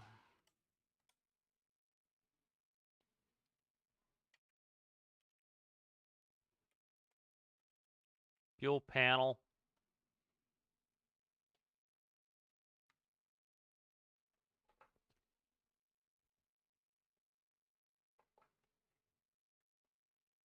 All right, so the logic I need to add here is I need to add quantities for both of them. And then I need to put out 2 booleans. So this one here is going to be number 1 fuel. And that's going to be a number input. And then we want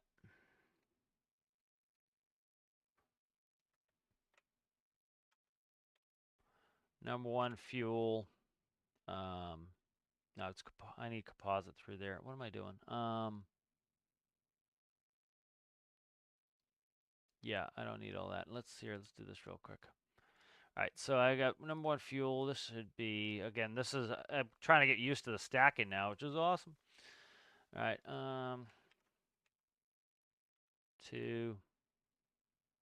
All right, so those are fuels, and then I need composites. I need pass-throughs here, so I need composite.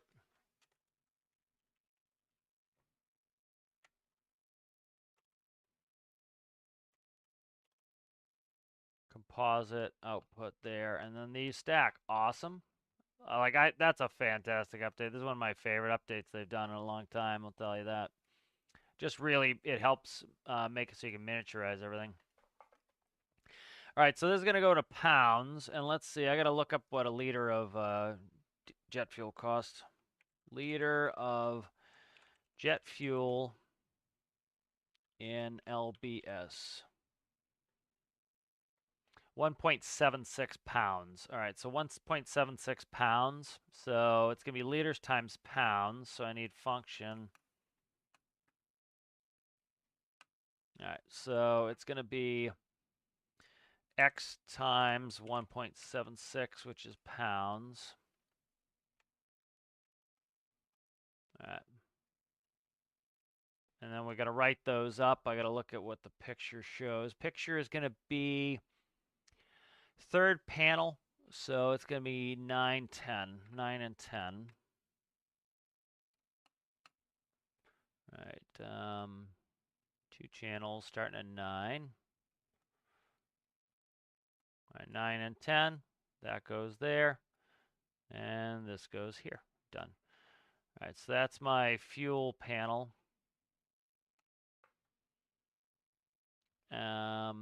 And then I need to make more. I got to put some more information in here just for the warning caution. So we need a total. So what we're going to do is we'll add these.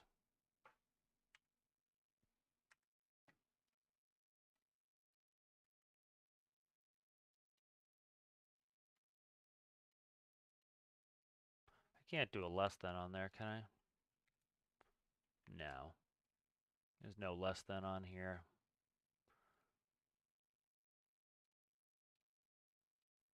No. No add on. Yep. Nope. I'll add these 2 together.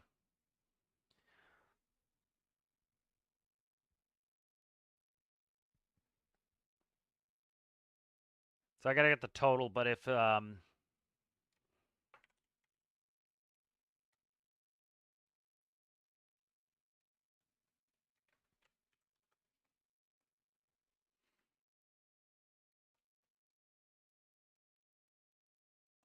there's going to be a fuel caution, be a fuel warning.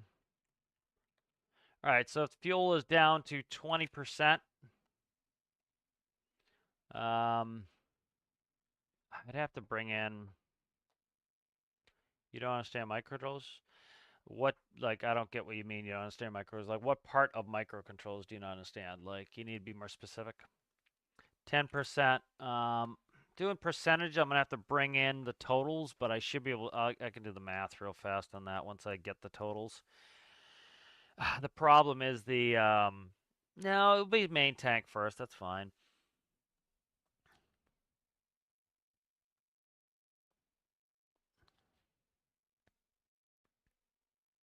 All right, so I need to write out on channels. Let's see, it's gonna be 1, 2, 3, 4, 5, 6. 6 times 4 is 24, so it'd be 25, 26. 25. Two channels, 25 and 26.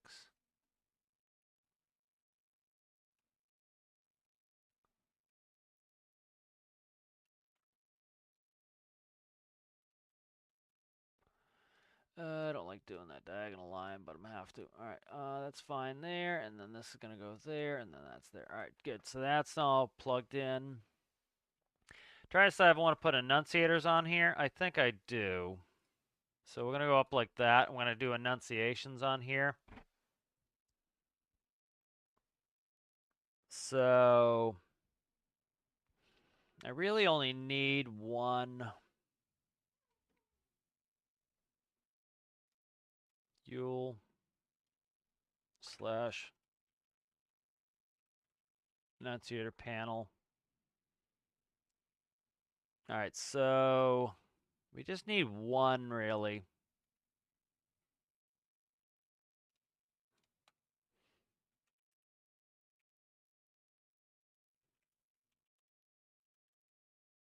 Enunciator right there. All right.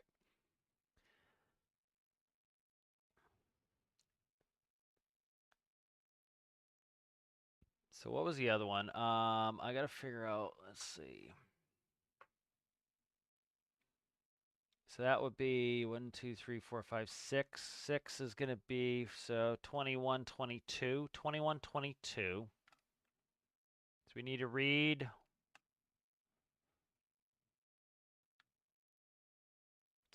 Let's do. Yeah. 21.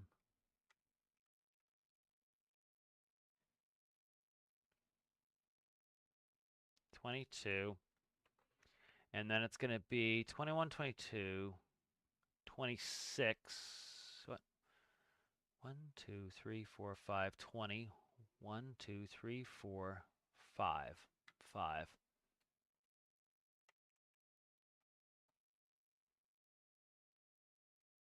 25. All right, so these these are going to be all the cautions, and then this is going to be the warning. Is 26. So the warning is going to go off constantly. The warnings we can't silence. The cautions we can. Or they're going to ding us once. They're going to ding us once and say, hey, pay attention. The other ones are going to be like, land now, dummy. So that's what we want there. All right, that's that. All right.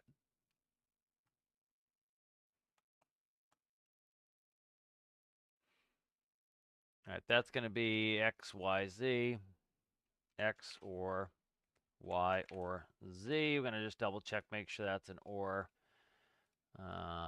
Or right there. That's, yep, X or Y or Z. We're going to get one ding.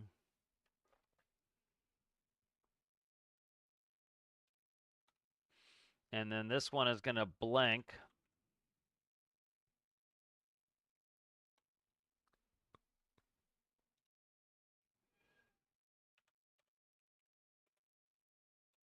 All right, this is going to be a toggle to push, so it's just going to tap it once. And then this one's going to blink constantly. And we could do an OR block, or we could do a bool.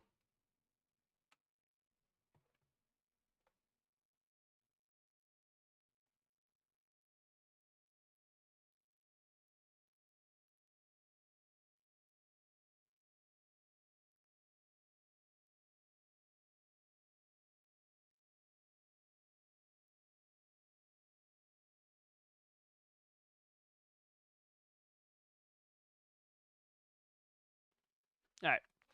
So when any of these caution states come up, it's gonna ding it once, and then when the warning comes up, it's gonna go ahead and constantly ding us to tell us, "Hey, dummy, you're in trouble." All right, good. So that's good. That's updated. Let's go ahead and connect this. So here's this. So now this is gonna go pass through to here, and then that's gonna go to the panel. I need a buzzer.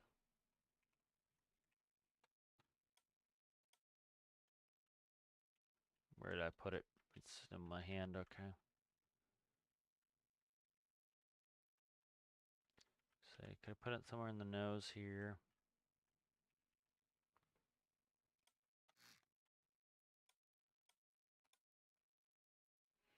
What's this? That's a panel piece. I don't want to cut that.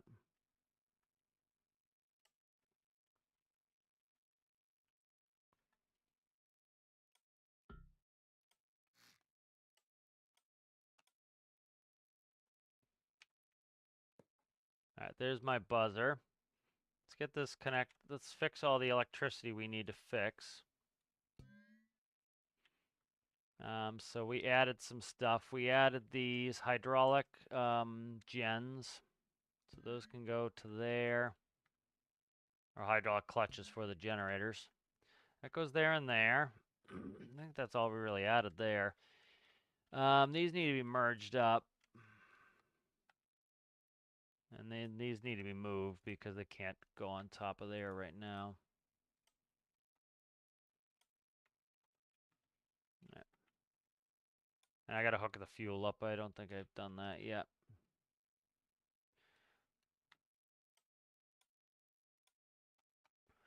All right, this, let's hook these up to what they need to hook up to. So this needs to be number 1, fuel. And we don't want pressure, we want contents. Number 2, this is the annunciator. That's the buzzer we just put in. And then we're gonna go to composite. That's all plumbed. Okay, good. And then, did this all get plugged in? It did. Okay, so that looks pretty good.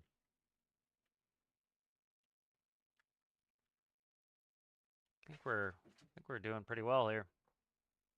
Let's go give this a quick look. I didn't hook up the relay. Where did I put that? I didn't put that anywhere. Christ, that's got to go somewhere. Do I have a spot somewhere?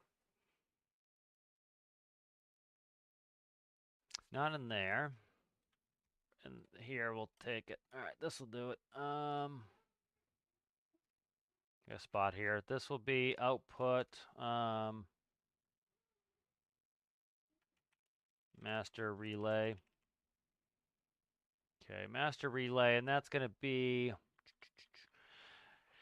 I gotta do ground power at some point too, but that's going to be 1. So.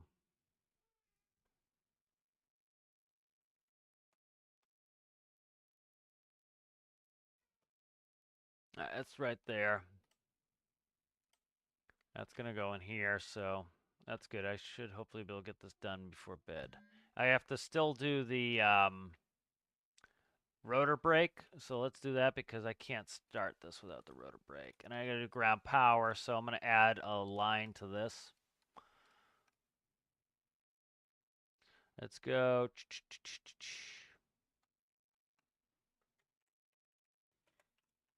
Brake. So if it's a, did I do a release? I can't remember if I did release or not. I think it's a release. So yeah, it's a rotor brake release. So 17 is a release. So let's see if what is the thing here?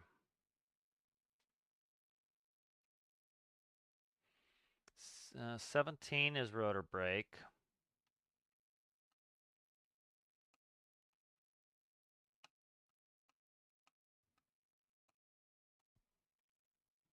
So if 17's not switched, the rotor brake comes on. And then I gotta go in and fix these because I forgot about that. So the interlinks, I don't have a rotor clutch done yet either.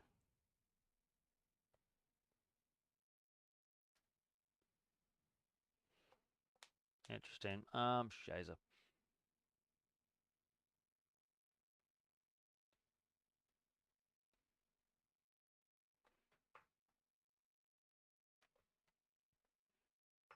Trying to think of the best way to do the rotor clutch. I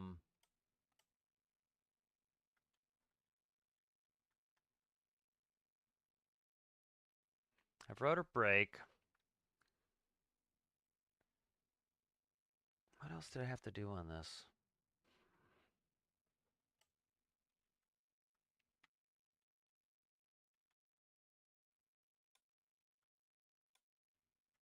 Ground power, but rotor brake. Okay, I gotta write that too. Light idle, that's done. Interlink.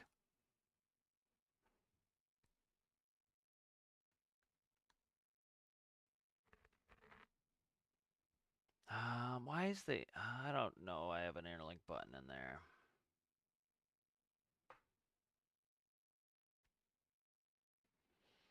Yeah, I don't know why I have that interlink button in there. I should probably get rid of it.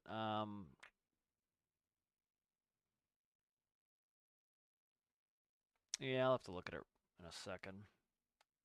Let's write something here for the rotor brake. I have the rotor brake in here, right? Rotor brake's there. So I need to write something here. So if the rotor brake is okay, if this is on, so I need to write that. And that's going to be, what are we talking here? 1920. What? There's no way that's 17. No, it's 17. 18. 18. If that's on. All right. That looks good. I'll turn on the rotor brake light. And then the rotor brake needs to connect to this one here. So the way this rotor brake's working is it's going in here and it's the power goes in and then it loops between these two gearboxes and then one of them will go backwards so they're fighting each other and it'll stop it. And then I need this rotor clutch to go, so I gotta put in a rotor clutch. So let's do that in here. There's gonna be like the mishmash everything panel right now. This could even go there. No, it can't. There's something there already. Yeah, something there already. All right, let's do number output, rotor clutch.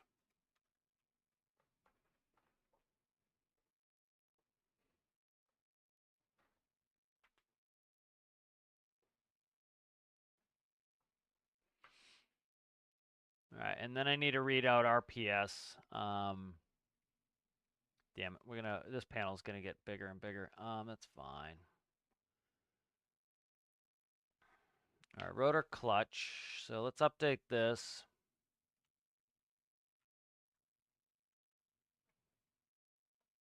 And then I do need to add something to this to kind of see where we're at on there. Where's the road? It's right here. Okay. Is that the main rotors? That's the main rotors. That's fine. Okay, good. Let's cut this and put a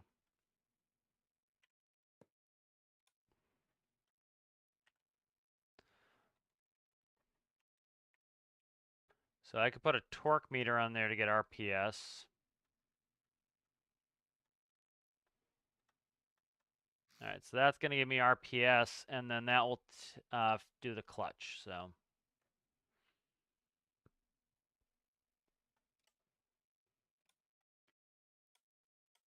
this panel's just going to get bigger and bigger, but that's all right. I can use it for any cleanup I need to do.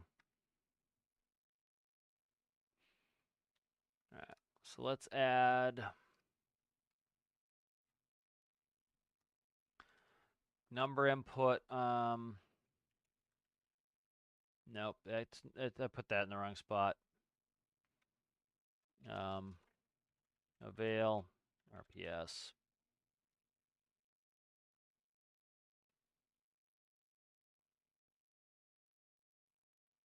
Alright, avail RPS. I gotta move it. It's in the wrong spot. It's gotta go before the clutch. It's gotta go there. Yeah, so let's do this.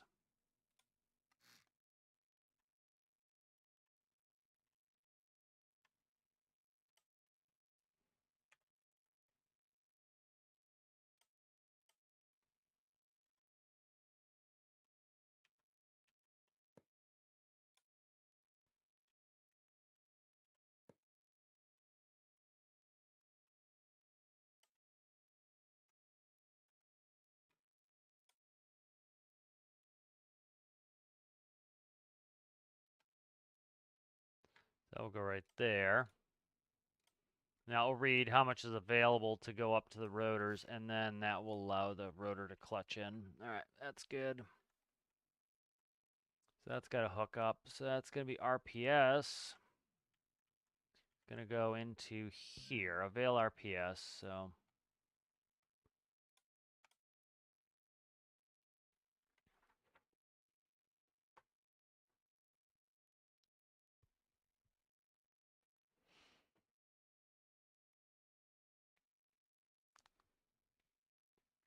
So let's say if the available RPS is greater than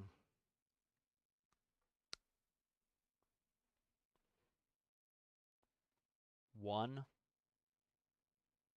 5. I want it so that it doesn't completely shut off during ground idle. Maybe that would be all right to have it shut off during ground idle. All right, so there's available RPS.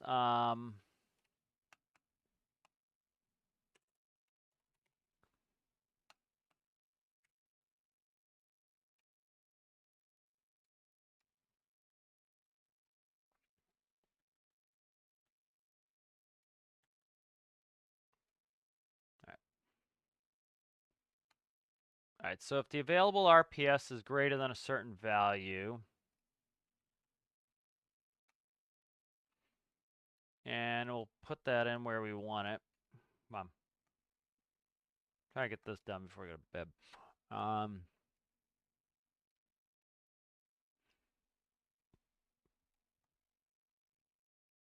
Let's see. Rotor clutch in 5.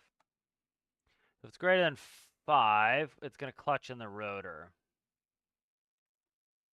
If it's not,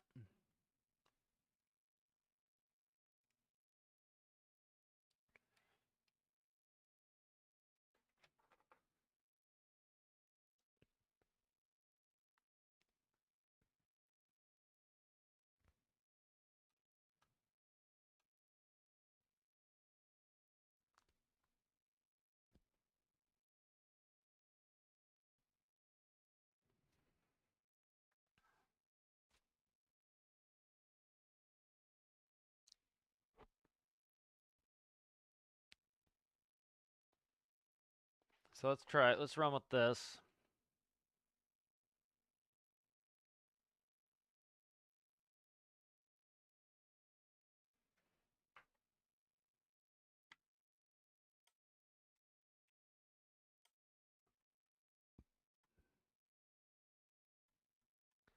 My rotor clutch right there.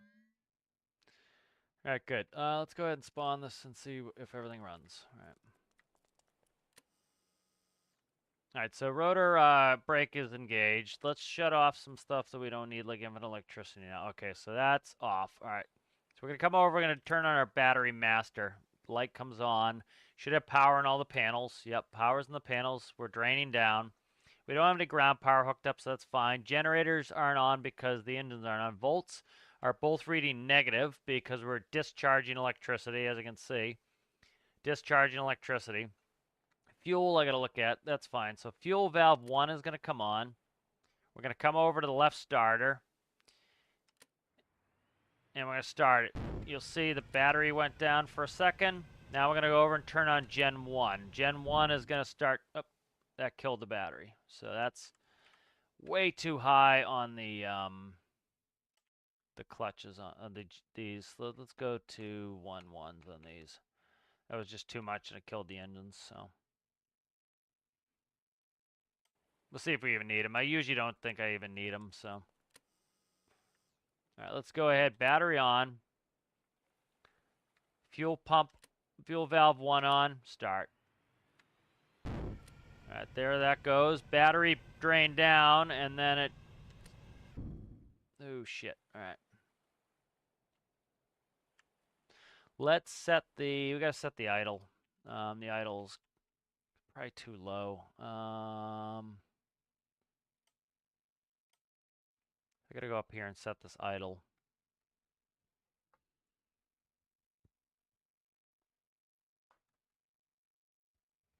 So one thing we can do here is this. So let's do this. So we're going to move 19 over here. We're going to move the knot over here. We're going to move this. So what we're doing here is we're setting it up so that we have the lowest possible RPS and the highest possible RPS.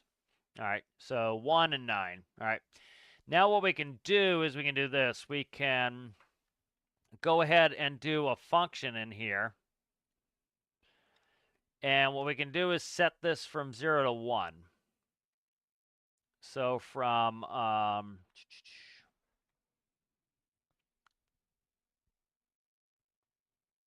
don't want it 0 to 1. Let's just keep it like this for now. Let's just bump this up. Let's go to 5. Let's go to 3. Try 3. I'm not going to screw with this too much. There's a way, so the whole thing is I just want to put a property number in there so I can set the idle value and this, but we'll do it manually for right now. So let's try 3. Because currently that's killing the battery, is killing the engine with too much resistance on the generator. So.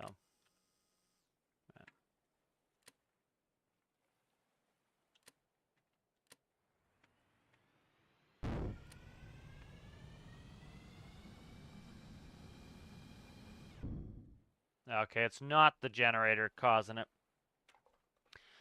Oh, it's the rotor brakes on. Never mind. It's the goddamn rotor brakes on. All right, that's all it is. Rotor brake. All right, so I got to shut the rotor brake off. And then I've got to, let's try it again. Start it up again.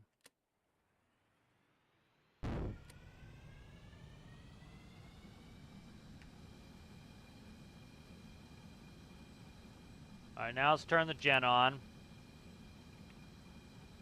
So gen is still discharging. That's fine for now. All right, let's go ahead and turn on the hydraulic pump. That's showing a hydraulic pressure of 26. That's actually not bad. If I multiply that by 1,000, that'll give me pretty accurate hydraulics. So,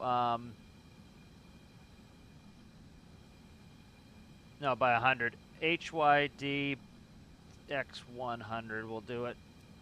All right. All right. So let's go ahead and we'll do... This should increase the RPS.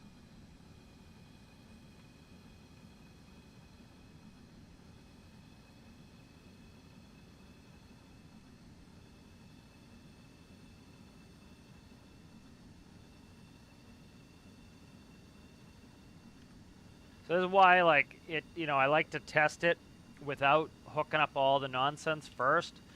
Because once you do your panel, it's going to take longer and longer and longer to get going. So this lets me get going a little bit quicker, or a lot quicker. So I don't have a readout of the RPS at the moment, which is problematic.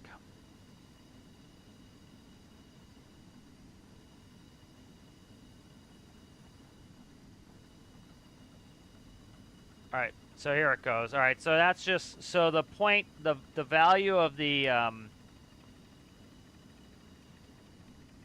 flight idle is too low. Too low. All right. So that's good. We have the rotor going now. I have one engine running. And I'm going to start the second engine. So I want to go turn the fuel valve on. All right, that's running. Turn the gen on. All right, so we're starting to charge now. Oh. What's going on here? What's going on here? can't see. Get outside. All right, I'm gonna set the collective to negative to keep us on the ground. I don't have brakes set yet either.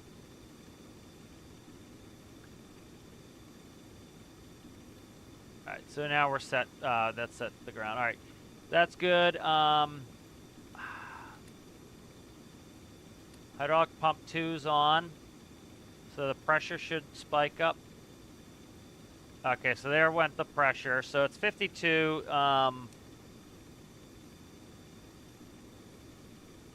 So let's do 52 minus 26 is 26. So what I'll do is it'll be hydraulic times 100, or hydraulic minus 26 times 100. That should give me good pressure numbers.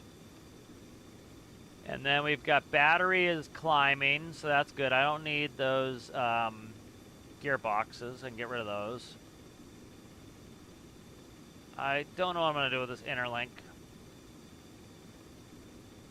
Let's shut off an engine. Alright, so the left side went down. Turn it back on. Alright, good. Now I want to see my fuel values. So fuel's showing. I gotta check that in a second. Okay. So all that's working pretty well.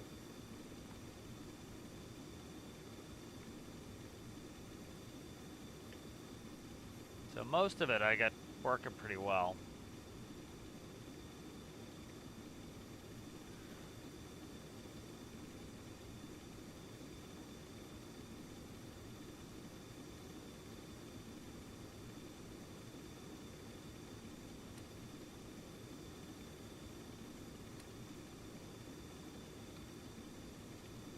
All right, a couple things I need to change. Rotor brake.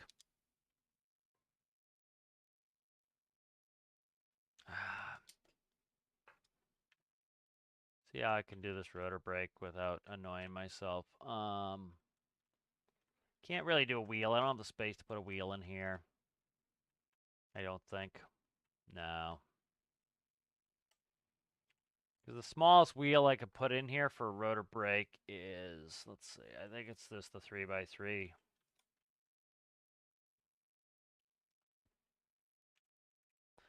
Because like the small wheel is huge. The coaster is is it a 4-banger? It's a 3x3, so I need a 3x3 gap in here to be able to do that. That's not going to happen.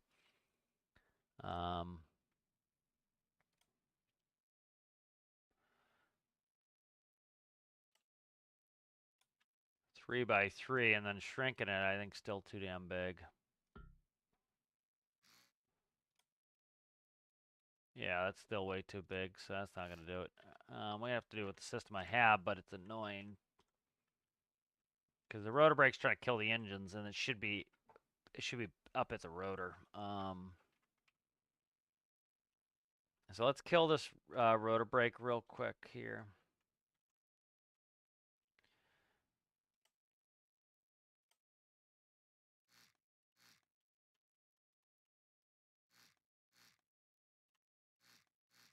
All right, so the rotor brake's dead at the moment. This is what? That's the connection point there. That's the interlink.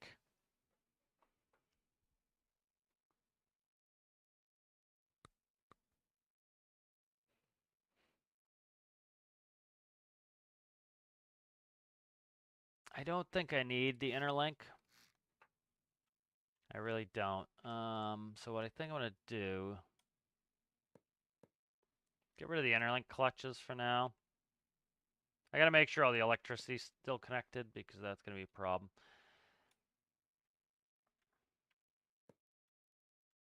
Is that a T-piece?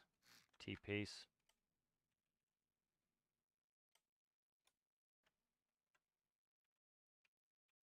All right, that's that. All right, good. That's going there, and then we have, this can step back.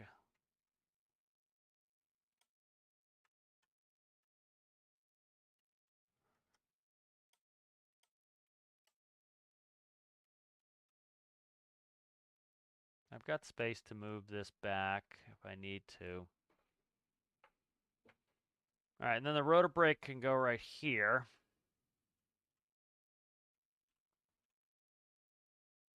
Maybe. Not with this reader here, so I gotta move this. So what I'm gonna do is cut you, move you here, merge that there. Okay. Then I want to cut. How many pieces is that gonna be? That's fine. That will work. All right. So let's go ahead and get rid of that. Cut that. We'll put a T piece in. Stop. That there is.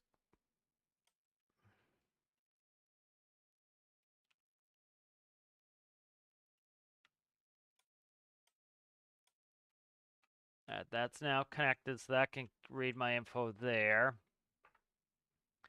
And then I can do a rotor brake around here. So I want to do.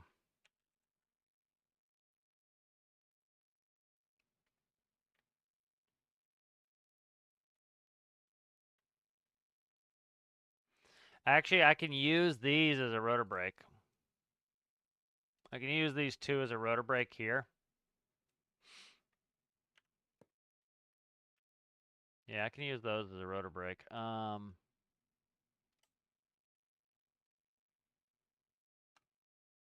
Should be able to do that and rotor brake it out. So where's the, so this has, so electricity wise, I need to check these out. This needs to go to here.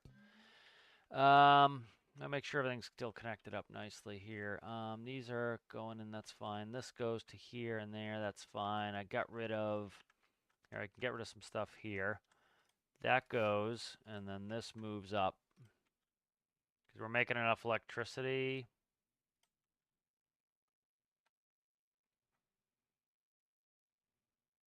Let's not do that, because what I'll do is it will just use them less.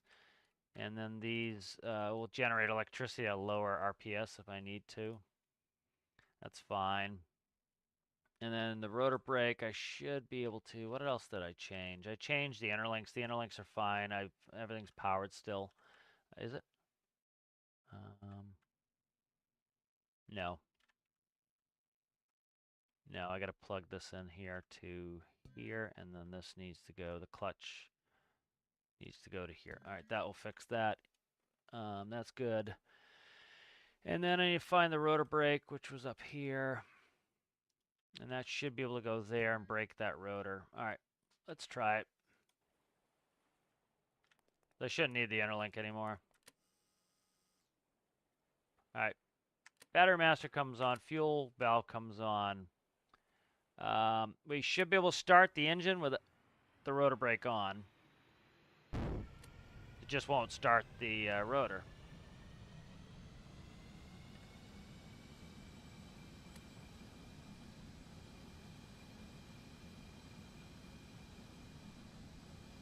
As soon as I take the rotor brake off,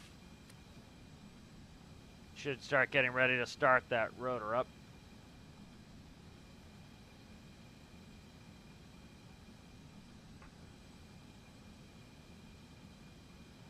All right, so they're both started. That was the whole point of it. The interlink was to keep the engines from spinning one another. So, trying to see if I want to re-interlink.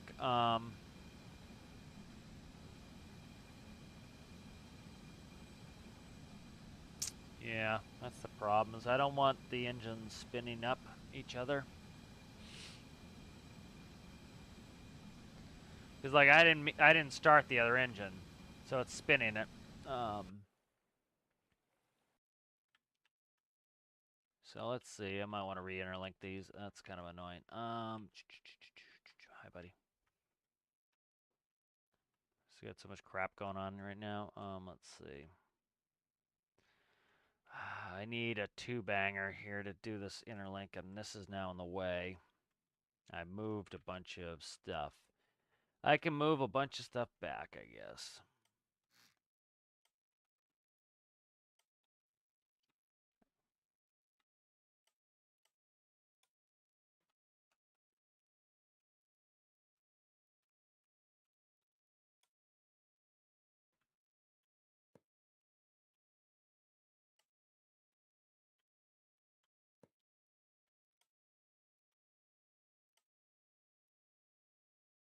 So essentially what it's doing is with one engine spinning, because they're shaft connected, the other engine spins, and I don't want that. I want to be able to shut an engine down and not have it spin. You're not pumping oil through. It's not a good idea. And so I got to redo this here. So these two clutches will let you disconnect the engines. And so I'm trying to do is get rid of the interlink switch. And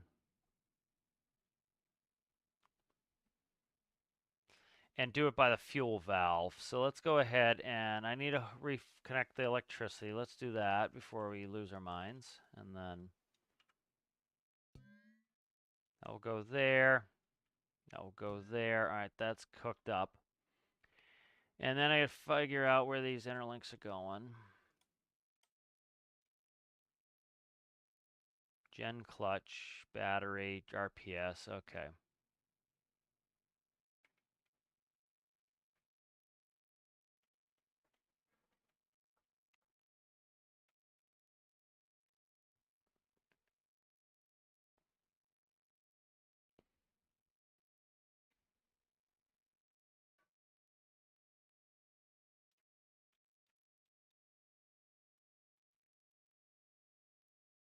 All right, so we have gen clutch, starter, interlink clutch right there. So the interlink clutch will connect these. So I want to just double check the logic once I plug them back in. So there's interlink clutch and interlink clutch. And let's double check the logic. So essentially, I'm trying to get rid of the interlink switch.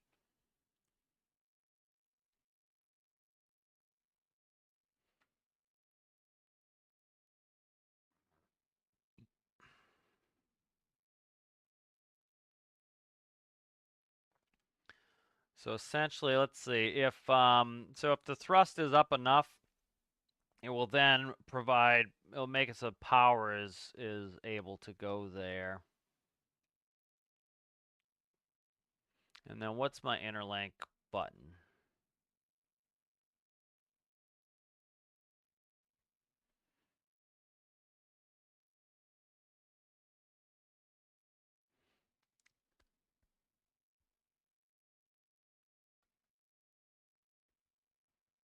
I think it's 1, 2, 3, 1, 2, 3, 4, 5. So it's probably 20. Don't know what that is though. I gotta look. All right, let's look in the cockpit and see what the switches are here. All right, that's flight idle and interlink. All right, so interlink is 20. All right, so what we're gonna do is put an and in here, so 20.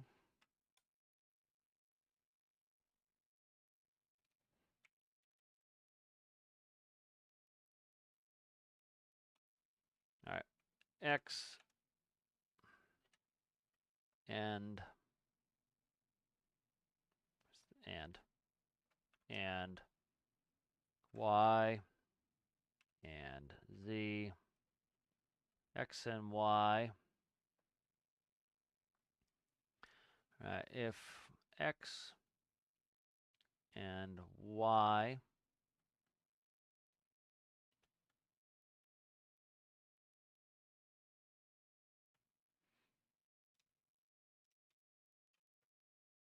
and Z, if X and Y and Z go there, if not go there, and that resets. All right.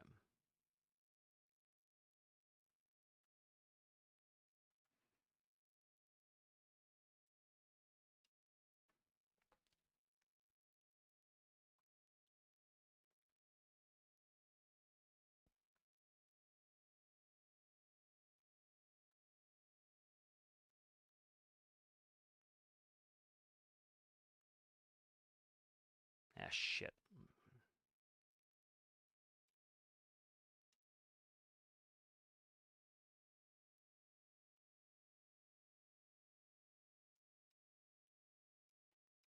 That's the starter. All right, so the starter's there. That's good. That's the starter, and then this is the interlink. So If RPS is less than 0.51, so if RPS is not less than 5.1, and Y, which is 13, which is the what the hell's that? What's 13? 8, 9, 10, 11, 12. That should be 12. Fuel valve? No. The 11's fuel valve.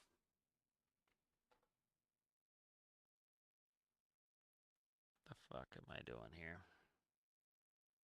What is 13?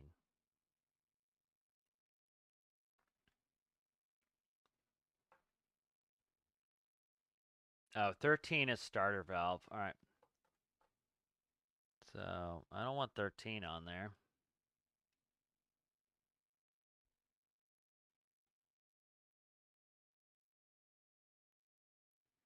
All right. If not X and not Y. So if it's not less than 15 and it's not starting, that's one. Those are some of the conditions we want the interlink to go.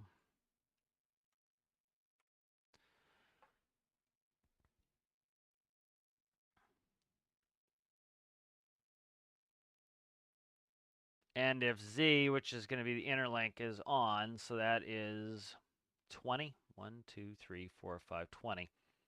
So if 20,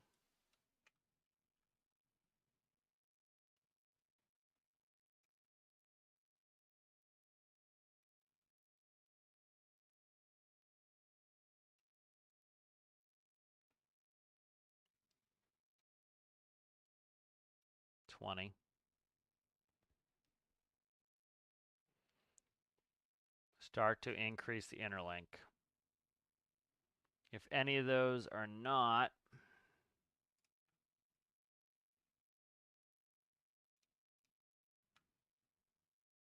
we would decrease the interlink.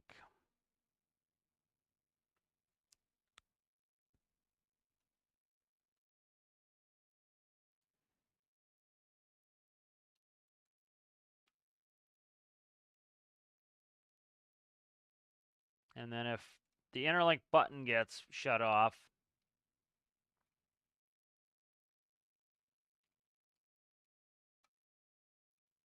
kill the interlink right away. Let's try that.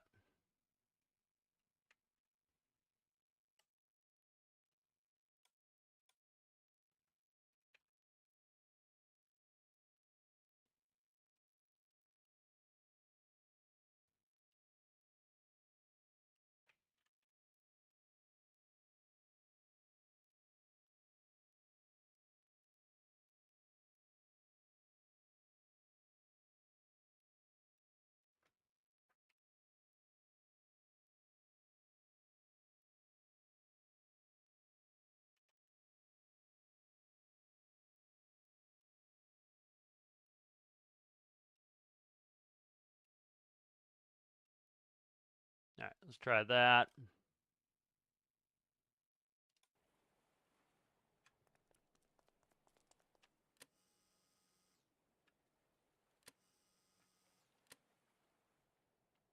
All right, fuel valve, start.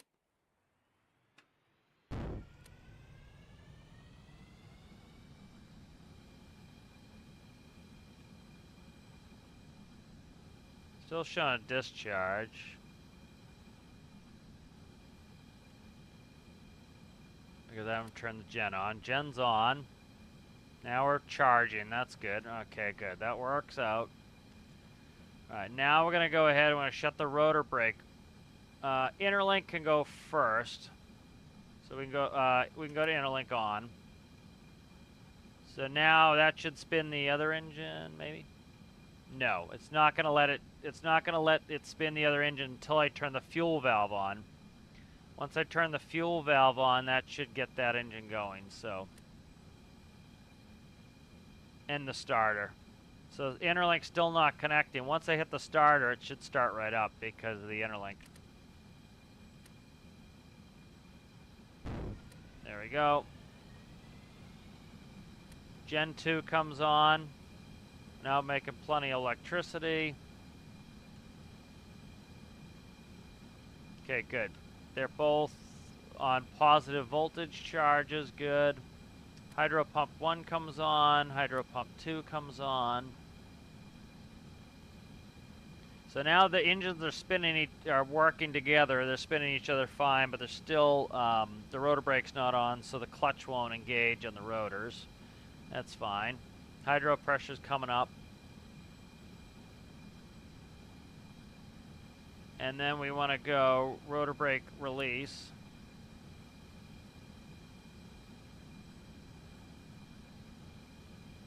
This will spin the rotor slowly while we're on the ground. Eventually, I didn't speed them up yet. I still have to speed them up.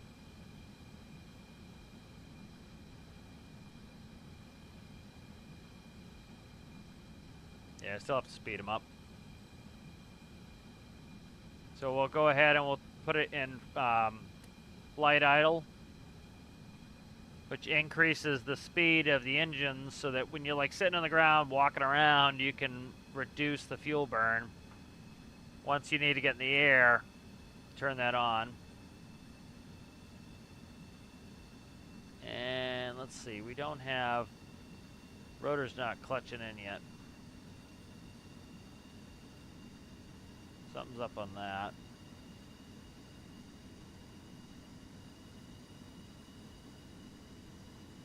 Alright, I gotta see what's up with the rotor clutch. Alright, I need to increase the flight idle increase time. That wasn't bad. The rotor, though, I gotta check the rotor. That's the rotor brake. Okay, that's fine. And then we have the rotor clutches right there. Check the electricity. That is going right there, so it's powered. It's getting it right there. So rotor clutch.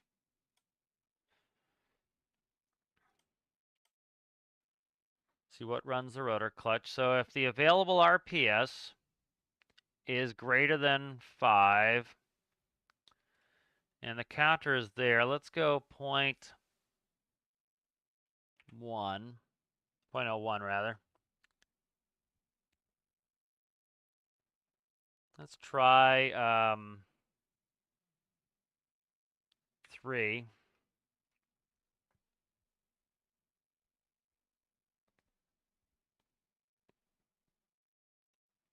And I'm going to put a couple gauges around, or dials around, to see what the hell I'm looking at, so I can diagnose any problems I might be having. Alright, we'll hook these up to electricity so I can do everything electrified. Alright, and I want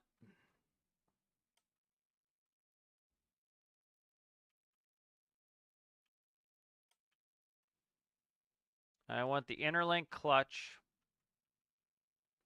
there and the interlink clutch there. And I want the rotor clutch, we'll do there, so I can see what the hell's going on.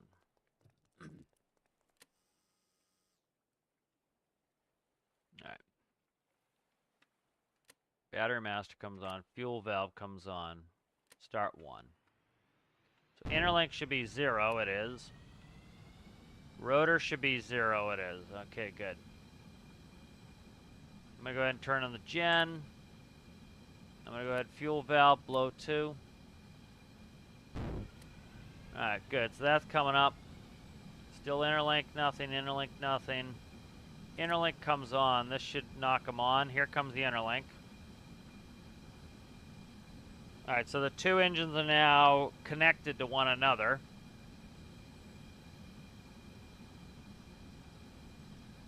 And the clutch is fully engaged. Alright, so now the two engines are 1. If I shut off interlink, they should go to 0. They did. Okay, good. Turn them back on, interlink them.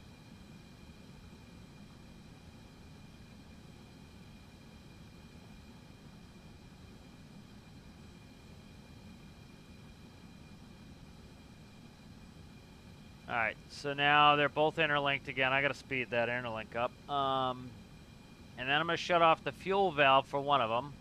That should kill the interlink. It didn't. Alright, so this interlink should go when I kill the fuel valve. It didn't. I'll have to do that. Because I don't want it to still spin that when the fuel valve's off. Alright, so fuel valve interlink shut off. Off. Interlink 0. Alright. So those are up now. Now I want to undo the rotor brake. Interlink's still on. Undo the rotor brake. And we should watch if this starts doing something here.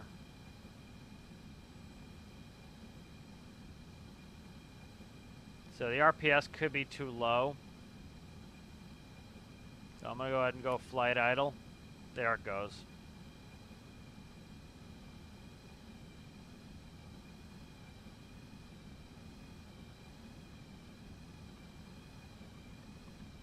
So I need to decrease rotor clutch rate. All right.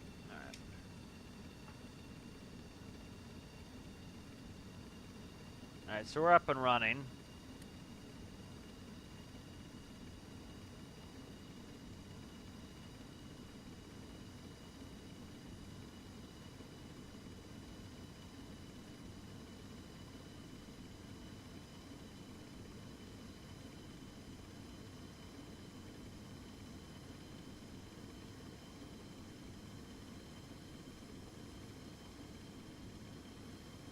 I'm going to shut down an engine. Alright, so let's fix some of these problems. I need decrease rotor clutch rate. Let's do that first. Let's do a 10th. That's fine. Okay. Interlink can speed up.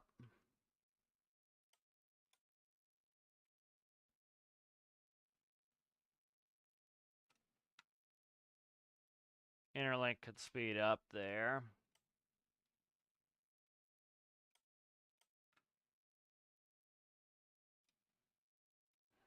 Interlink can speed up. Fuel valve off, interlink off. So this here needs to be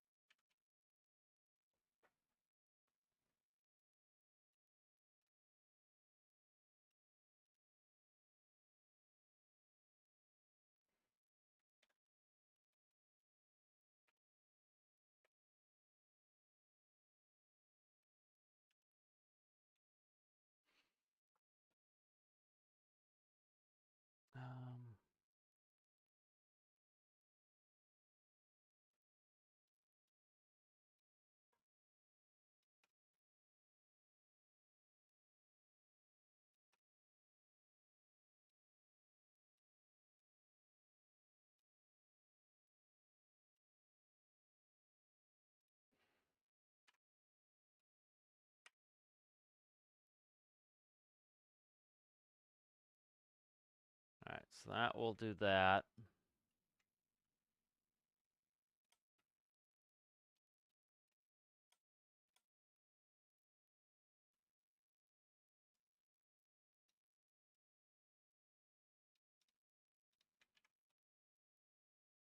So if I shut the fuel valve off, I want that engine to stop to stop adding power to the rotors so I can kill the engine and then have it disconnect itself. So I'm like essentially telling it, hey, don't don't add to the rotor anymore.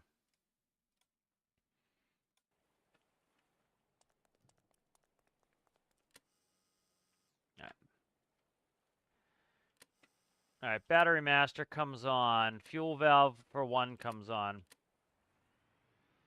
All right, 1 starts up.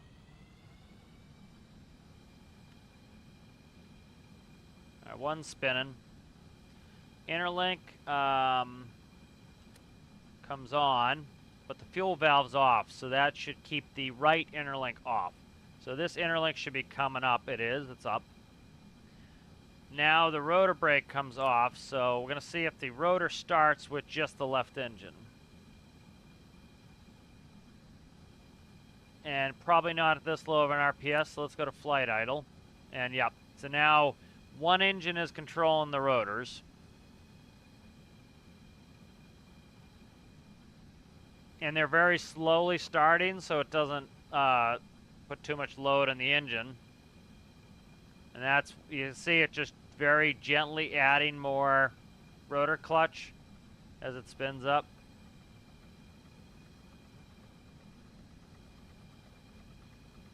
You see it just gently going up and down until it can get the rotor moving, because the one engine is struggling to get the rotor started.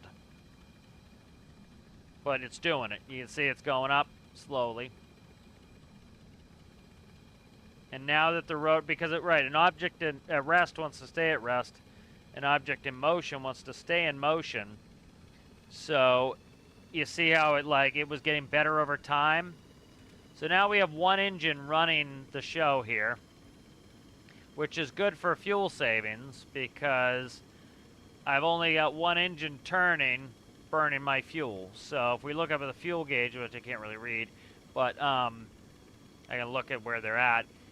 The one engine is doing a good job of getting us, so like say we want to get over there to a container or something heavy, and we need two engines to lift it, but we only need one engine to get over there, so we're only burning one engine's worth of fuel to get over there.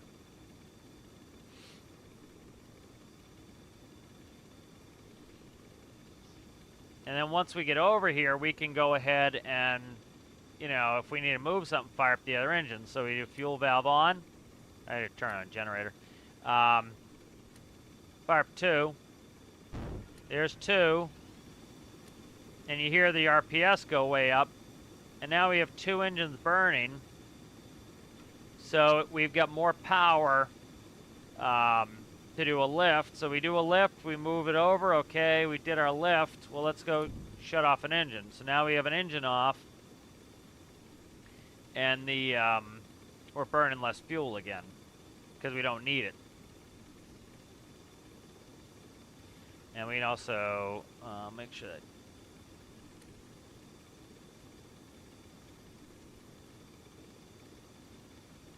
so yeah, I'm really liking this little helicopter. This has turned out nicely.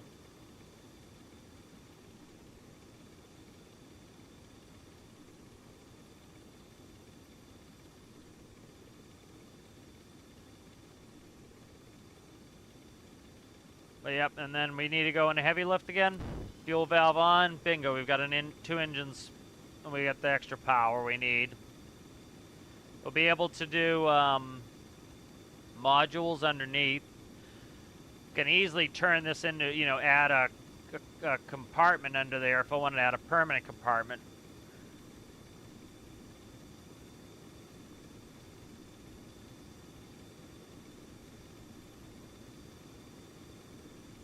Good visibility, good sight lines, I like it.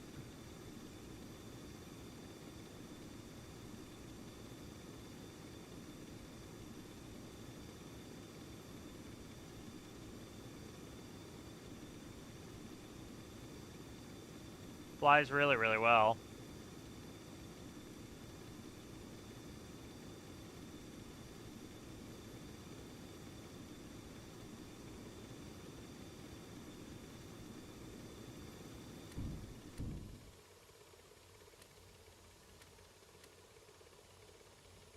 And let's interlink off, flight idle, rotor brake on. Let's see what the rotor brake's doing. Probably because it's not looping. Yeah, it's not looping. That's the problem. Probably if I put a loop in there, it will do it. So I gotta go to bed, but I'm just gonna play it try to fix this really quickly.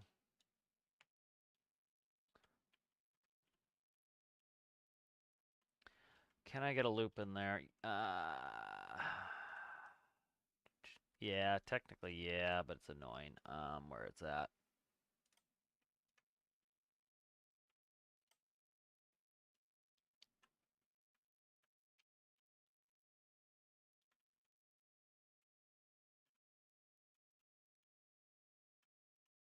Oh yeah, I can loop it right there. All right.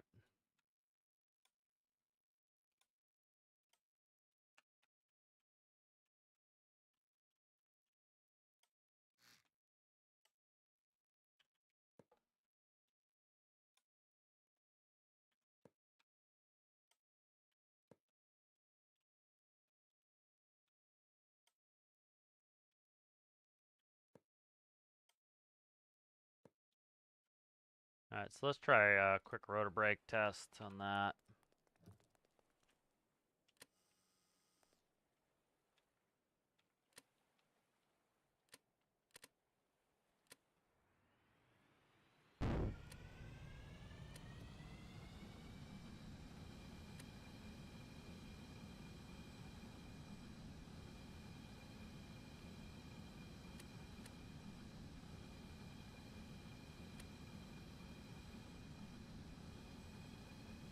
We'll do 2 engines just to get this going faster.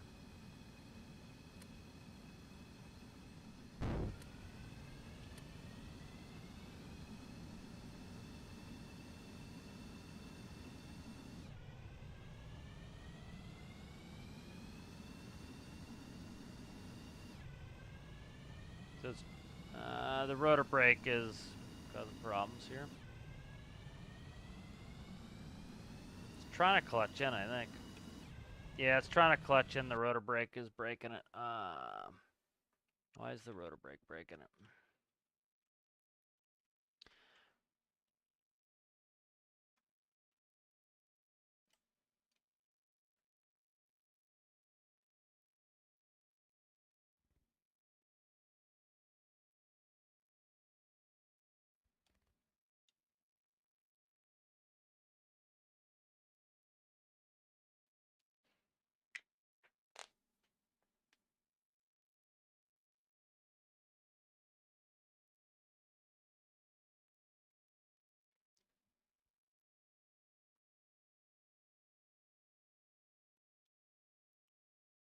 Got the rotor brake off though, so I don't know why it's rotor braking. It's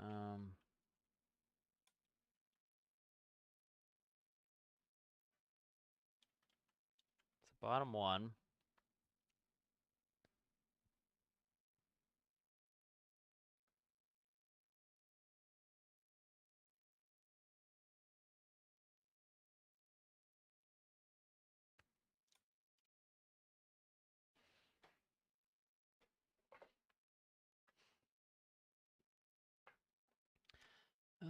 Why is that? I shut the rotor brake off though. Why are you doing it? All right, if 17 is not pressed, go ahead and do the rotor brake.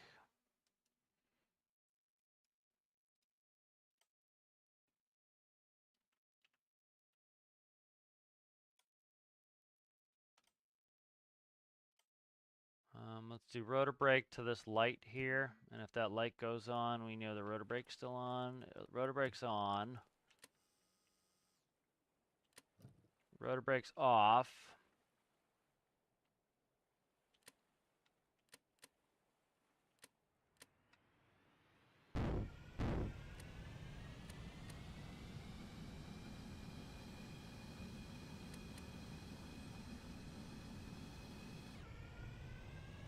What's it doing?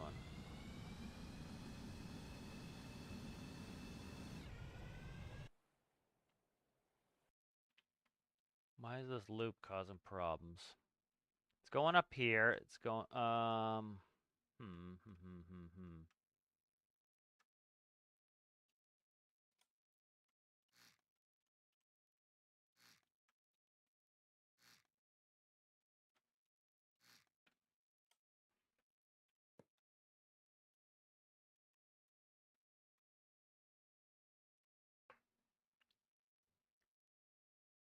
I wish we had a brake block. I've asked for a brake block. That'd be fantastic, but they haven't given us a brake block. So that'd be very cool if we could get a brake block.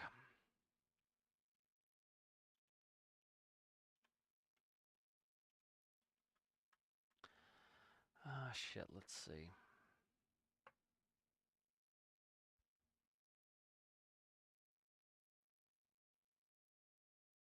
I could probably put it here. Let's do this. Let's go that, and then let's do this.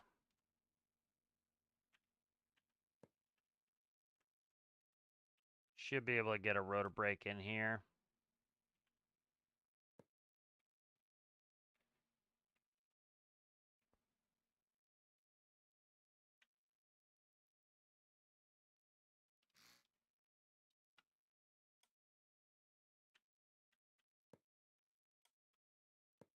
Okay, so there's the loop. And then one of them needs to go negative. It'll be this one. That will go to rotor brake. This one will disconnect from rotor brake. Alright, that'll disconnect from rotor brake. And those will just loop and really add nothing till we need them. So then I need to get this electricity here to there, and this one can screw. Alright, so let's try this one. Alright, so rotor brake's on.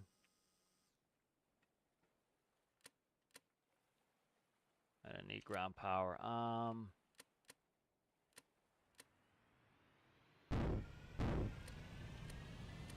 Alright, so this should stall the engines out with the rotor brake.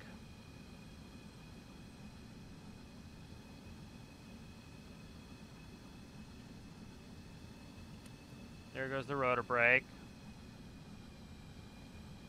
Alright, here comes the rotor brake. Perfect. Alright.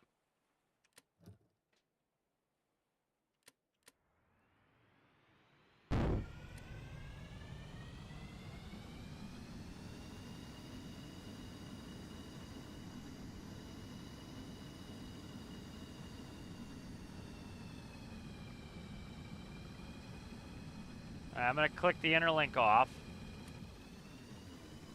Now the engines are free of the rotor. And there's the rotor brake and the engines are running. Okay, good.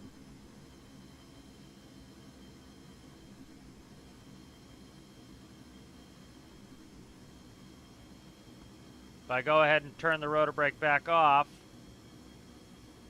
and I click the interlink back on, they should spin them right back up. There it goes.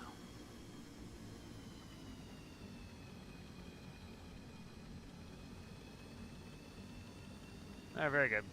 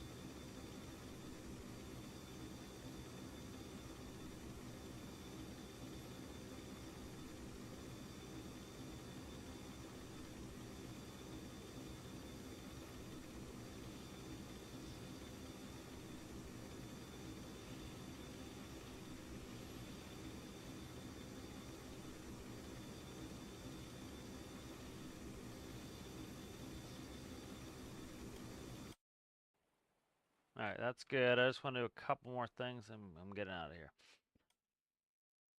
Alright, so new dial value is going to be fuel tanks. Real quick, I just want to see, make sure this math is mathing.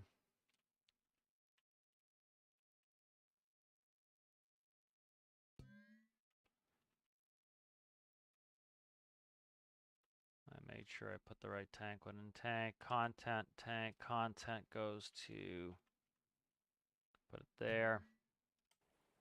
I check those two. All right, 150, 150.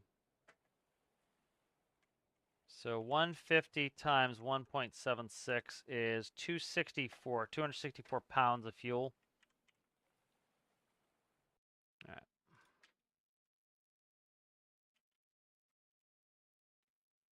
So we'll put 270. as a max.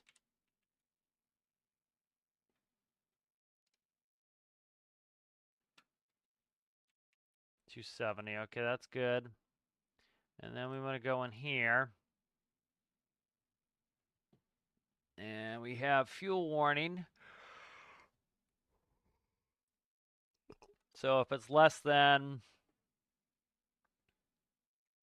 so 270 times 0.2 would be 54.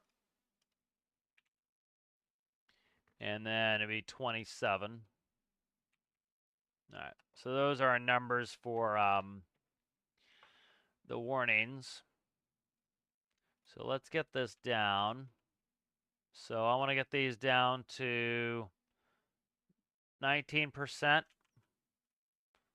and 19%. If I go check that, we should get a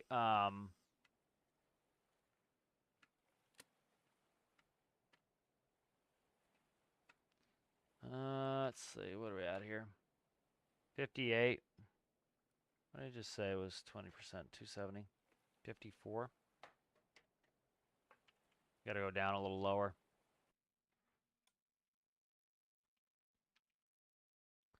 Let's go 15%. Will be below.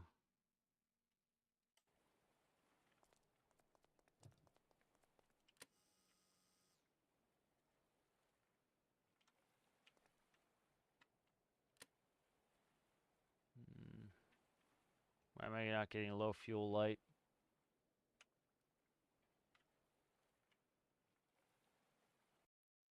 Oh, is it adding them? Oh, okay, I have to double it. That's why. Okay.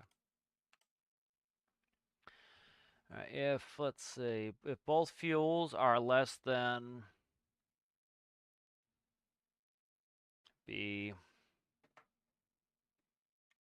270 times 2 times 0.2, 108. So if it's less than 108, no. 270 times 2 is 540 pounds of fuel times 0.2 would be 108 pounds. Yeah, so if it's below 108, and that's pounds, yeah, pounds there. Less than 108 pounds. And then we have 270 times 2 equals 54 pounds. 54 pounds, okay. Let's just do this. Let's see why this isn't doing what I want.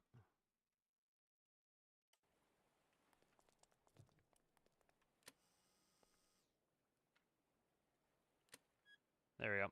Okay, we have low fuel, emergency fuel. All right, the beeper's going off. That's good.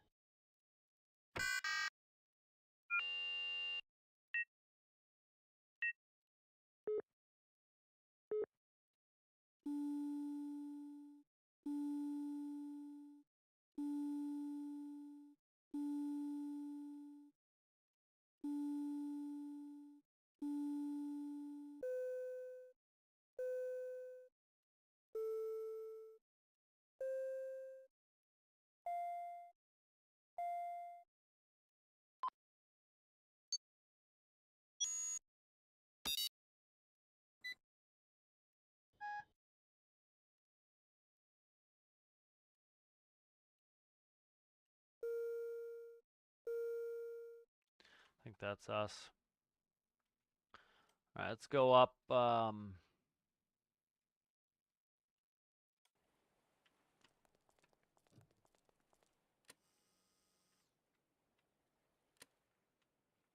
right, low fuel. So we should get the one ding on that one, which fine because it didn't happen while we're in here.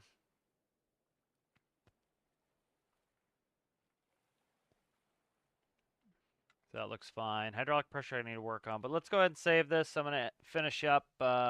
Enjoyed streaming today. Streamed for a long time. But good work on this helicopter. So let's go ahead and save this. All right, if you enjoyed the video, give it a like. If you're new and you enjoyed, consider subscribing, and I'll see you guys in the next one.